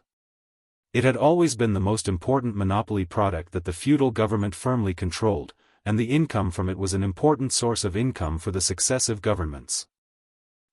Your subject not only wants the iron, but also a few sulfur mines. Your Majesty, please grant me this. Seeing Li Er's suddenly serious expression, Li Zishuan suddenly had a bad premonition, but he still braced himself and said. Previously, when he was in the workshop, he took it for granted that as long as he found the iron or based on the memory in his mind, he would be able to own it. Later, when he went back and told his father, he found out that he was wrong. Today, he had such a rare opportunity to negotiate with Li Er. If he did not do so, he would be letting himself down. Chapter 837. Li Zishuan had taken the ownership of the iron ore in this era for granted, and he hadn't thought about the extraction of pyrite when he was in the workshop. The composition of pyrite was mainly ferrous sulfide. At that time, he wanted to extract sulfur and iron from it through a series of chemical processes. However, after he went home and calculated carefully, he found that it was easier to extract sulfur from pyrite, but it was too difficult to extract iron. It wasn't that it couldn't be extracted, but with the current conditions, it was very difficult to do so. Even if it could be done, the cost was too high. It wasn't worth it. Therefore, if he wanted to get a large amount of iron, he would need some magnetite, which was mainly made up of iron tetroxide. However, other than extracting sulfur from pyrite, there was also an extremely important industrial material. He would talk about this later. What do you need iron for? Li Er didn't care much about sulfur. Besides, the imperial court didn't have much control over sulfur, but iron was different. During the early Tang dynasty, although the imperial court had abolished the special taxes on salt and iron, basically all iron mines that had been discovered belonged to the imperial court. In principle, private individuals weren't allowed to own iron mines. Your Majesty, my workshop is lacking iron. I've already bought all the iron that can be bought near Chang'an City, but it's still not enough. Addressing and using words was a very deep knowledge. Li Zishuan referred to himself as Little Brat here and not Minister or Little Minister to show that he was speaking to Li Er as a junior and not as a minister. Because the topic he was talking about was, after all, a business matter, it was very inappropriate to use the identity of a minister. Humph. Useless. Do you really think that your workshop is a treasure? I won't give you the iron ore, because not only do you lack iron, but the imperial court also lacks iron. Do you think your workshop is more important, or my imperial treasury and northern capital military weapons supervisor? The Tang dynasty implemented the system of 3 provinces and 6 departments. The military weapons workshops were under the management of the Ministry of Works and the Ministry of War. They were called the Imperial Treasury and Northern Capital Military Weapons Supervisor respectively. After hearing this, Li Er flicked his sleeves and said in a bad mood. During the early Tang dynasty, the Tang dynasty adopted the prefectural military system. There were 574 to 800 prefectural prefectures throughout the country, and 627 of them were famous. This number was constantly changing, which meant that the lowest number was 574, and the highest number was 800. The House of Subjugation was split into 3 grades, with 1,200 men, 1,000 men, and 800 men respectively. Therefore, in the early Tang dynasty, there were around 800,000 soldiers, of which 260,000 were from the Guanyi circuit. They were the main force, the 16 guards of the Great Tang. The weapons and equipment for these 260,000 soldiers were made by the Imperial Treasury and the Northern Capital Military Weapons Bureau. The equipment for the soldiers of the other prefectures were made by the local prefectures, but the metal they used was still provided by the central government. With such a huge consumption of ironware, the imperial court's demand for iron ore was also very high. Your Majesty, you misunderstood. This little one doesn't want the Great Tang's existing iron mines. What this little one means is that this little one will find an iron mine myself. After I find one, can this little one send someone to mine the iron mine? Li Zishuan explained carefully. Li Er raised his eyebrows in surprise and said with some surprise, "Oh? You also know geomancy and gold mining?" In ancient times, it was known as one of the 8 outer gates of Jianghu. It could be considered as the application of feng shui in the exploration of gold mines and other mineral deposits. The art of prospecting was known as the 9th gate, gold mining. Because the people of Jinmen served the government for a long time, they had very few descendants. But if they found a good gold mine, they would make a lot of money every day. In any case, Li Zishuan was also a member of the Dao sect. Of course, he had heard of mining, but how would he know how to do such a thing? He didn't seem to have any knowledge of geomancy in this life. His confidence in finding ores came from the memories of his previous life. But he definitely couldn't say that to Li Er. Under the influence of my master, this little one knows a thing or two about this, a thing or two. Li Zishuan's mind turned quickly, and then he seriously spouted nonsense. Li Er glanced at him, and after a while, he said, "If that's the case, I will grant you an iron mine. But at the same time, you have to help the court find a similar iron mine. When the time comes, you won't have to pay taxes to the court and can mine as much as you want. How about it?" At this time, although the iron mines were owned by the country, a large part of it was mined by the people. Old Tang Book, official records, recorded, any mine that comes out of the copper and iron state prefecture will be taxed by the officials. As the emperor, Li Er still had a lot of room for manipulation. When the time comes, he could ensure that the other officials couldn't find fault with him. Old Fox, Old Li's advantage wasn't something that ordinary people could take advantage of. Li Zishuan silently cursed in his heart. After a moment of consideration, he nodded and cupped his hands. "Thank you, Your Majesty." The sulfur mine. Li Er smiled proudly, and then said, "You can have the sulfur mine. As long as you can find it, it's yours. I won't ask about it." Although he didn't know what Li Zishuan wanted the sulfur mine for, he was too lazy to ask. This thing wasn't an important strategic resource of the country. He would just treat it as a benefit for Li Zishuan to join the Department of Commerce. "Thank you, Your Majesty. I will do my best to help Commandery Prince Hejian manage the Department of Commerce well and increase the revenue of the Tang Empire's treasury." Although this result wasn't ideal, Li Zishuan could accept it. He would treat it as a contribution to the country. The more iron the court had, the better the military's weapons would be, and the stronger the country would be. As for the right promotion of the Department of Commerce, he didn't have to go to Guangzhou to work. He only needed to use his brain. It wouldn't have much impact on his current life. Humph. Get out of here. Li Er snorted in annoyance when he saw Li Zishuan's seeing a rabbit. He immediately let go of the falcon. Look. Damn, old Li is too disrespectful. Getting rid of the donkey after it has outlived its usefulness. Li Zishuan was a little unhappy, but he did have the upper hand in this matter. Therefore, he didn't argue with old Li. He cupped his hands and left. Humph, I don't want to stay in this lousy palace. After leaving Taiji Palace, Li Zishuan secretly gave Li Er the middle finger. Then, he walked towards the palace gate and prepared to go home. Brother Xiao. At this moment, a pleasant female voice came from beside him. Li Zishuan looked over and saw Changel walking over with graceful steps. She was very dignified and elegant. Your Highness. The reason why Changel was so dignified was that she was in the palace and had to follow the rules.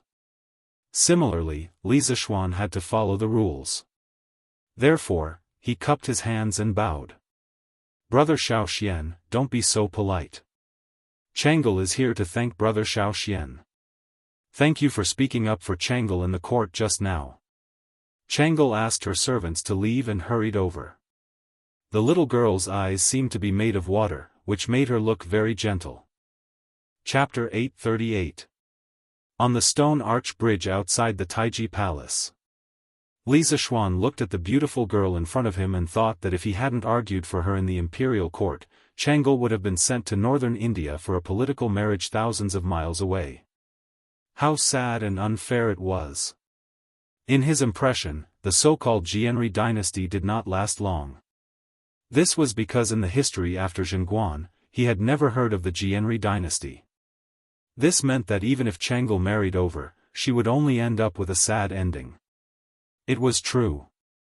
According to the historical records, in the 21st year of Zhengguan, King Jianri drowned in the Ganges River and didn't leave any heirs. At that time, the country was in chaos.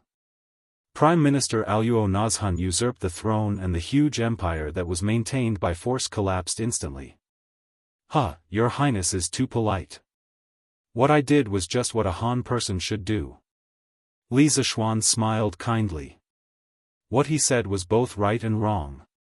In his previous life, Li Zishuan was a bit angry. After traveling to ancient times, he certainly didn't want his country to trade women for peace. If what happened today happened to any princess, Li Zishuan would speak up for her. However, if it weren't for Changel, he might not have been so nervous and worked so hard today. The reason was that he didn't like Changel.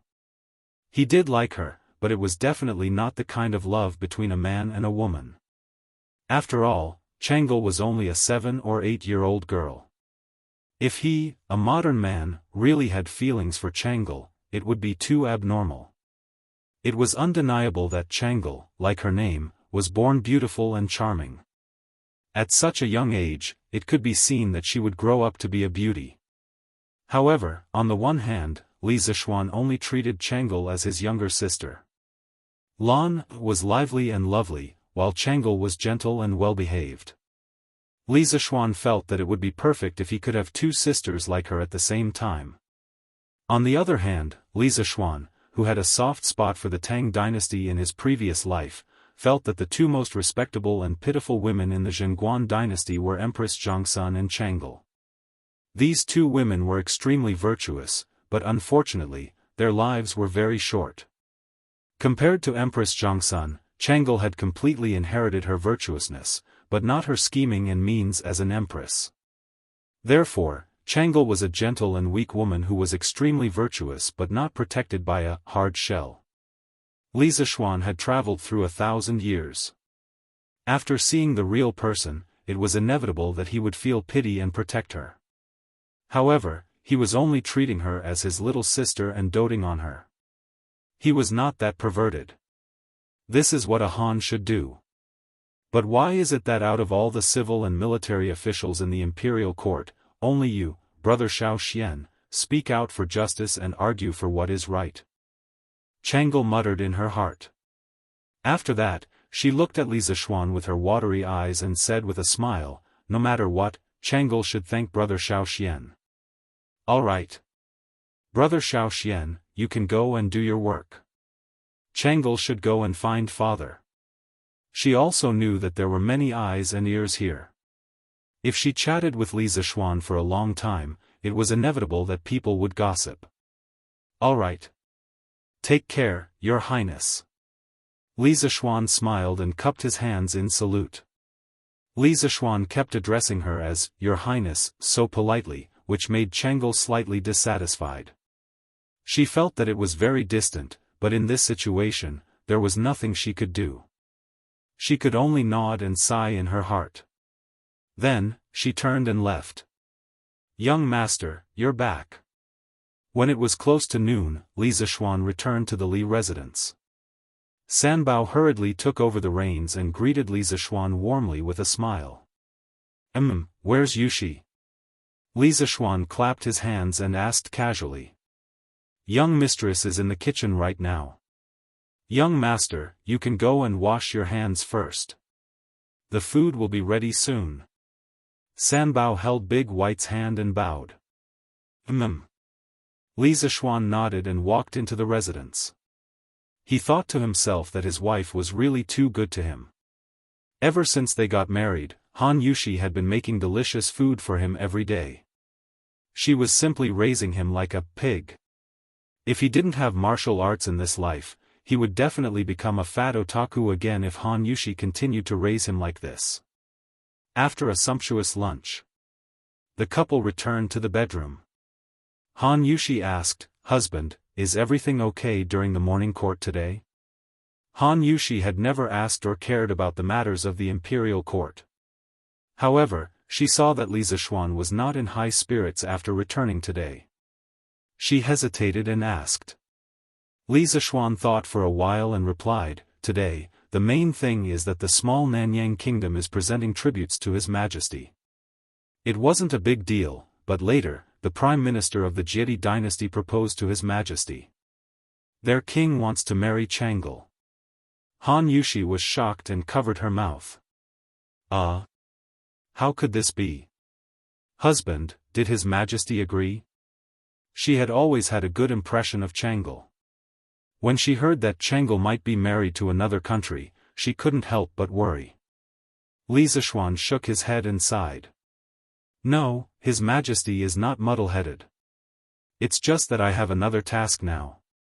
Hearing that Li Zishuan didn't agree to this marriage, Han Yushi couldn't help but breathe a sigh of relief. When she heard the second half of the sentence, she couldn't help but raise her head and ask, "Husband, did His Majesty arrange another task for you?" Li Zishuan nodded and roughly told Han Yushi about the matter of the shipbuilding department and the iron mine. After Han Yushi heard this, she whispered with a complicated mood, "Yes. Husband, the greater the ability, the greater the responsibility. His Majesty thinks so highly of you and has given you so many important tasks. Whether it's for the country or the people, you should treat them seriously. With me at home, husband, you don't have to worry." From a personal point of view, Han Yushi certainly hoped that Li Zishuan could foolishly do nothing every day and stay by her side. However, she knew that this was impossible.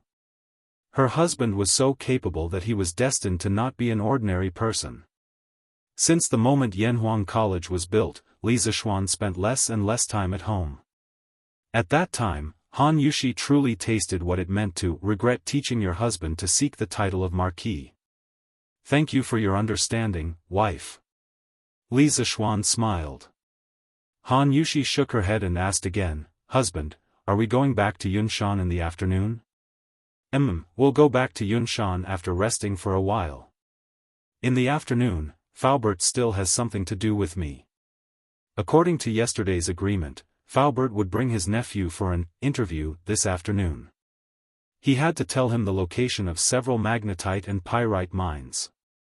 At around 1:00 in the afternoon, Li Zishuan took his wife out of the mansion in a carriage and went to Yunshan. Naturally, Sanbao and Fu were extremely resentful. They didn't expect their young master and young madam to leave after only staying in the mansion for a day. Such a master was extremely rare in Chang'an. Chapter 839. Young master, this is my nephew, Fu Bin. When they returned to Yunshan, Faubert was already waiting outside the courtyard with a young man. Li Zishuan directly brought them to the study on the first floor. Faubert smiled and introduced the young man beside him to Li Zishuan. Li Zishuan nodded and then began to size up the young man. This young man was about 25 or 26 years old. He had a delicate face, a high nose bridge, and a pair of eyes that were 70% clever and 30% timid. It was said that one's appearance was born from one's heart. Just by looking at his face, this young man was somewhat clever and somewhat timid. Fortunately, Li Zishuan didn't need someone who wasn't afraid of anything. He felt that a person should have a heart of reverence, so that they wouldn't overstep the rules when doing things. "Brat, why aren't you greeting young master?" Faubert slapped the back of the young man's head and scolded. The young man staggered 2 steps forward and hurriedly bowed to Li Zishuan and said, "Fu Bin greets young master." Li Zishuan smiled and said, No need to be so polite. I treat Faubert like an elder. Since you're Faubert's nephew, then your family." Fu Bin lowered his head and said, "Young master is too kind. I don't dare." Li Zishuan didn't force him and asked, "You know martial arts?" He saw that Fu Bin's lower body was very stable, so he asked this question. Fu Bin scratched his head and said embarrassedly, "I don't know martial arts, but I know some boxing." Faubert couldn't help but interrupt at this moment. This kid didn't like to study since he was young. He didn't learn how to dance, but learned a lot of fancy boxing. If it weren't for young master's favor, he wouldn't have made a name for himself. Li Zishuan waved his hand and said, "Hee. Faubert, you can't say that. There are 360 professions, and each profession has its own master. Studying is not the only way out of a person's life. As long as Fu Bin is down to earth, he will definitely have his own future." Hearing this, Fu Bin's eyes flashed. He couldn't help but have a good impression of Li Zishuan. Speaking up to this point, Li Zishuan took out a map from the bookshelf and beckoned to Fu Bin. When the latter came over, he said, "Let's go. Fu Bin, as long as you can accomplish this task, I will arrange you to work in the workshop. If you do well, you might even take over the position of Faubert in the workshop. By then, you will have a bright future." Fu Bin's expression lit up and he hurriedly said, "Many thanks for young master's promotion. Young master, if you need anything, just tell me. Even if I have to go through water and tread on fire, I will definitely complete the task given by young master." Li Zishuan smiled and said, "I don't need you to go through water and tread on fire. I have marked 4 locations on this map, corresponding to the 4 mines. They are not far from here, and they are all in Hedong Road. You can take some people there and look for the mines near the locations I marked. If the local government obstructs you, you can just show them my warrant." In the 2nd month of the 1st year of Zhengguan, Li Er divided the country into 10 roads, namely Guanyi Road, Hunan Road, Hedong Road, Hebei Road, Shannon Road, Longyu Road, Huainan Road, Jiangnan Road, Jiannan Road, and Lingnan Road. The counties were abolished and replaced with provinces. The 4 mines marked by Li Zishuan on the map were all located in Shaanxi Province, which was Hedong Road in the Tang Dynasty. Among the 4 mines, there were 2 magnetite mines and 2 pyrite mines. The magnetite reserve should be at least 30 million tons, which was enough for Li Zishuan's workshop to squander for decades. At the same time, it could also alleviate the extreme shortage of iron in the Tang Dynasty. Fu Bin took the map and suddenly had a bitter expression. "Young master, this map," Li Zishuan raised his eyebrows and said, "What's wrong? You don't know how to read a map?" Fu Bin had a long face and nodded. Faubert was furious and slapped the back of Fubin's head again. Ignorant and incompetent. I usually told you to read more books, but you didn't listen. Now you have lost your face here. What a bastard. Li Zishuan smiled. As the saying goes, when one is concerned, one must be responsible. From this, it could be seen that Faubert was very concerned about his nephew. Faubert, this map of mine is marked with a new method. It is normal that Xiao Bing does not understand it. You just need to teach him these 2 days. Don't worry, the mining is not urgent. Faubert knew that Li Zishuan was purposely giving him face. He said gratefully, "Thank you, young master." "Young master, don't worry. Even if this kid does not eat or sleep these 2 days, he will learn to read the map. He will not delay young master's work." "Alright, it's not that serious. By the way, Uncle Fu, I have a few drawings here, and I've marked the detailed size requirements on them. They'll be used together with the thing I drew for you in the workshop last time. Can you make them for me recently?" Li Zishuan waved his hand and turned around to take out a few drawings from the bookshelf. He passed them to Faubert. Faubert took the drawings and glanced at them. "Young master, this is not a problem. Don't worry." Then Faubert, you guys can go back to your work." Seeing that there was nothing else to say, Li Zishuan sent him off with a cup of tea. It was not that he did not want to give face, but that he and Faubert had been very busy recently. "Then this old man will take his leave." Faubert cupped his hands and left with Fubin. Li Zishuan meditated for a while in the study before leaving for the academy. He had to check on the students' recent military training before teaching them Taiji Fist. After all, he had promised Cheng Chumo a few days ago. "It's you? Senior, what brings you to my humble abode again?" What Li Zishuan did not expect was that the moment he stepped out of the door, he met the uninvited guest from 2 days ago, the bearded guest who was beaten black and blue. Perhaps it was because Li Jing's medicine was too effective or because the half-step great-grandmaster's recovery ability was too strong. In just 2 days, the bearded guest's injuries were almost healed. "Why? Marquis Yong isn't inviting me in? Could it be that you're still angry with me?" The bearded man's aura was restrained and he looked just like an ordinary farmer. He didn't bring a saber today and just walked towards Li Zishuan empty-handed and said with a smile, "I wouldn't dare. Senior, please come in." Li Zishuan still had to give face to Li Jing during the Battle of Yunshan. Moreover, he had a breakthrough during the battle and it could be said that he benefited greatly. If he followed the normal progress, he did not know how long it would take for him to break through. Therefore, although he had some complaints in his heart, he did not hate the bearded guest as much as he did in the beginning. Marquis Yong, if this is your humble abode, then there are no luxurious mansions in this world." Seeing that Li Zishuan's attitude towards him had improved slightly, the bearded guest laughed loudly. Chapter 840. Last time, he was still shouting about killing, but this time, he came to visit as if nothing had happened. It had to be said that the bearded guest's skin was really thick. However, no one in the Li family gave him a good face. Li Jingma only nodded at the bearded man in greeting before leaving.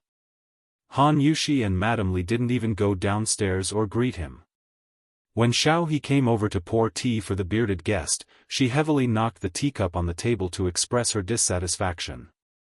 Lana held a small wooden sword and quietly hid at the staircase. Her 2 bright eyes stared at the bearded man without blinking, as if she was ready to deal a fatal blow to the bearded man in the main hall at any time. This little cutie didn't know that her every move had been noticed by the 2 people in the main hall. Marquis Yong, even if I did something wrong last time, you don't have to be so stingy, right?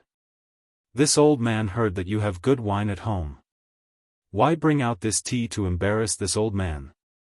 The bearded guest didn't care much about the Li family's reaction. In his opinion, Li Zishuan's family was already very polite for not cutting him with a knife. Now, they were just a little cold to him, so what? He looked at the teacup on the table and said to Li Zishuan without any trace of politeness. He came to Chang and with the imperial court's fleet.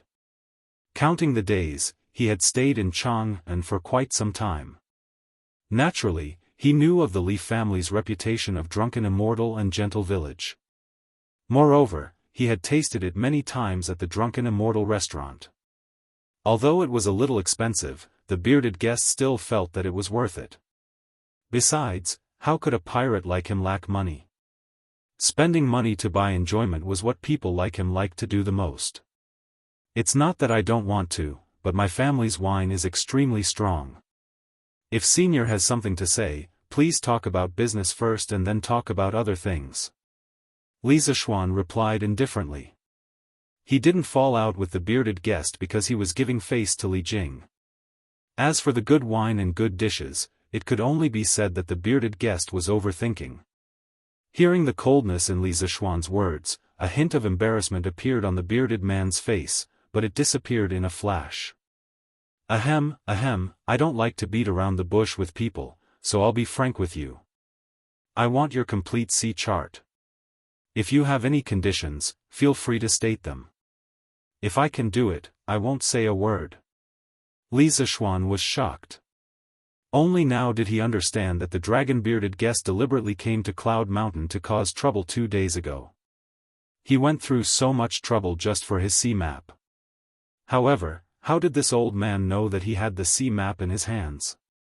That's impossible. Senior, please don't mention it again. Li Zishuan didn't think too much about it and directly refused. The curly-bearded guest immediately asked anxiously, why is that?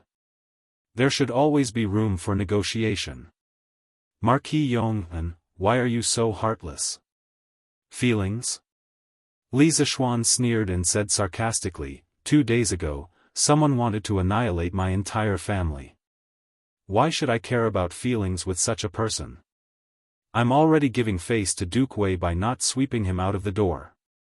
When the curly-bearded guest heard this, his face turned green and white. The fight 2 days ago was a misunderstanding.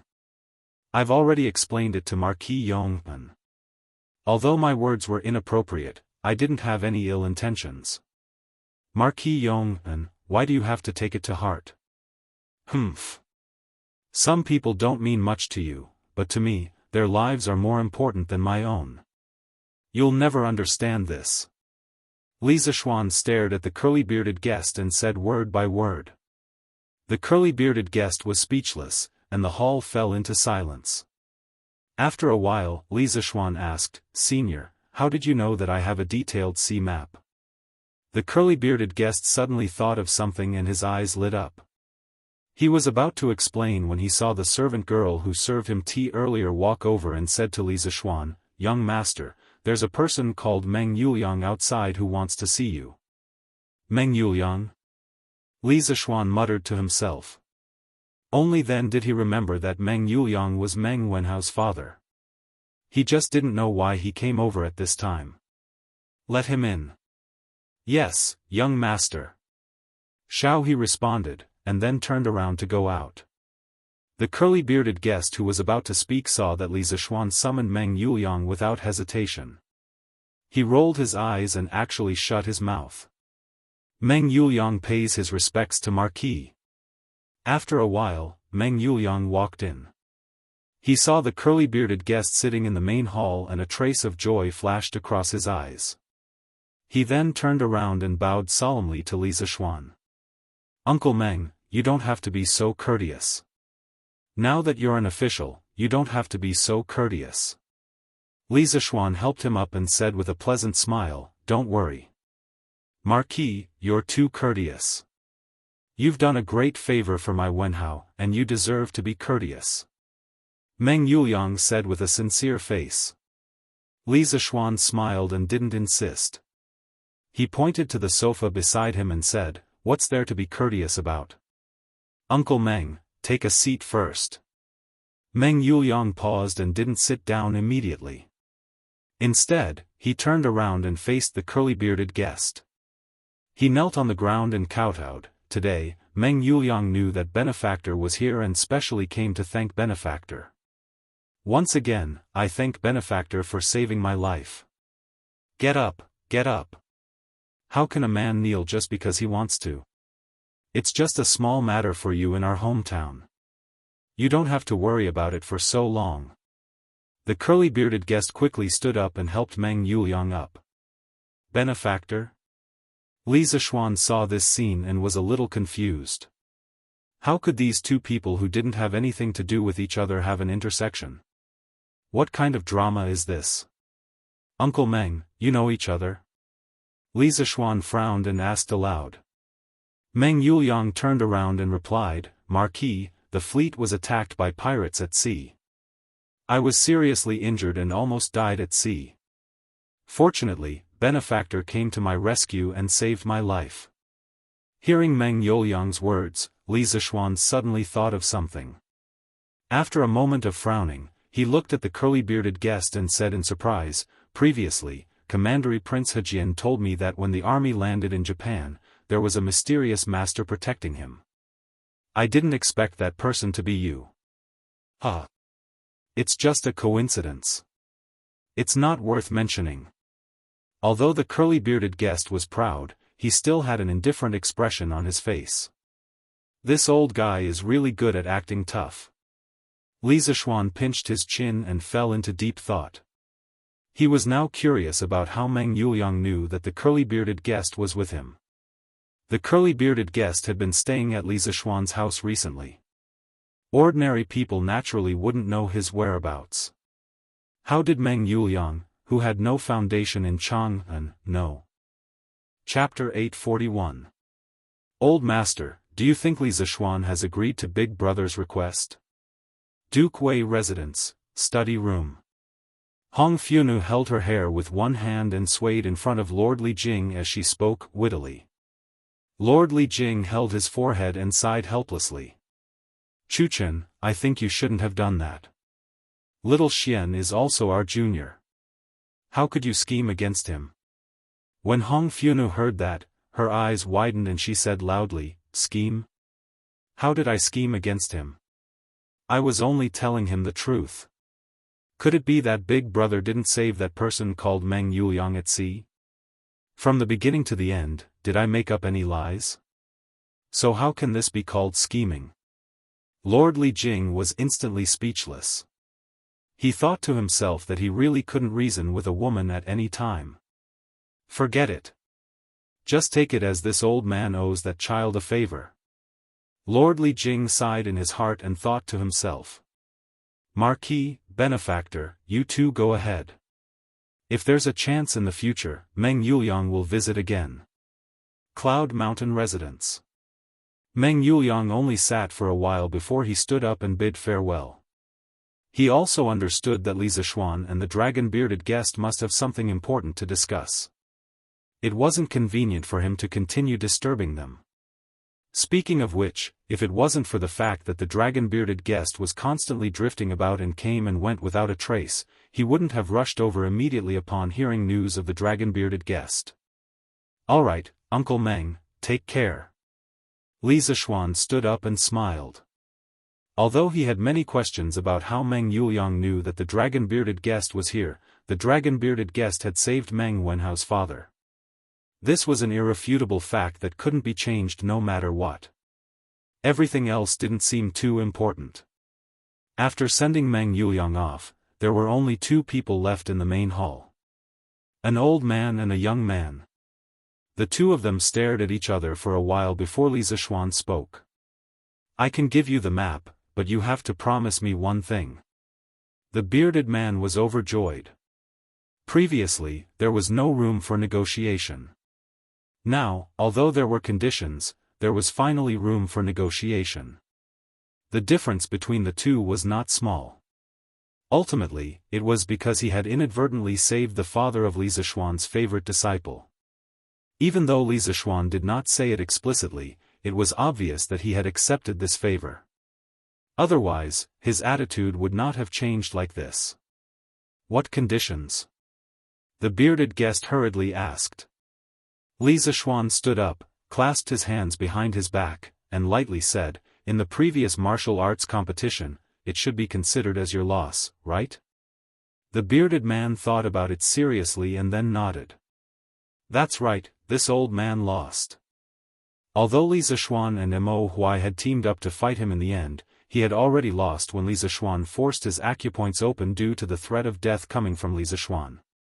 A loss was a loss. He, the bearded guest, had traversed the 4 seas. He would never do something so shameless as to refuse to admit his loss. Good. Before the martial arts competition, you said that if I lost, you would exterminate my entire family. But in the end, you clearly lost, so it's a different story. Li Zishuan said with a smile. The bearded guest's face darkened. He said impatiently, Marquis Yong'an, just tell me what you want. If I can do it, I will definitely do my best. When Li Zishuan heard this, he revealed a devilish smile, causing the curly-bearded guest, a great demon who had killed countless people, to tremble in fear. This marquis has always been kind-hearted. I won't do something like exterminating someone's entire family. But since you lost the martial arts competition, you should pay a corresponding price. Moreover, you want this marquis's sea map, so the price you should pay naturally cannot be low. How about this? As long as you are willing to fulfill your responsibilities as a guard at Yanhuang College for a year, this marquis will hand over the sea map to you. In addition to this request, after you take this marquis's sea map, you also need to help this marquis find a few things overseas. Once you find them, you will send them back to Chang'an. How about it? Do you agree to these 2 requests? Be a guard for a year? The bearded guest's eyes widened. If it was someone else who said this to him, he would definitely smash that person into a meat patty with his fist. What kind of person was he, the bearded guest? He was the overlord of the sea. How could he be someone's guard? If this were to spread out, how would he be able to survive in the south? However, he had no choice but to agree. First of all, he did lose the martial arts competition that day. Logically speaking, Li Zishuan should be the one to make a request. Moreover, that sea map was truly too important to him. After wandering the sea for so many years, no one knew better than him how rich the wealth of the sea was. If he had the help of Li Zishuan's sea map, where in the world could he not go? This. Can you change the conditions? For example, this marquis can use money to buy this sea map. The bearded guest said unwillingly. As for the latter condition, he didn't think much of it. At most, it would just take some effort to find something. However, the first condition was asking for his life. As the island master of the 72 islands, he also wanted his face. Li Zishuan narrowed his eyes and said indifferently, "Do you think this marquis is someone who lacks money? Just these 2 conditions, there's no way to change them. Senior, you also know that I originally didn't want to negotiate with you. However, now that you're unwilling to agree to my conditions, this marquis is powerless to do anything." 2 days ago, other than threatening Li Zishuan's family, the bearded guest also committed another crime, which was to disrupt the order of Cloud Mountain. Accordingly, he had to pay the price and set an example to the people who came after him. He had to let them know that no matter who it was, if they dared to cause trouble in Cloud Mountain, they must be punished. The atmosphere in the main hall suddenly froze.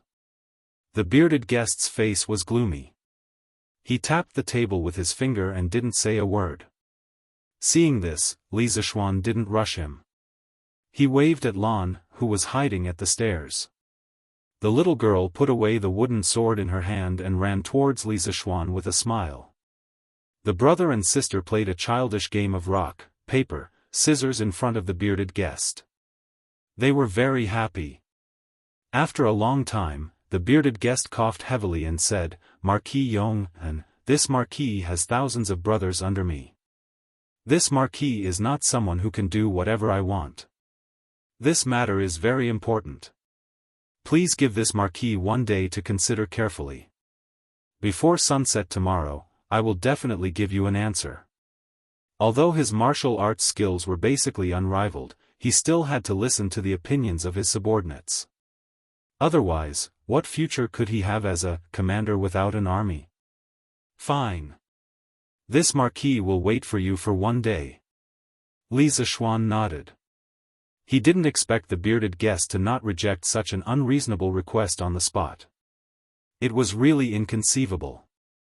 Then this marquis will take his leave first. The bearded guest cupped his hands and left. Of course, in the entire courtyard, no one sent him off. Chapter 842. The next day. Li Zishuan finally woke up early. After having breakfast in the courtyard, he went to Yanhuang College. Recently, due to various things, as the principal, he had not shown up at Yanhuang College for a long time. Mr. Li Gang had complained about this countless times. If this guy did not show up, Li Gang would probably come personally to catch him. Good morning, Mr. Li. Have you had breakfast yet? Coincidentally, Li Zishuan, the principal, who often liked to slack off, happened to meet the vice principal, who had always been conscientious. Seeing Li Gang looking at him expressionlessly, Li Zishuan could only bite the bullet and go forward to greet him. Yes. Li Gang nodded and then walked forward with Li Zishuan while saying in a muffled voice, seeing that the military training is about to end, Yamacho, you have to arrange the teaching work of the academy as soon as possible. There are so many teachers in the academy, they are all waiting for you to say something. Li Zishuan replied, Sir, you are right. I will arrange the teaching work as soon as possible. In fact, he was groaning in his heart, because he had just received another job from Lier yesterday, and now the academy was about to get on track. With two things happening at the same time, it was estimated that he would be as busy as a dog in the next month. Oh, Mr. Yen and Mr. Wang came to me yesterday. They asked me to remind you not to forget about their bet last month. Seeing that Li Zishuan agreed, Li Gang felt a little relieved. Suddenly, he remembered something and suddenly said with some amusement. Li Zishuan was startled. Only then did he remember that Wang Ji and Yen Silu had a quarrel that eventually evolved into a bet. If Li Gang had not mentioned it to him today, he would have really forgotten about it. Sir, don't worry. I have always remembered this matter in my heart. I will never forget it. Li Zishuan lied through his teeth. Li Gang was old and shrewd. How could he not see that Li Zishuan was lying? However, he didn't expose her. He just smiled and left alone. Beep beep beep. Attention. Look to the right. Look forward. At ease. At 7 in the morning, the students of Yanhuang College, who had just finished their breakfast, began to gather on the sports field. Unlike in the past, they didn't start training immediately after they gathered today. The instructors of each class didn't give any more orders after they were in formation. The students were all secretly puzzled. After a while, they saw Li Zishuan on the rostrum of the sports field. Today, Li Zishuan didn't wear a scholarly robe like before. Instead, he wore a loose white silk undershirt, which was a bit similar to the modern training clothes. He looked very elegant and unrestrained. Li Zishuan stood on the rostrum and looked at the neat rows of students below. Each of them had their heads held high and their chests puffed out. They were like sharp swords that pierced the sky. He couldn't help but sigh in his heart. In less than a month, this group of motley crew had been trained by him to look like a decent person. You've become darker and thinner. He was looking at the students, and the students were also looking at him. Just like this, you look at me, I look at you. After about the time it takes to brew a cup of tea, Li Zishuan suddenly opened his mouth and said these 4 words. The students were instantly amused. However, what he said was also true. In this era where there were no skincare products or sunscreen, anyone who was exposed to the sun for a month would become darker. Li Tai's change could be said to be the biggest among them. The white and fat little fatty in the past had now become a young man with dark skin and a medium build. Those who hadn't seen him in the past month would probably not be able to recognize him when they suddenly saw him like this. After a while, the laughter gradually died down. Li Zishuan continued. I know that you've all worked hard in the past month, but the improvement that all of you have received from this military training is obvious. A month of military training has taught you to be strong, and it has also taught you to be united and patient. Alright, let's stop with the small talk. Today is not the day to summarize your military training. Your military training is not over yet. The first half of his words made the student sigh with emotion, but the last half of his half-joking words made many of them smile. Most of them had never seen Li Zishuan speak in such a chatty tone. Now that they heard it, they felt that it was particularly amiable. It was much better than the old-fashioned old men they had met before. Well, since you all welcome me so much, I'll tell you all a piece of good news. Li Zishuan smiled mysteriously. He looked at the students below and said, in the next few days, you won't have to stand in line every day to train. You'll be much more relaxed because I'm going to teach you a set of fist techniques. Whether you know martial arts or not, you can learn it together with me. This set of fist techniques is called Tai Chi. I hope you can learn it well because it's not just a set of fist techniques. It contains the Tao of heaven and earth. Fist techniques? Yamacho wants to teach us fist techniques? As soon as Li Zishuan finished speaking, the students exclaimed one after another. They didn't understand why Li Zishuan suddenly made such a decision. Of course, Cheng Chumo was an exception. This guy had known the news for a long time. It's good to learn fist techniques. It's better than standing in line every day. Yes. This is really good news.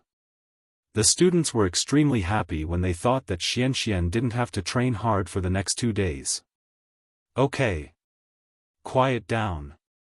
After a quarter of an hour, Li Zishuan shouted in a deep voice. Then he began to explain, before I teach you fist techniques, I want to tell you what Tai Chi is. The so-called Tai Chi is the process of the universe from the infinite to the Tai Chi, and the process of all things. The Tai Chi is the state before heaven and earth were created and before yin and yang were separated. The Book of Changes once said, when Tai Chi existed, yin and yang were born. Tai Chi means that before heaven and earth were separated, primordial Chi was mixed into one. This Tai Chi contains the truth of heaven and earth. You must understand it well. Next, I'll show you once. You can remember as much as you can. Don't force it. After that, Li Zishuan began to close his eyes and calm his mind. After a while, when his essence, Qi, and spirit reached the best state, he opened his eyes. He drew a circle with his toes and his hands formed a circle. The robe on his body also slowly danced with the agitation of his body's qi. He looked quite like an expert. Tai Chi Yin and Yang Xian Li Ming, thousands of changes do not leave the principle. Defend and neutralize without bias. Only when you understand the loosening and tightening skills will you succeed. Li Zishuan recited the incantation to the students while he formed a circle with his hands. His body and movements gradually stretched out. Now his strength had reached the middle stage of Grand Master. In addition, after so many life and death struggles, his understanding of Tai Chi was far from what it was before. The most intuitive manifestation was that his every move now contained a trace of Tao. Ordinary people and people at low levels naturally couldn't see the difference, but Qin Xiong and Mo Huai, who were on the side of the field, saw the clues. This. Every move is Tao. Taoism has existed for thousands of years. I'm afraid such a person is extremely rare, isn't it? Qin Xiong looked at Li Zishuan, who was dancing on the rostrum. He was so shocked that he almost pulled his beard off. He muttered to himself in a low voice. Mo Huai was also shocked. He felt that this scene in front of him was even more shocking than when he saw Li Zishuan break through to the middle stage of Grand Master the day before yesterday. Tao follows nature. This is Tao following nature. It's a great fortune for Taoism to have such a person. If this Tai Chi is practiced deeply, it can definitely be called the Supreme Fist technique. I didn't expect Yamacho to so casually make it public. What a pity. Qin Xiong had come to his senses at this time. He smiled and said, "Brother Mo, you worry too much. To reach Xiao Xian's level of mastery in Taiji Fist, without the guidance of a master, it would be harder than ascending to the heavens. Others might only be able to grasp the form, but not the essence. Take this old man for example. After practicing for so long, I can't even reach 30% of Xiao Xian's mastery in Taiji Fist. It can be seen that Tai Chi is not as easy to practice as it seems on the surface." Qin Xiong's words could be said to have revealed the secret. Tai Chi paid the most attention to the fist intent and one's own understanding. Among 100 people, there were 100 different understandings of Tai Chi, but only one or two of them could go a little further on the road of Tai Chi. General Qin's words are reasonable. I've learned a lot. When Mo Huai heard this, he felt relieved and cupped his hands with a smile. As the saying goes, the layman enjoys the show, while the expert appreciates the skill. The two of them saw the skill clearly, but the students on the sports field were watching the show. However, this show was not ordinary. In their eyes, Li Zishuan's every move was full of poetry and painting, as if it had a natural feeling. Just looking at it made people feel very comfortable. Simply put, it was pleasing to the eye. At this moment, all the students were deeply intoxicated by the Tai Chi concept that Li Zishuan had drawn. They couldn't help but hold their breaths. Their minds moved with Li Zishuan's moving fists, as if they were in another world. Every move was Tao. Qin Xiong was right. This was Li Zishuan's current Tai Chi realm. Not only could he immerse his mind into the realm of forgetfulness, but he could also guide the minds of the people around him with lower martial arts realms into his Tai Chi realm to comprehend the great Tao of heaven and earth contained in the Tai Chi realm. However, Li Zishuan himself didn't know all of this.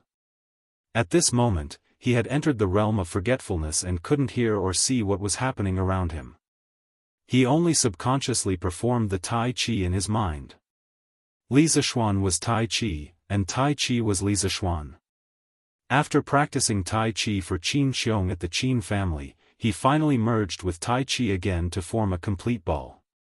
Tai Chi had already fused into his body, accompanying the beating of his heart and even accompanying his breathing. There was fog around Li Zishuan. His body emitted heat, and the heat and fog condensed together. At this moment, a flock of birds flew over from the forest on the west side of the Cloud Mountain. They stopped in the air above the rostrum and actually started to dance with Li Zishuan's movements. Not a single bird made a sound during the process. Tao followed nature. Li Zishuan had really merged himself with nature. He penetrated his mind into every moment of his movements. He was light but not floating, soft but not soft. He was relaxed and heavy at the same time. It was as if he was floating in the water, floating in the Yangtze River. His waist was like a wheel, and his mind surged as he swam continuously. After a short 15 minutes, his entire body was drenched in sweat. His clothes were already soaked. However, his face was even redder, and his skin was even fairer. He appeared to be in a sparkling and translucent state. Arm support, knee support, mind support. If you don't support yourself, support yourself, support yourself, support yourself, support yourself. As the last fist technique was performed, Li Zishuan drew a circle in front of him with the tip of his foot. His body slowly retracted. He stood at attention and gently exhaled a mouthful of turbid air. This set of Taiji fist made him feel extremely satisfied. At this moment, the birds in the sky seemed to have just woken up from their sleep. They scattered and flew in all directions. The students below the stage were all still in a state of intoxication. When Li Zishuan came back to his senses and saw this, he just smiled and didn't say anything to disturb them. He hoped that the students would be able to realize something from his high-level demonstration. Taiji, Taiji. Light but not floating, soft but not soft. It is relaxed and heavy at the same time. What a magical fist technique. This little kid is full of secrets. Why have I never heard of such a profound fist technique in the Jianghu before? Under a big tree outside the sports field, a bearded man looked at Li Zishuan on the rostrum of the sports field and whispered to himself. That's right, this guy was the bearded man. He was the person who almost became the head of security of Yanhuang College. Needless to say, he must have snuck in while hiding from the college's guards. If Pang Feiji and Mo Zhong knew about this, they would definitely be pissed to death. Of course, no one would have thought that this famous pirate in the Jianghu would actually come to Yanhuang College to secretly learn. Wow. This Taiji fist looks really good. No, I have to learn it well. No, I think it's mainly because Yamacho is good at it. If it was someone else, they definitely wouldn't be able to do it to this extent. Taiji is the birth of yin and yang. I seem to have thought of something unusual from this Taiji fist.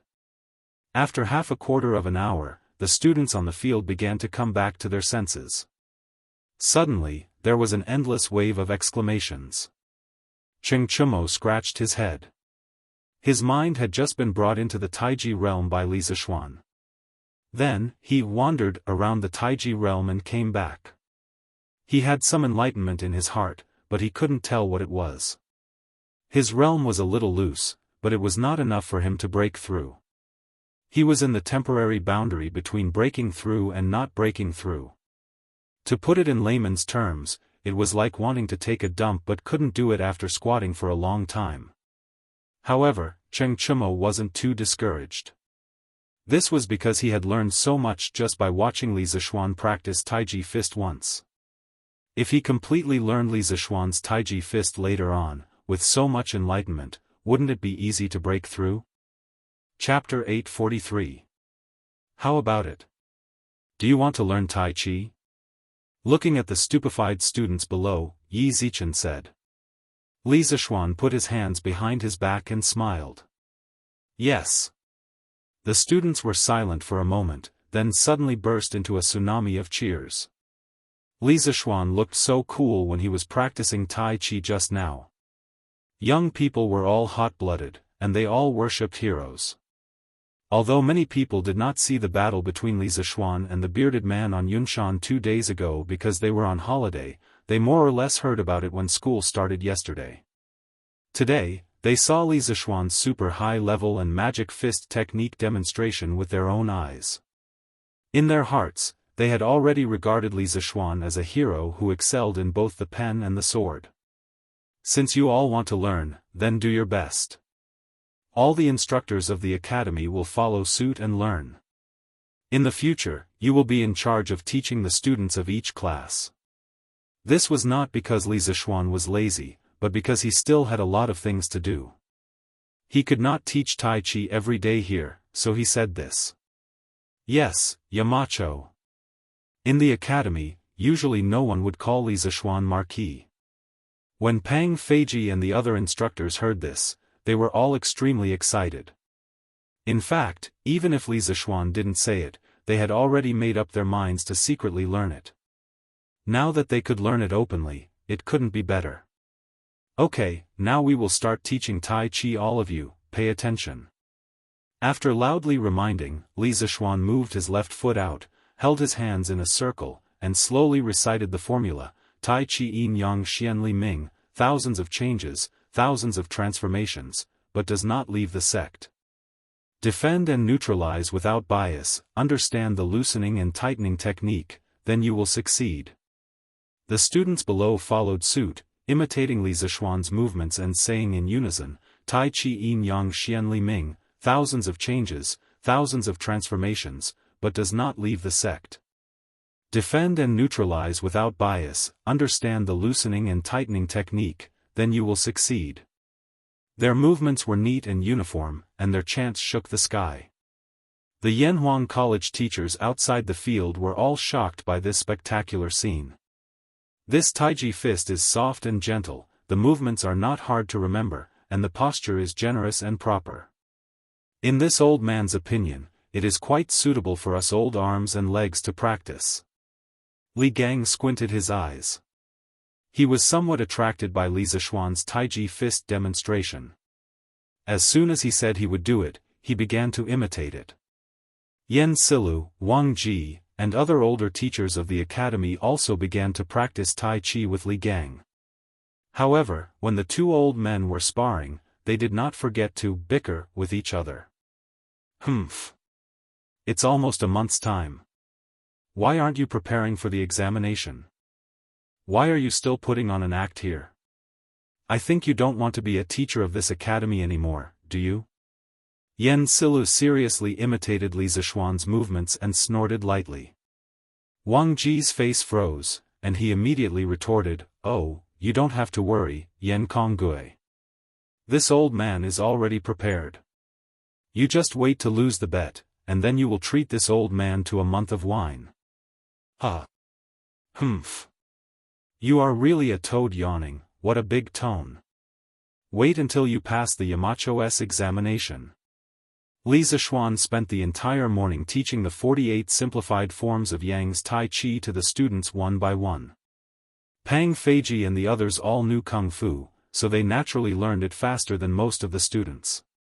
Before lunch, they had already memorized the main points of each move. Li Zishuan was naturally happy and at ease. In the afternoon, he let Pang Feiji and the other instructors teach Tai Chi to the students. He himself patrolled around and personally guided the students who did not follow the rules.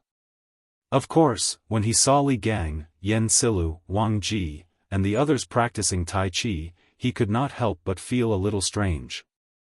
It felt like he had seen those old men and women practicing Tai Chi in the park in his previous life. He thought to himself, will this be the scenery of Yanhuang College in the future? Hey! Little Xian. Wait! During the break, Li Zishuan was about to leave the field and go to his office when he heard Cheng Chumo's voice behind him. He turned around and waited for Cheng Chumo to run over. He asked, "What's wrong? Ugly bull?" "Ha! Nothing big. I just wanted to ask, little Xian, are you busy? If you are not busy, can you teach me Tai Chi personally?" Cheng Chumo scratched his head and asked embarrassedly. "Why? Isn't Uncle Qin teaching class 1? Why don't you learn from anyone?" Li Zishuan said unhappily. What he meant was, don't be unreasonable and don't bother me. I am very busy. Cheng Chumo of course, he did not understand Li Zishuan's meaning. He straightened his neck and said, "No, I feel like I am about to break through, but Pang Feiji and Uncle Qin's Tai Chi is not as good as yours. Little Xian, please help me. If I don't break through soon, my dad will definitely not let me off easily." Li Zishuan looked at Cheng Chumo suspiciously. He did not expect Cheng Chumo to show signs of breaking through after watching Tai Chi for an entire morning. He thought to himself, when did this blockhead become enlightened? Okay. Come with me, I will give you a few pointers. Whether you can break through or not will depend on your luck. Martial arts is not something that can be forced. When the time comes, even if you don't break through, Uncle Cheng will definitely not do anything to you. Since Cheng Chumo said so, how could Li Zishuan not help him? After all, this guy was his first brother in Tang Dynasty. Ha! I knew you were a good friend, little Xian. When I break through, I will invite you to Drunken Immortal restaurant for a drink. Cheng Chumo laughed proudly. Li Zishuan looked at this shameless guy in annoyance. Invite me to Drunken Immortal restaurant for a meal? Do I need you to treat me to a meal at Drunken Immortal restaurant? He was so King shameless. Master. Can I go with you? Since the place where the two of them were talking was not far from Class 1's resting area, Iron Egg had already noticed the two of them whispering and followed them. When he heard that Li Zishuan was going to give Cheng Chumo special treatment, he quickly asked. Not only did Cheng Chumo want to break through, he also wanted to. One is teaching, two is still teaching. Come with me. Li Zishuan smiled and turned to walk out of the sports field. Cheng Chumo and Iron Egg naturally followed. After a while, they followed Li Zishuan to the open space in front of Guanghua Building, the main building of Yanhuang College. Li Zishuan turned around and looked at Cheng Chumo, saying, "You attack me." Cheng Chumo was stunned, and then he quickly shook his head and said, "Damn it. Little Xian, do you think I'm stupid? You are now at the Grand Master middle stage. You want me to attack you? Isn't that asking me to die?" No way. He had heard that Li Zishuan had beaten the half-step Great Grandmaster bearded man until his face was swollen. He would not be so stupid as to teach Li Zishuan a lesson. Chapter 844. In front of the main building of Yanhuang College. Hearing Cheng Chumo's words, Li Zishuan rolled his eyes helplessly and said, "Just attack when I tell you to.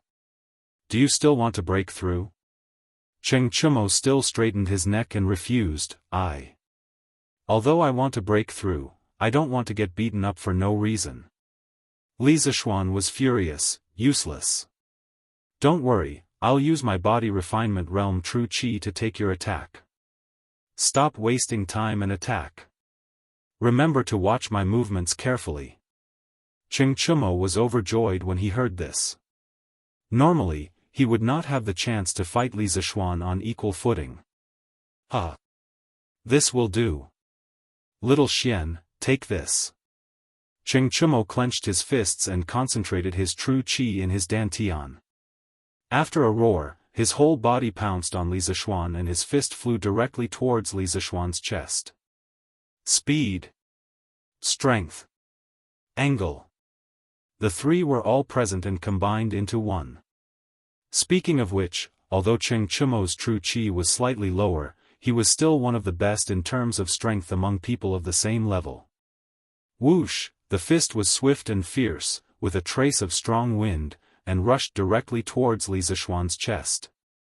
Iron Egg held his breath and stared at Li Zishuan without blinking. He wanted to see how his master would deal with this aggressive punch. Of course, he was not worried that his master would be hurt at all. In his eyes, his master was invincible, no matter who came. When Cheng Chumo's fist was 3 inches away from Li Zishuan's chest, Li Zishuan stretched out his hand, and then stretched out his palm and gently flicked it. Li Zishuan did not even use his true chi, but Cheng Chumo seemed to be out of control. After a circle, his attack missed. What's going on? I didn't feel you use your true chi, little Xian. How could you take my attack? After Cheng Chumo stabilized his body, he scratched his head and muttered with a puzzled face. What? Did you forget? Li Zishuan asked.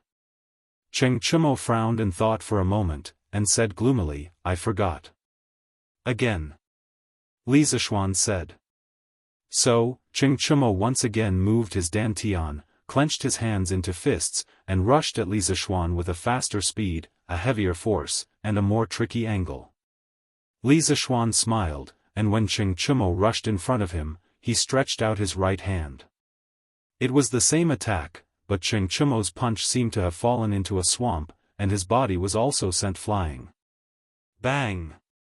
The miserable Cheng Chumo fell to the ground on his butt. Did you forget? Li Zishuan asked again. Cheng Chumo frowned and carefully recalled Li Zishuan's movements just now. After a while, he still replied, I forgot. Again. Li Zishuan said. They did this 3 or 4 times. Cheng Chumo fell harder each time, and Li Zishuan seemed to be playing house every time. He didn't use much strength at all. Iron Egg next to him was stunned. He used all his mind to carefully watch Li Zishuan's every move, trying to imprint it in his heart. Did you forget? After countless times, Li Zishuan looked at Cheng Chumo lying on the ground and asked again. Cheng Chumo struggled to get up from the ground, and his face and hair were covered with a lot of dust. He said very awkwardly, "I forgot." Li Zishuan didn't tell Cheng Chumo to do it again this time. At this moment, his face was as black as the bottom of a pot. Xiao Xian, do you want to do it again? I can definitely remember it." Seeing Li Zishuan's ugly face, Cheng Chumo felt a little guilty and asked weakly.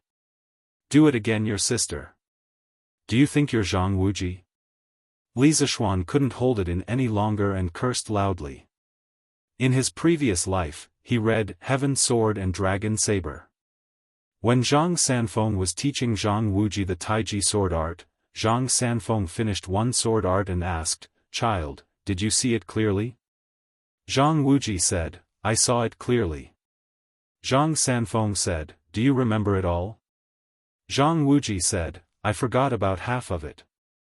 Zhang Sanfeng said, "Okay, it's hard for you. Think about it yourself." Zhang Yuanji lowered his head and thought. After a while, Zhang Sanfeng asked, "How is it now?" Zhang Wuji said, "I forgot about half of it." Later, Zhang Sanfeng demonstrated it again.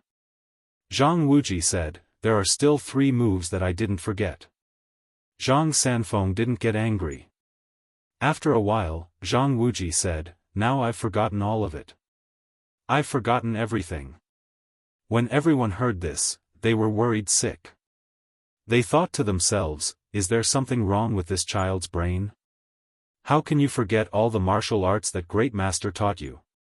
Unexpectedly, Zhang Sanfeng's old face bloomed with a smile, praising his grandson's talent.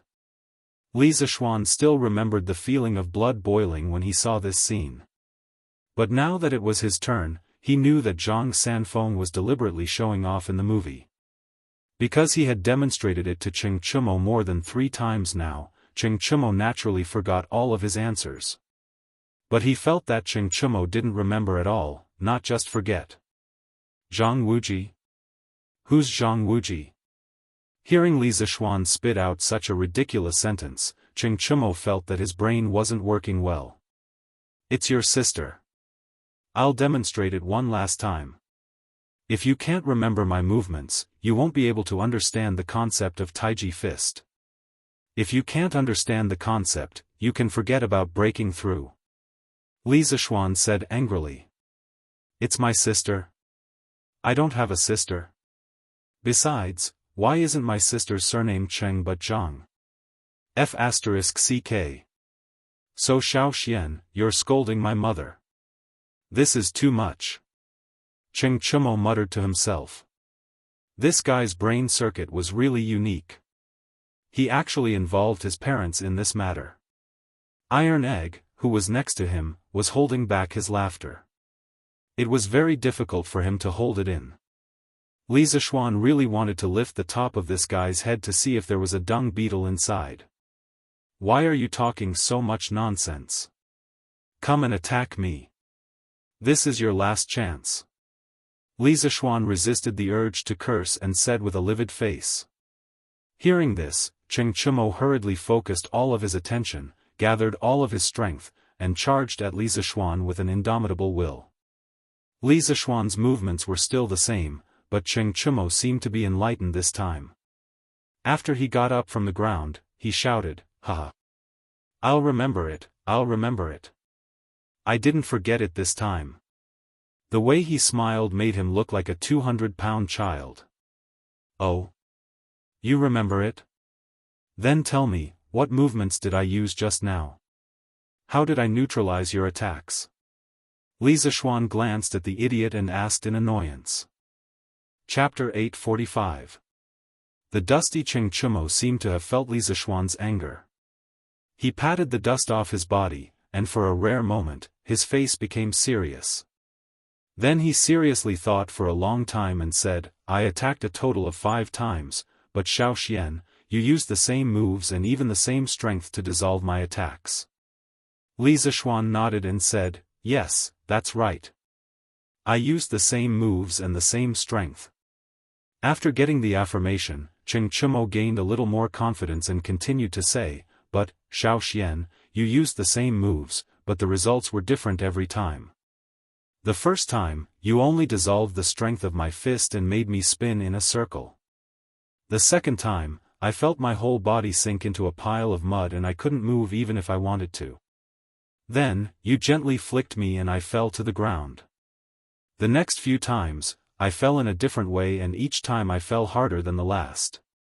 Damn, Xiaoxian, don't you know how to be merciful? Li Zishuan rolled his eyes and thought, if I were merciful, you wouldn't have learned anything. However, he was quite satisfied with Cheng Chumo's conclusion. Even a blockhead could be enlightened. Then, did you learn anything from our few exchanges? Li Zishuan pursed his lips and asked faintly. Learn? Cheng Chumo's eyes first showed a trace of confusion, then he fell into deep thought and stood still on the ground. Li Zishuan saw this and didn't disturb him. He and Iron Egg stood quietly by the side and waited. After about 15 minutes, Cheng Chumo finally returned to normal. His eyes were blazing.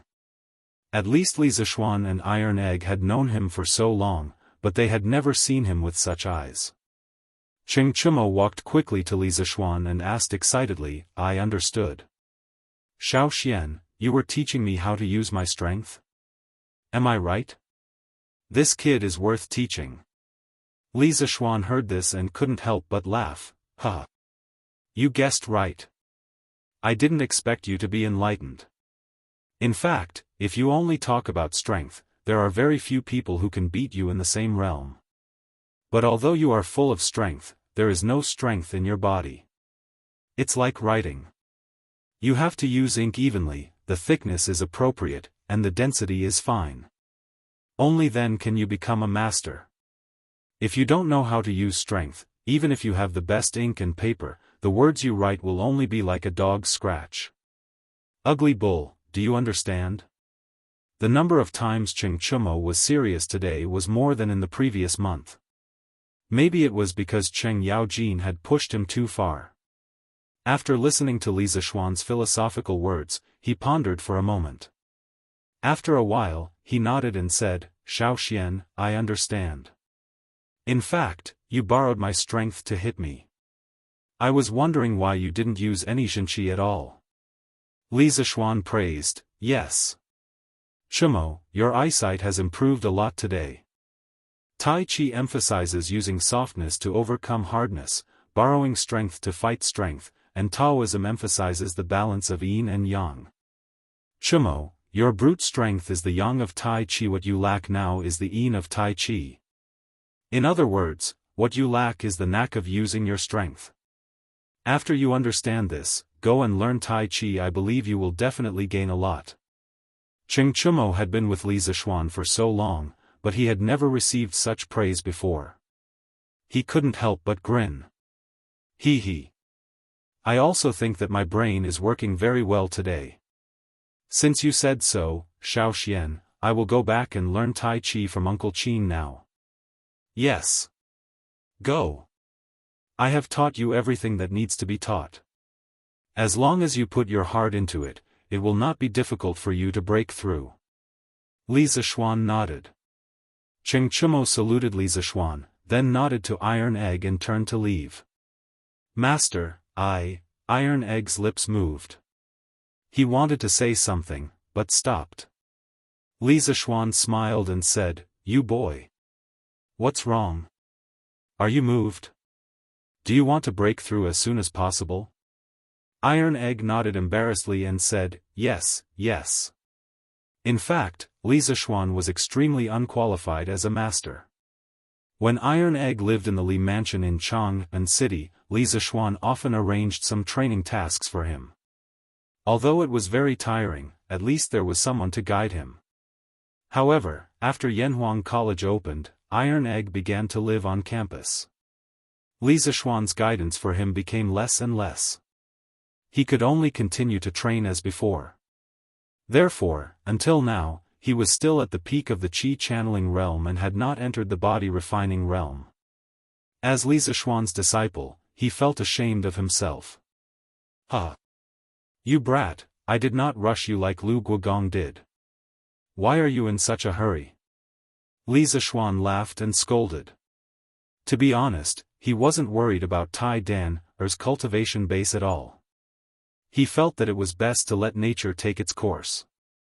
This was the same for him. He had never deliberately tried to raise his cultivation base from the beginning to the end. Master, Iron Egg did not want to embarrass you. Iron Egg lowered his head and said. I have never cared about other people's opinions. Cultivation, let nature take its course. Everyone's life is only a few decades. As long as you are happy, everything will be fine. Speaking of this, Li Zishuan suddenly felt a little emotional in his heart.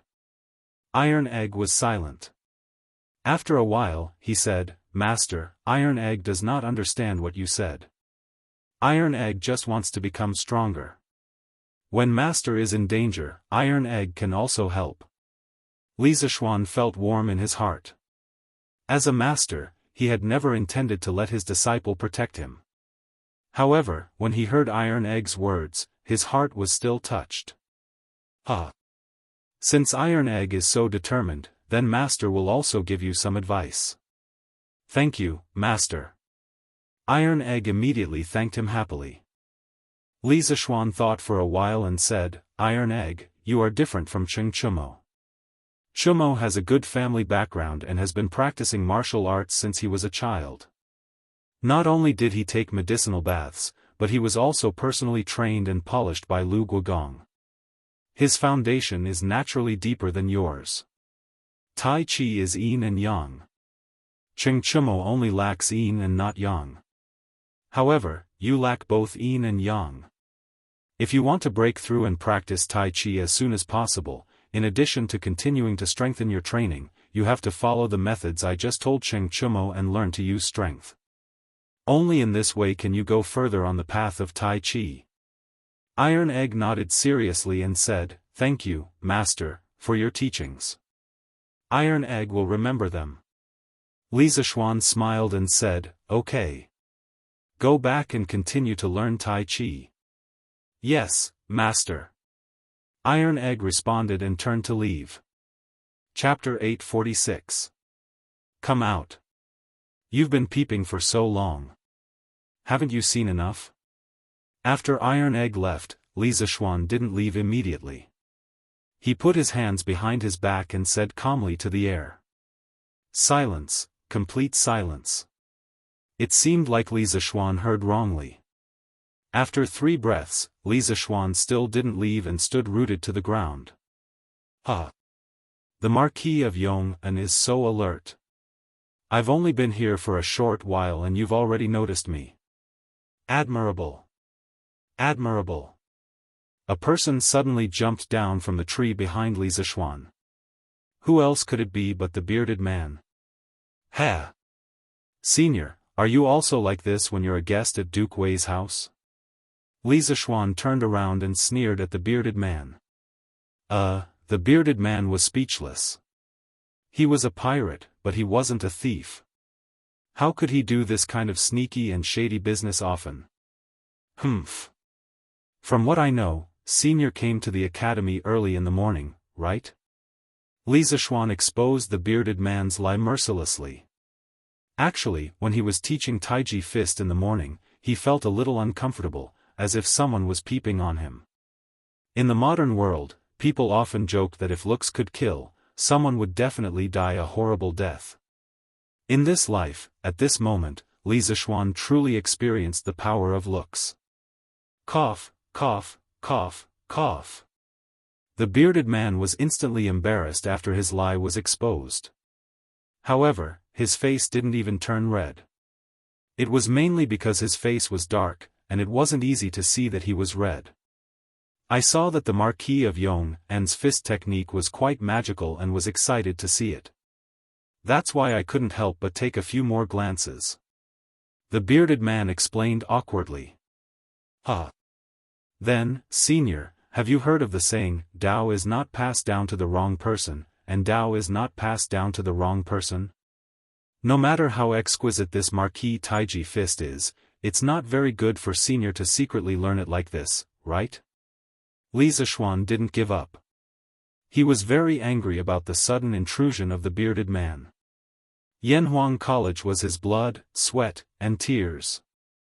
He wouldn't allow people with strong martial arts to treat this place as their own backyard, coming and going as they pleased. This Marquis Yong, and you've already taught the Taiji fist to so many people. Regardless of the era, secretly learning from others was despised by the people of Jianghu. The bearded man wasn't willing to be labeled with such a label. Thus, he glared and defended himself. Humph. This marquis only imparted it to people from Yanhuang College. Have I ever said that I would impart it to outsiders? Li Zishuan sneered. The bearded man's expression froze, and he was instantly speechless. Taking without permission was stealing, and he was learning without permission. It was no different from stealing. Hee, you can't say it like that. I'm here today to tell you that I've decided to become a guard of Yanhuang College. In that case, I can't be considered an outsider, right? Suddenly, the bearded man's eyes lit up, and he said with a smile. Li Zishuan's expression didn't change, but he was shocked in his heart. He never thought that the curly-bearded guest would actually sacrifice a year of his freedom for a mere sea map. Was it really worth it? Senior, have you really thought it through? Li Zishuan stared at the bearded man and asked in a deep voice. Of course, I always mean what I say. The bearded man replied with a look of certainty. In fact, Li Zishuan was mistaken. The reason why the bearded man agreed to such a harsh request, other than the sea map, was that he saw hope for a breakthrough from Yanhuang College, Taiji Fist, and Li Zishuan. He had been stuck in the half-step grandmaster realm for several years. To some extent, the bearded man's situation was very similar to Ching Chumo's. They were both people who had strength, but couldn't use it in the right place. The theory of Taiji Yin and Yang that Li Zishuan had just told Ching Chumo made the bearded man, who didn't have any hope of breaking through, suddenly see a tiny bit of hope. Therefore, he agreed to join Yanhuang College with Li Zishuan. Although becoming a guard didn't sound good, in order to break through, it was all worth it. It wasn't an exaggeration, because ordinary people would never be able to understand the desire of a top master to break through, especially now that there was only one grandmaster left in the martial arts world of the Central Plains. The bearded man was eager to find a sense of existence. Senior, don't you think that being a guard in the college is a bit of an insult to your identity? Li Zishuan asked faintly. Huh? Insult? That's not necessarily true, right? If it was in the past, the bearded man would definitely feel that being a guard in Yanhuang College would weaken his prestige.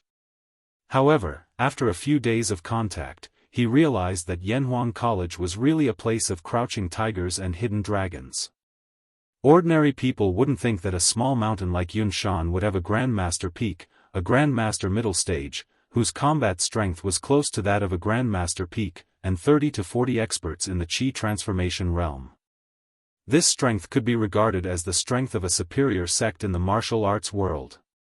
But don't forget that Yunshan wasn't a sect in the martial arts world. It was a place for academics, which was the most deceptive. 2 days ago, when the bearded man was beaten to the ground, he had cursed in his heart, say, "Why are you hiding so many experts in a place for teaching?" It made him fail to show off, and instead he was attacked, calling Li Zishuan a fraud. Rest assured, Marquis Yong-un. Since I've agreed to be a guard in Yanhuang College, I'll definitely do my best. In the future, if anyone dares to cause trouble in Yunshan, I'll teach them a lesson. The bearded man was a little worried that Li Zishuan wouldn't agree, so he quickly expressed his stance solemnly. In the eyes of many people, it was embarrassing for him to be a guard in Yanhuang College. However, the bearded man was thinking that if he, a half-step grandmaster, wanted to be a guard in Yanhuang College and was rejected, wouldn't that be even more embarrassing? All right. Since Senior insists, then I welcome you on behalf of Yanhuang College. Senior, you can call me Yamacho like everyone else in the future. Li Zishuan thought about it seriously and realized that this matter was beneficial to him, so he smiled and said to the bearded man. Huh. Then Yamacho, you can just call me Zhang-san in the future. In terms of strength, you and I should be on the same level. Zhang Zhongjian's surname was Zhang Xingsan, and his red beard was like a dragon. Hence, he was known as the Bearded Man. Zhang San was a name that very few people would call him. In the martial arts world, strength had always been important, not age. Li Zishuan was already a middle-stage grandmaster at a young age, so he was completely worthy of being on the same level as the Bearded Man. No, I'll call you Mr. Zhang San. In the future, other than being a guard in the college, I hope you can also be a martial arts instructor in the college. If there are any martial arts enthusiasts in the college who want to learn from you, I hope you can teach them. Chapter 847. With a different standpoint, one's attitude towards things would be different. When the Bearded Man barged into the Yunshan courtyard and wanted to kill Li Zishuan's entire family, Li Zishuan felt that this Bearded Man deserved to die. At that time, he had indeed intended to do so. Even if he didn't kill the Bearded Man, he would at least cripple him. In the end, Li Jing and Hong Funa came, so he had no choice but to stop. However, he still hated the Bearded Man. Yesterday, the Bearded Man came to Li Zishuan and asked for the sea map. He changed his arrogant and despotic attitude, causing Li Zishuan's attitude towards him to change slightly. Today, the Bearded Man took the initiative to ask to be the Academy's guard. From now on, the Academy had a half-step Great Grandmaster expert. This made Li Zishuan's mood very good, and he felt that this guy wasn't that annoying. Huh. Good. Yamacho, don't worry, I'm not that kind of petty person. Seeing that Li Zishuan's attitude towards him had started to become better, the Bearded Man was in a good mood and said with a smile. Li Zishuan nodded and then brought the Bearded Man to Guanghua Building while chatting. They mainly talked about the Bearded Man's experiences on the sea. In his previous life, Li Zishuan had a lot of yearning for life on the sea after watching One Piece's anime. Now that he could listen to China's earliest pirate talk about life on the sea, it felt pretty good. The addition of a powerful bearded guard on Cloud Mountain caused quite a stir among the students. This was because many people had seen this Bearded Man before. He was the one who had been beaten up by Li Zishuan a few days ago and had come to Cloud Mountain to cause trouble. It was said that this Bearded Man had now become a guard of Cloud Mountain and was also a martial arts instructor. Thus, many students came to watch out of admiration. The next day. Mr. Zhang San, are you really the Fengchen 3 heroes? Of course, it's the real deal. Mr. Zhang San, how is your relationship with Duke Wei? Medicine Master and I are sworn brothers, what do you think? Mr. Zhang San, are your martial arts very powerful? Hee, it's alright. Then what's your ranking in Jianghu? Well, no matter what, he should be in the top 5, right? Wow, that's amazing. But why were you beaten up by Yamacho that day? Mr. Zhang San, did you enjoy being beaten up by the Yamacho that day? The bearded guest originally felt that it was quite interesting to chat with these young students. However, he didn't know which brat had to mention which pot didn't boil and purposely dug a hole for him to jump into, causing him to fall into an incomparably awkward situation. Are you still feeling good? King awesome. He really wanted to grab that naughty student and beat him up while asking, can't you King have a good chat? Sigh, forget it. I'm a great man who doesn't mind petty people. I won't argue with a brat like you. It's time to go to the cafeteria. Speaking of which, the food at Yanhuang College was really good. In comparison, what he had eaten at Apothecary's house 2 days ago was simply like eating chaff. Hey, third brother, wait.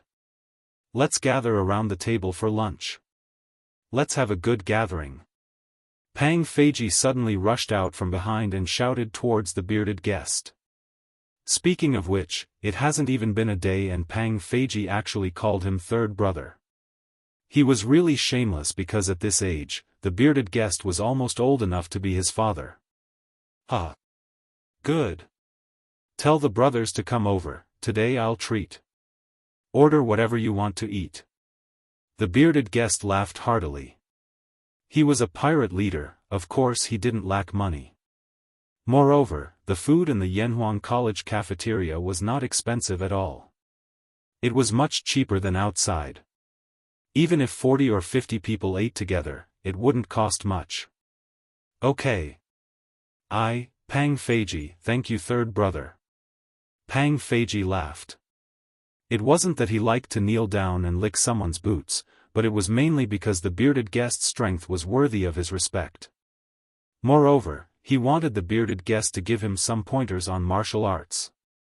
After all, he, Pang Feiji, had never seen a half-step grandmaster in his life. Now, not only did he see one, he even had the chance to work with him. If he didn't seize the opportunity to build a good relationship with the bearded guest, wouldn't there be something wrong with his brain? Compared to Pang Feiji and the bearded guest's leisure, Li Zixuan was extremely busy these 2 days. Currently, his main task was to conduct a teaching test for all the teachers in Yanhuang College. Of course, the first one to be tested was Wang Ji. Because of this old man had made a bet with Yen Silu, saying that if he could pass Li Zixuan's test with full marks within a month, Yen Silu would treat him to wine for a month. At that time, Yen Silu didn't want to accept the bet, but Wang Ji purposely set a trap for him. Yen Silu made up his mind and accepted the bet. Not only Yen Silu, but Li Zixuan was also dragged down by Wang Ji. According to the bet, if Wang Ji passed the test with full marks, Li Zixuan would give Wang Ji a bucket of drunken Immortal and 5 strings of cash every month as his monthly salary. Hey! I don't know how this old fellow's studies are going. Forget it, forget it. In order to maintain fairness and prevent old fellow Yen from gossiping, I have to do things by the book. I can't be sentimental. Yanhuang College, Principal's Office. Li Zixuan held a pencil and thought to himself. If you look closely, there was a small yellow thing at the tip of his pencil. If it wasn't an eraser, what else could it be? The workshop was doing rubber vulcanization experiments. Because of the ratio problem, the first experiment failed. However, Li Zixuan found a few large pieces of hard rubber in the waste rubber that they were going to throw away. It felt similar to the erasers used in his previous life, so he picked it up and used it as an eraser. According to historical records, in 1768, the French Mecca used rubber to make medical supplies and hoses. In 1770, the British chemist J. Priestley discovered that rubber could be used to erase pencil writing. At that time, the material used for this purpose was called rubber, and this term was still used. This was the world's first eraser. Li Zixuan was creating history every day. Needless to say, this thing can erase pencil writing very cleanly. This made it even more convenient to use a pencil. Li Zixuan had already asked the workshop to organize the production of pencils. With his head down, Li Zixuan seriously constructed a few sets of chemistry questions in his mind. Then, he picked some of the more difficult questions and quickly formed a test paper. Hee. I hope old fellow Wang can pass with full marks. Otherwise, wouldn't this month's hard work be in vain? Li Zixuan laughed in his heart. In this month, the most hardworking person in the academy was Wang Ji. This old fellow was also working hard in order to be able to drink alcohol every day. Every day, he was basically at 2 places, the dormitory and the cafeteria. It was very difficult to see him anywhere else. Of course, in this month, Li Zixuan was constantly harassed by Wang Ji. As long as he came to the academy, Wang Ji would come to him with a bunch of questions that he had prepared beforehand. The old man was so old, but he was so eager to learn. If it was in his previous life, he would definitely be on the news. However, everyone knew that this old fellow was working so hard because he wanted to drink alcohol in the future. Chapter 848. Mr. Wang, the duration of this exam is 1.5 hours, and the total score is 150 points. After 1.5 hours, regardless of whether you have finished answering the questions or not, I will collect the papers on time. The questions of this exam are difficult. After all, I wrote the questions for the teachers of Yanhuang College, not for the students. Naturally, the difficulty is higher. So, Mr. Wang, as long as you can score 135 points and above, you will pass. In the afternoon, Li Zishuan took the newly printed papers and called Wang Ji, Li Gang, and Yen Silu to the conference room on the first floor of Guanghua Building. When Wang Ji heard this, his face suddenly showed dissatisfaction. What do you mean by only 135 points? This old man means what he says. You must get full marks to pass. Yen Silu said with some amusement, I say, Wang Wugong, don't try to be brave anymore. Don't embarrass yourself when the time comes. Wang Ji blew his beard and stared at him. Yen Konggui, don't look down on me. This old man came prepared today. It's just a full mark. It's not a problem. Just remember the bet. Don't go back on your words when the time comes. Yen Silu said angrily, bullshit. Isn't it just a few taels of wine? This old man will go back on his words? This old man only hopes that you won't disgrace us old guys. Li Gang held his forehead and said, okay, the two of you don't need to argue anymore. You're both people who have half a foot in the ground, why don't you act like an elder? Let's take the exam first. Don't waste time. As for the exam rules, since Wugong is so confident, let's follow the previous rules. In the face of these two old men who fought each other when they met, Li Gang was quite helpless in his heart. However, he also knew that these two people's characters had been like this for decades. They couldn't change even if they wanted to. He could only smooth things over in the middle. This is a great opportunity. If I win, I must win fair and square. I must make you, Yen Konggui, accept your defeat wholeheartedly. Wang Ji raised his chin and said proudly. He didn't know why, but when he thought about how Li Zishuan had told him that the questions this time were a little difficult, he felt a little guilty. But even if he lost, he still had to say what he had to say. Moreover, he had come prepared today. He, Wang Ji, had been known as a prodigy since he was young. He had devoted himself to studying a book for a month and felt that he had completely understood the first volume of chemistry. Perhaps this was the confidence of a prodigy. The Yamacho has good intentions, but you want to keep up appearances and suffer.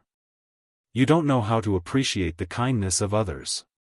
Fine, this way, this old man can save some money on wine, and the students of the academy won't be harmed by you, Wang Wugong. Yen Silu said snappily.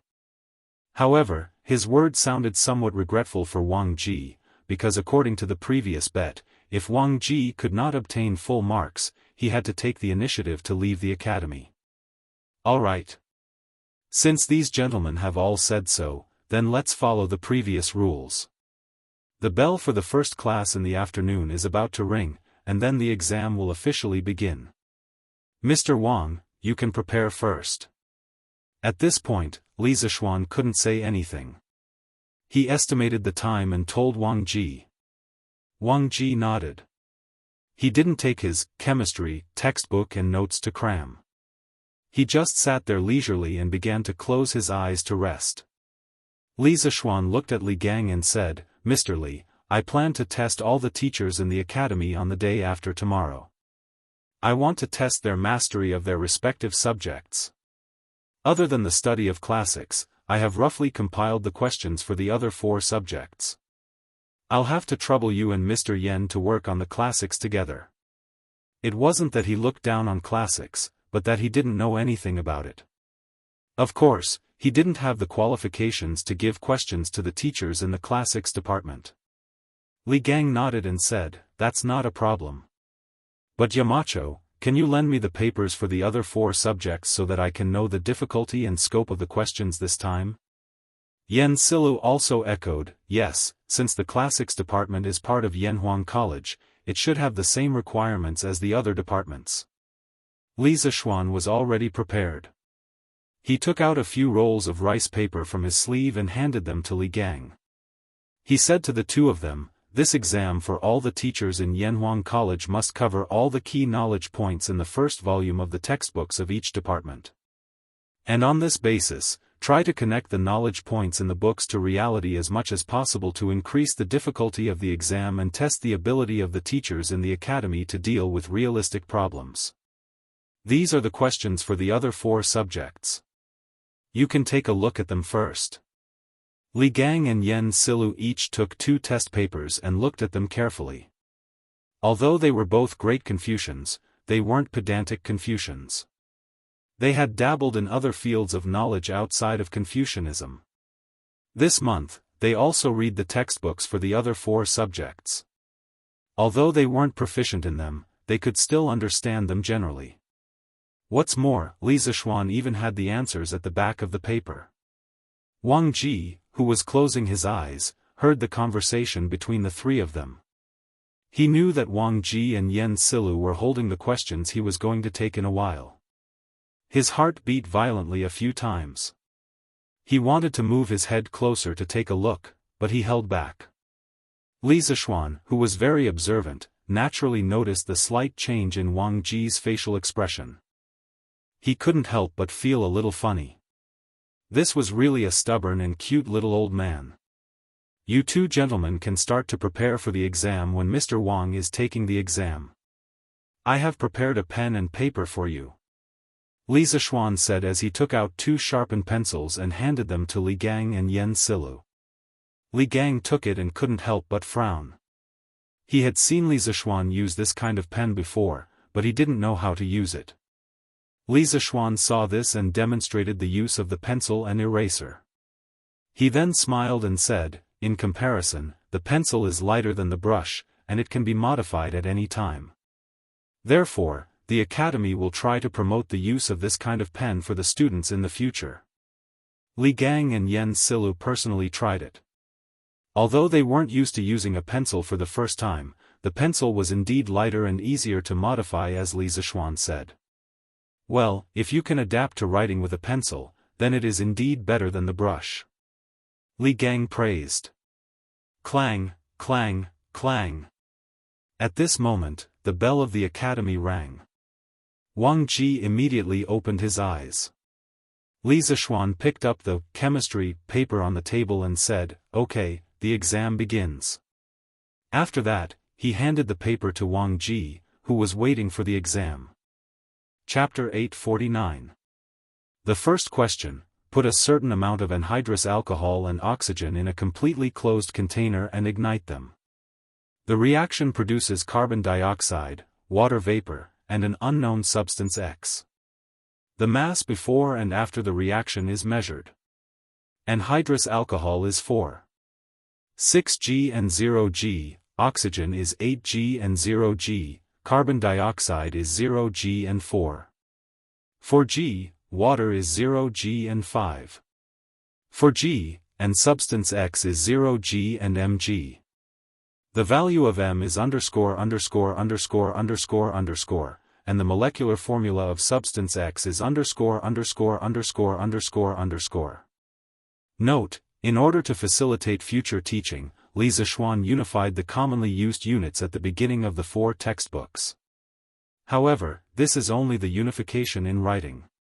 The unification in reality will depend on the joint efforts of Yanhuang College's teachers and students in the future.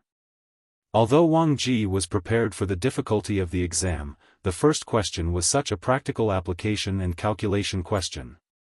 This surprised Wang Ji a little. Shouldn't they test the basic concepts first? However, this question mainly tested the law of conservation of mass in the chemical reaction process. He calculated a little and got the correct answer. At this time, he couldn't help but feel lucky. Fortunately, he also studied the new mathematics. Otherwise, how could he calculate so fast? The second question: on the 2 plates of the balance, put 2 glass cups A and B. The glass cups are filled with diluted sulfuric acid of different mass, but both contain 9.8 g of sulfuric acid. It is known that glass A is heavier than glass B.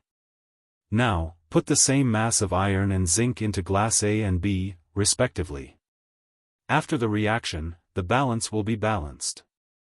Before the reaction, the biggest mass difference between glass A and glass B before the reaction is underscore underscore underscore underscore or underscore underscore underscore underscore.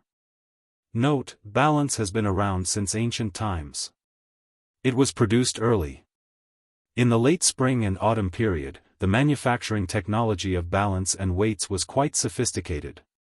Bamboo sheets were used as beams, silk threads were used as buttons, and a copper plate was suspended at both ends. Later, because it was more troublesome to weigh heavy objects, it was changed to quan. Balance is only used when weighing small objects. Although Wang Ji had never seen sulfuric acid and zinc before, he still knew their chemical reactions by heart.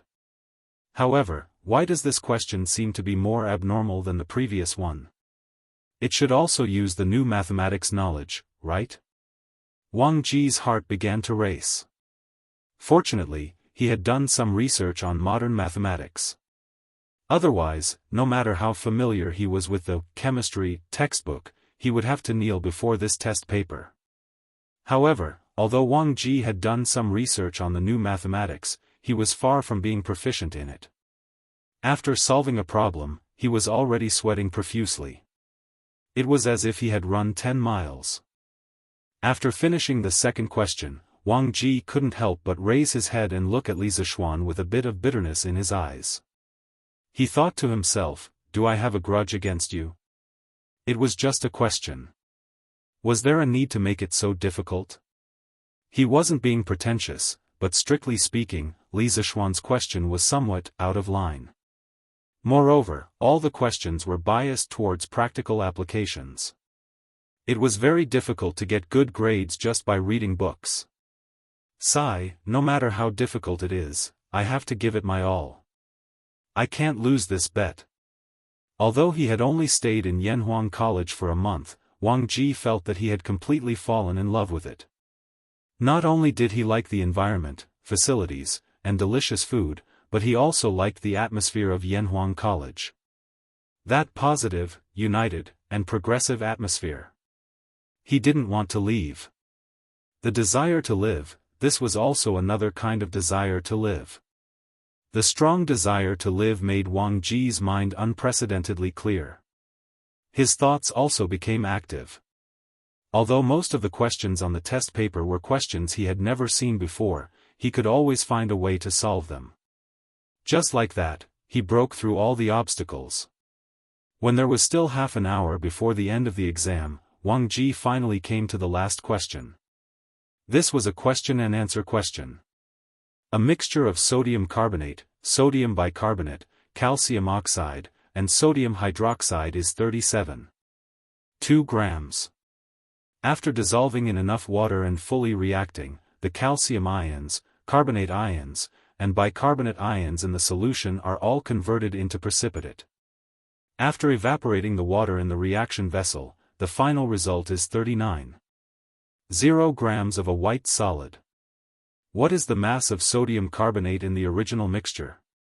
The after effect of surpassing all the obstacles and performing exceedingly well was a headache. At this moment, when he saw the last big question, Wang Ji felt that his head was about to explode. This was because many of the substances in this question could react with each other.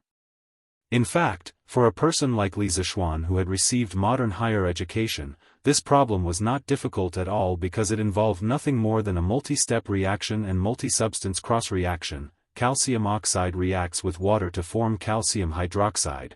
Calcium hydroxide can react with sodium carbonate, and sodium bicarbonate.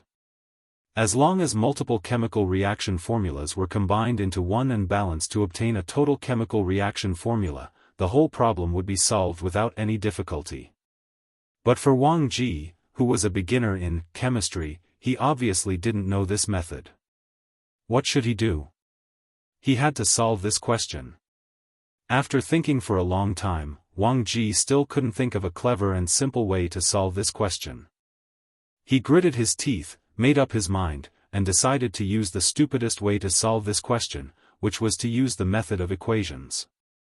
Isn't it just that there are a lot of unknowns? No problem, solve it. I don't believe that I can't solve it by today. Wang Ji secretly made up his mind. At the same time, he couldn't help but sigh. Was this a chemistry exam or a mathematics exam? In order to calculate, he used 3 pieces of draft paper. Fortunately, he used the pencil that Li Zishuan gave him. If he used a brush, Wang Ji felt that he didn't need to take the exam anymore. Just grinding the ink would be exhausting. Clang, clang, clang. Okay, time's up. Mr. Wang, please stop writing. At 4 in the afternoon, the gongs and drums of the academy sounded. Li Zishuan immediately stood up and said. At this time, Wang Ji just finished writing the last word. He took a deep breath. He originally thought that 3 hours was more than enough, but now he didn't even have time to check and had to hand in the paper. Wang Wugong, how did you do? As soon as Wang Ji handed in the paper, Yan Silu immediately asked. It was hard to tell whether that tone was filled with schadenfreude or concern. I can't. I'll talk about other things in the future. This old man has a terrible headache now. I have to go back and have a good rest. Yamacho, Wenji, Kong Gui, this old man will take his leave first. Wang Ji frowned and scratched his head. He stood up and said with a painful expression. He had used too much of his brain for this exam.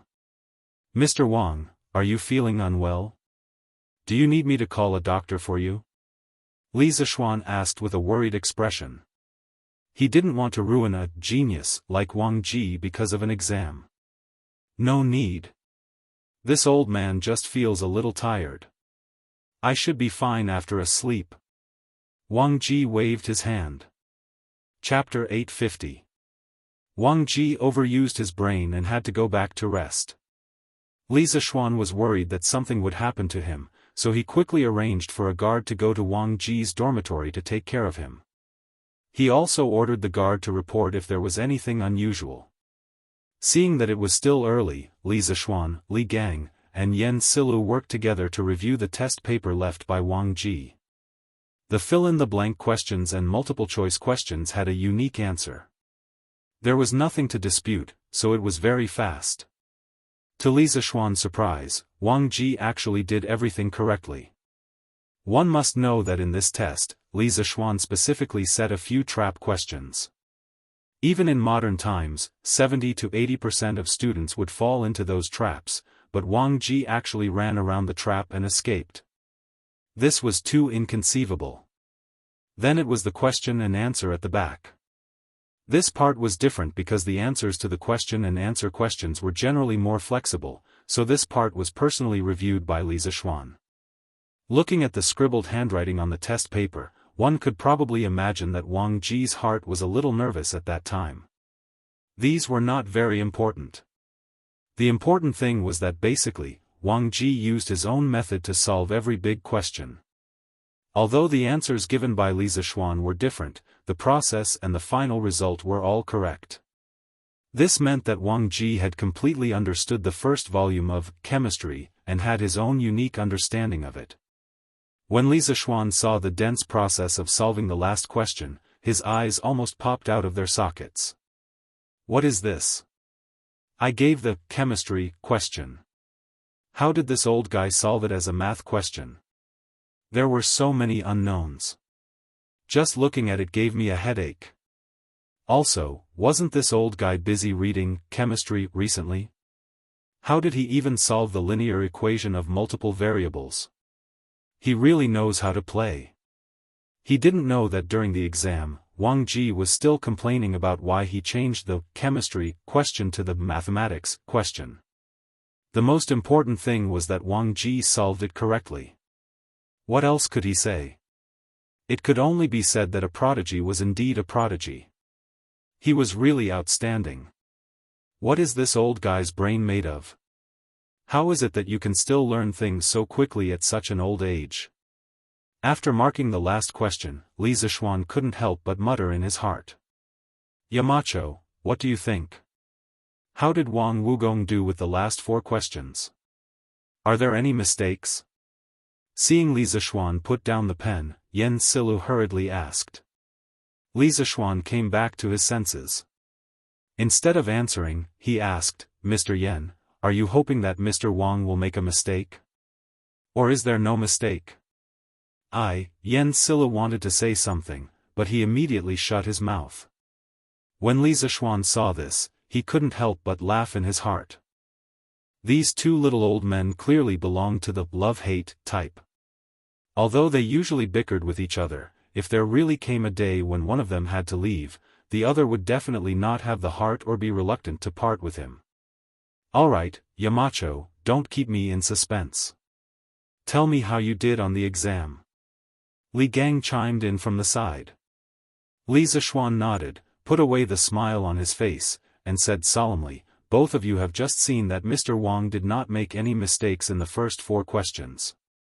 Just now, I carefully reviewed the last 4 questions and found that although Mr. Wang's solution was different from the answers I gave, his way of solving the questions was completely correct, and there were no problems with the final answers. Therefore, I think that Mr. Wang should get full marks in this exam. Both of you can take a closer look. If you have any objections, you can raise them now. After saying that, he handed the second half of Wang Ji's exam paper to Li Gang. Li Gang quickly waved his hand and said, no need. This old man is not proficient in chemistry. Besides, with Yamacho's character, this old man believes that you would not do such a dishonorable thing. Since you said that Wang Wugong did not make any mistakes, then he should get full marks. This old man has no objections. Li Zishuan smiled and looked at Yen Silu. The latter pursed his lips, hesitated for a moment, and said, this old man also has no objections. Let's give Wang Wugong full marks. Listening to his tone towards the end, it suddenly became a little lighter. Hee, since both of you have no objections, then Mr. Wang has passed this exam. From now on, Mr. Wang will be promoted from the acting head of the chemistry group to the head of the chemistry group. His monthly salary will be a bucket of immortal drunken wine and 5 strings of cash. Li Zishuan turned around and wrote 150 on the exam paper, then laughed loudly. Sigh. Wang Wugong is lucky. But this old man will have to spend a lot of money to buy wine. Yen Silu sighed and walked out with his hands behind his back. But why did his tone sound like he was relieved of a burden? Mr. Li, I'll have to trouble you and Mr. Yen with the questions for the study of classics section. It's best if you can finish it before sunset tomorrow because all the teachers will be taking the exam the day after tomorrow. After Yen Silu left, Li Zishuan said to Li Gang. Don't worry. I will not delay your work. Li Gang stroked his beard and smiled faintly. Young master, Xiao Bing already knows how to read the map. He has gathered a group of close friends and is planning to go to Hedong Road together. The next day, in the morning, Faubert brought the young man who came to Li Zishuan's house to Li Zishuan's courtyard and said excitedly. You are a fast learner. Xiao Bing, are these the helpers you found? Li Zishuan sighed with emotion, then looked at the few youths behind Fu Bin and asked. Fu Bin quickly replied, yes, young master. This is Biaozi. He is good at martial arts. These 2 are his subordinates. Biaozi has some connections in Hedong Road. With his help, I should be able to avoid a lot of trouble. Nice to meet you, Marquis. After Fu Bin finished his introduction, the 3 men behind him quickly stepped forward and bowed to Li Zishuan respectfully. Biaozi? Li Zishuan remembered. In this life, his memory was very good. He remembered a few months ago when he asked San Bao to find some hooligans to deal with Cui Shanyu and the other 8 Imperial College professors. The leader of the hooligans that San Bao found was called Brother Biaozi. Although he was not sure if it was the same person, this person in front of him looked ferocious.